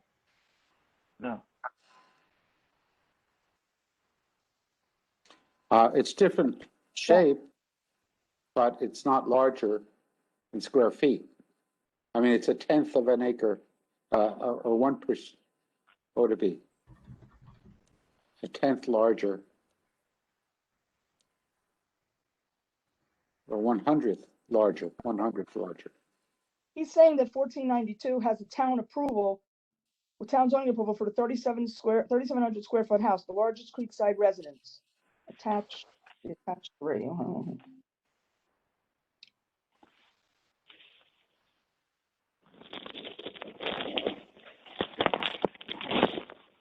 It is 3,700. Elevator, fireplace.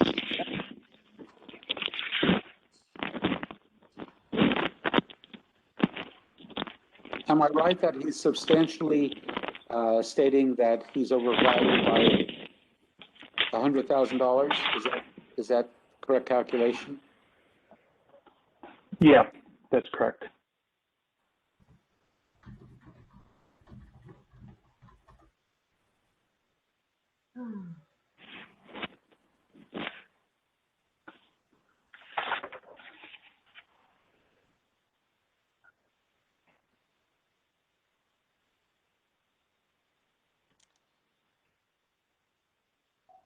And this is Kathleen, like 1690 sold for $1,050,000, but the land size is 0.05 acres. And that land's valued at 630. 2,400 square feet. And the dwelling's at 136. So his value's in his, he's got a new, that other house that sold for $1,050,000 was a 1929 home. 1,600 square feet on a much smaller lot. He's got a big piece of, but even so, his land's only in the sevens, right? The land value is $740.49. Yeah, and the neighbor of 0.057, that lands at 630. So I don't know that that's a comp. It's not FEMA compliant. It's an older home on a very small lot. With a third of an acre down there, you have a lot of land, right? Or whatever that is, 0.29, 0.28. 5. But so does the guy Not a next door. 0.05 lot. The guy next door has more land and has to build a house bigger, and he gets the beach rights too. He has deeded beach rights, which is a important thing when you're this part of the beach and you don't have beach access. Yeah. Access, you have to go to a public beach, and I don't think we're going to be walking from there. Well, do we know where those deeded beach rights are? We don't. They have to be, I think, I was down there, and I think if this is the house, it has a little strip of land you wouldn't even really notice unless it was pointed out to you, which is directly across from the house. If it's the one I think it is.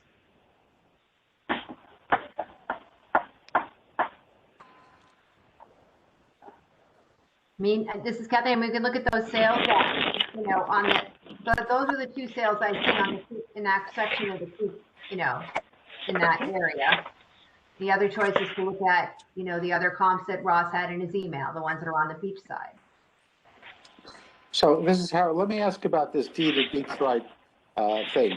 There's a path that allows you to go from Fairfield Beach onto the sand. And the house at 1492, the listing states that it has deeded beach rights. Does that mean that only that house has access to that path? That's correct. Actually, I think it's in the email starting on page 21. I think that might be the topic. So if you look at that, okay, and go to, oh boy, where am I here? On page 21, there's an email from Kelly Brown to Ross, and I think Ross, you had emailed this back. So talking about Jennings Beach, Beach Club, Penfield Reef access point. This is Lantern Point. Yeah, this is Ross. Just so you're clear, those are, Yes. I asked for public access points. Okay. And these are the ones that are public access points, correct? That's what she identified. Okay.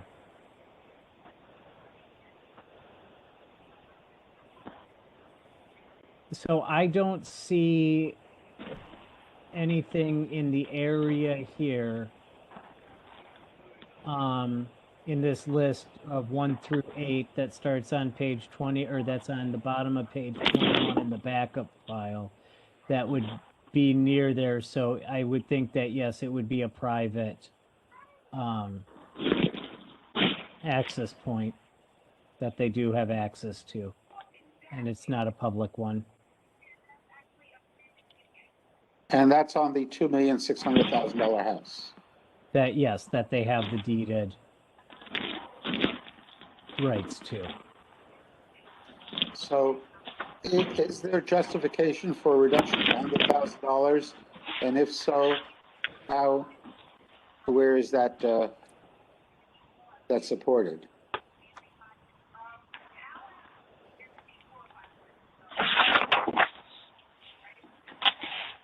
$6,016,160.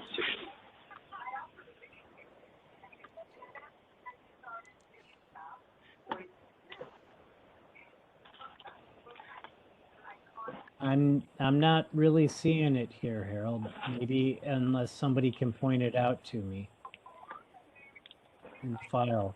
Paulette? Is there any support for a reduction of $100,000 that we can see? Other than the request? Reduction. There's a support for reduction. It depends on what somebody's willing to pay for that beach access. It's, you know, it's market value, what somebody will pay. I don't think there's too many people. I don't know that there's too many houses on the creek side that have that access unless they own the property on the other side of the street. So it becomes very valuable, but I don't know. Is it $100,000? Is it $50,000? I don't know. Well, I think that the difference we see in these properties, it equates to almost $600,000. So I think you're better off making friends with your neighbors across the street and asking them, I can walk through your yard to go to the sand. Yeah. So this is Kathleen, right? So the tear down sold for 800, right? We got after the demo, sold for 700, then it sold for, the land sold for 800. And he estimated the beach access was worth 25 to 35,000. So that means his land would be around 750 or 760, which I think is where he is for his land, right? Who said it's worth 25 to 30,000? He did. In here? Yeah, 25 to 40, yes. 25 to 40 in his I think it's in his third email. memo. It Okay. is, I think it's on page 20 something or another, or 19.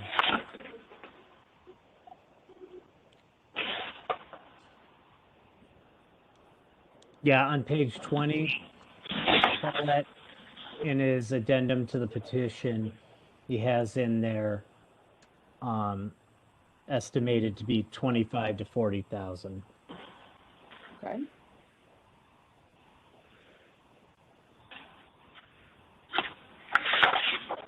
Yep.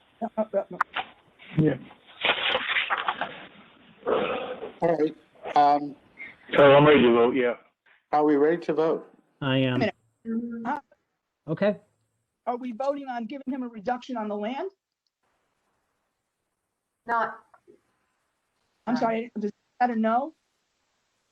I don't think that anyone found a reason to reduce the land or pointed at. I think the reason is because the other property next door's land value is 749 and they have beach access and he doesn't. That would be the reason. so they paid 800 for it. The sale is 800. Sale is 800. But what's the Yeah. value? They paid 800 But- for it. The value's the sale price, I would say, is the 800, what somebody paid for it. And the appellate states himself that the beach rights is worth between $25,000 and $40,000. Right, that gets him to the 750 on his plan, right? This is Kathleen. Plus, then he has to, like I said, then he didn't argue that the house wasn't right. He didn't argue that the total value was off, just that his land value was off. So it's just really hard to, again, we got to take a look at the total value first before we go and figure out why we need to take it down. Right? You got to look at the sales and say, okay, is the sales support, a reduction is there something going on here that he's over? And if so, then we figure out, why is that? But in this case, I don't think he has, I don't know. I don't think he has a case. Okay, well, Paulette is pointing out the neighboring property. We've established I believe we've established what the market value of that land was based upon the sale. And the difference is approximately $51,000. And the appellate himself states that beach right access has a value of $25,000 to $40,000. So that is still leaving an amount that is higher than what the town has him assessed at, or appraised at, excuse me. So I think that in those arguments, I think that the evidence and the appellate's own statements supports his value of $749,000. And that sale of 800,000 was outside of the evaluation period. That's a very good point. So what figure do you think we should use? A lower figure or a higher figure, given the fact that land values on the beach tends to increase because there's only so much property to go around? Yes, Catherine. You're muted. You're muted. So the land was sold for 800,000 because that included the demo cost of the property, and that was done after the October valuation date. And we're saying that everything keeps escalating, so we would have to discount back. This gentleman is saying if you discount it back, the other property's appraised value with the beach rights was valued. He should be whatever his range was, 25 to 50. I forgot what the range was on page 20. Sorry, Paulette, I just didn't get it. I'm sorry, I think it was 25 to 40. 25 to 40. I'm very comfortable reducing his value to 40,000. Me too. Not the 100, but No. I think 40,000. He has gone educated, and I think point, and I think that's a pretty solid number. So I'd be comfortable with the $40,000 reduction for the deeded beach right. So would I. Well, this is Kathleen. When did the demo permit was pulled before the sale. Demo permit was pulled on 9/30/2020. Okay. Well, that's so pre-sale. they That's what I'm bought that, saying. but they bought $10 paid 700 and resold for 800. That 800 price after the demo. In other words, that's for their lot. So let me ask, are we saying that everyone on the creek side that does not have beach access should be reduced by $40,000? I'm not saying that. I'm saying gentleman made the argument for his property for that. And He made it. I think if the people bringing the argument is, yes, maybe next year people will bring the argument, but they'll have different sales and, the 800,000 will be in there. Right now, I'm looking at something that's sold for 700 with deeded beach rights. Right, and So then they demoed it, right? This is Kathleen. They demoed the dwelling. I see 100% demo on 9/17/2020. So they paid 700,000 for it in August of last year, and then they resold the lot after the demo was No. done for 800,000. Is that correct? They paid $700 in Sand Dollar Development paid $700 in August of 19. They Right. held it, and then you said they demoed it on it finished the demo on September 30th of 20, correct? Right. And Paulette, you said that it went under contract when? No, I didn't say that. I said that the sale is outside of the. Right. It's Kathleen, I just don't think the demo cost is in the 800. I think that, they paid 700, they demoed it, it cost them some money to do it, but it didn't cost them 100,000 to demo it. And now they're selling the demoed lot for 800. It's a qualified sale. Can So we we look? get $10 doing that. So either way, I don't know how much does it cost to demo a dwelling? It's not it's not $100,000, and it's sold for pretty close for the 800. It probably was under contract prior to that. I don't know. I'm just. Is there, We didn't make a case for the big property as a whole. We don't know, right? The market value of the home, period. That's what we're looking at. After the evaluation period.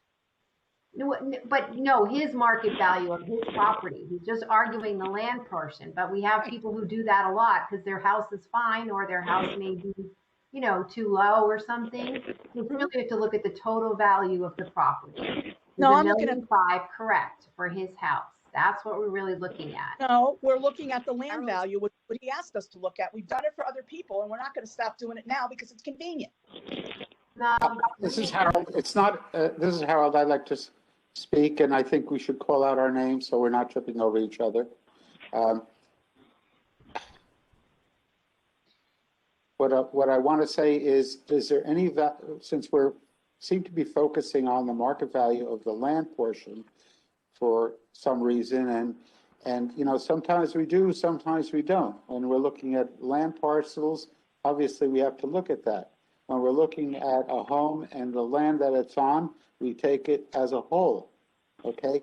But since we are talking about the land value of a parcel of land that was vacant prior, and we're discussing and deliberating over the value of that land based upon the sales time, would it make sense to look at any sales data that shows if that property was on the market and what the asking price was during the valuation period? Is there any chance that we could find market data for that property during the valuation process?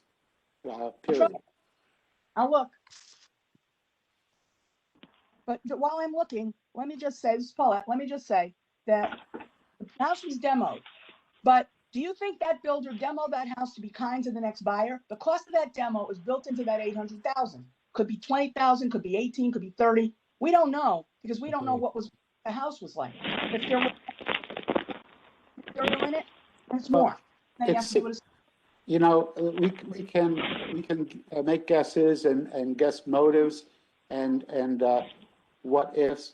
We can think that maybe he demoed it because he was going to build a house on it, and then he decided not to. Maybe he didn't have the money. Maybe he was the builder. I don't know. But let's take a look and see if there was any market data that would support a different value than what it was sold at in the period or shortly after. Because and Harold, you're saying like we're looking outside for data outside of what's already been presented in this file. Well, there's discussion going on that it was sold at one price and then sold at another. Yeah. One price at certain date and another price at another date. And what was the price of the property at the time of the revaluation period? Is it something that exists? I don't know. Well, it doesn't exist on MLS, but that doesn't mean it doesn't exist. It just doesn't, he probably sold it privately. He Okay, may have all both- right. So if he sold it privately, then we don't know the circumstances of the sale. No, so this is Kathleen. So I'm there, getting that. sorry. So, I think that we all have the opinion of which number we want to stick with, and we're injecting into that calculation what the appellant said he thinks, it's not proven, he thinks what the value of that right-of-way is, okay? Which is his guess, his idea, not necessarily anyone else's, because we haven't seen it anywhere else. So I think we have our opinions, we can vote our opinions, so I'd like to call a vote. Go. Yeah, so this is Kathleen. Let me just point out one thing. 1522 Fairfield Beach Road sold, is that the one? I think it just sold. It sold for 2 million. I just had it on my spreadsheet. So, you know, that's another sale a couple doors down, sold for $2.1 million. 1522 Fairfield Beach Road. It Do you have sold, anything, but that's in outside of the February. period. What? It was a little bit outside the period, but still, it sold for 2.1 million. It's a smaller lot, 0.12, but it's a much bigger house. But it was a 1910 house that's been remodeled. Granted, the living area is twice the size, but it's also appraised. It also sold for, $600,000 more than what he's at, because it's a bigger house, but it's a much smaller lot. Doesn't say it has beach access, but that's a creek sale, right? And then there was a creek sale for 800,000. That was a land-only sale. That's what we were talking about. So I'm just saying, if you want to look at sales, that 1522 is probably 2 doors down from him.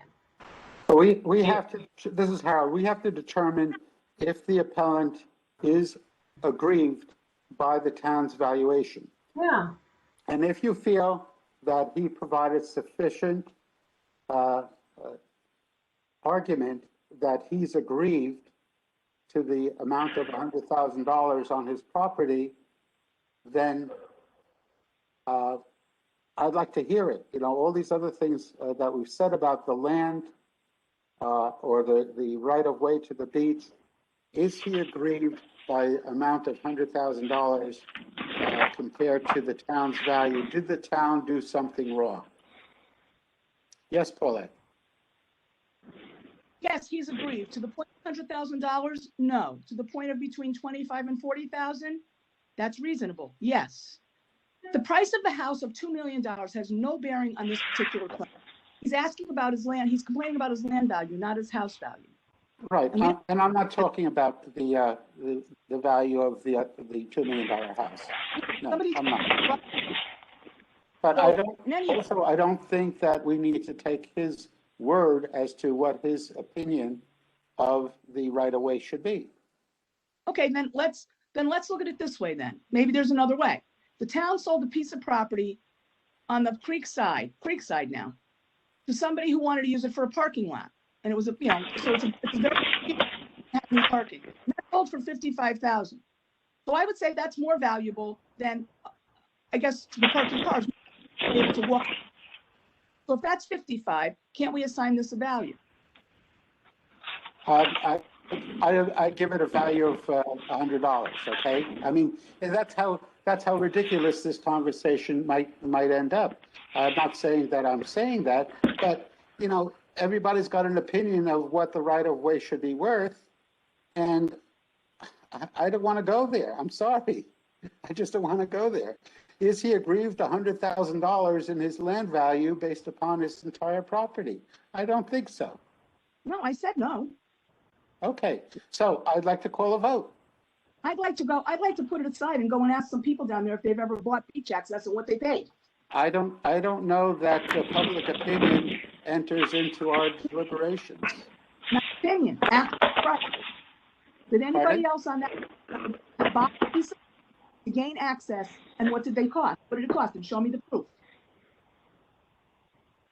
Well, we've had some discussion about access roads on other properties. And it's clearer cut because there's some precedent to it. There's no precedent to a value of this right of way, except the appellant's opinion of the value that it adds to his property. And that is a completely different property that has that access. So he's saying he doesn't even have the access. So how can he evaluate the value for somebody else's property? I mean, let's face it, it's not even his property we're talking about this access for. So that's ridiculous, I think. I think To talk about an access that's on somebody else's property and trying to apply it to your property. don't people I do don't that? see the reason for that. Huh? Okay, I think we should, this is I'd Kathleen, like- we should vote. I'd like to call a vote, okay? Like you're gonna do anyway, so we're just gonna save ourselves a half hour of time. You're not gonna give it to them. Paulette, You guys if Okay, you that's- don't like the fact that we are deliberating these, you don't have to deliberate with us. We enjoy your deliberations with us, but don't say that we're wasting our time trying to get to the proper answer. Because I already knew what the answer was the minute people started to talk. So we wasted a half an hour of arguing over something that's never gonna happen. And Well, I'm just we are spending the time to try to convince the board members that our opinions are correct, okay? So if you're successful in convincing other board members that your opinion is correct, then you could say you win, okay? If you're unable to convince the board members that your opinion is correct, then you might end up being in the minority. And as we've seen in our votes, sometimes we are with the majority. Each of us as individuals, sometimes our votes are with the majority, and sometimes they're with the minority. But to say that it's a waste of time to discuss it, I take offense at that, because that's what we're supposed to be doing. Okay, so I'd like to call a vote. All those in favor of granting this appeal to the requested value of $1,410,100, please raise your hand. I have one in favor. Opposed, please raise your hand. I have 5 opposed. The motion is not granted. The appeal is not granted, I should say. The vote is 1-5-0. So the time now is 9:28 p.m. It's the appropriate time for us to end. I'll make a motion to adjourn. Thank you. John makes a motion to adjourn. Is there a second? Catherine will second. Catherine seconds. And Paulette has left the meeting. So this meeting is adjourned.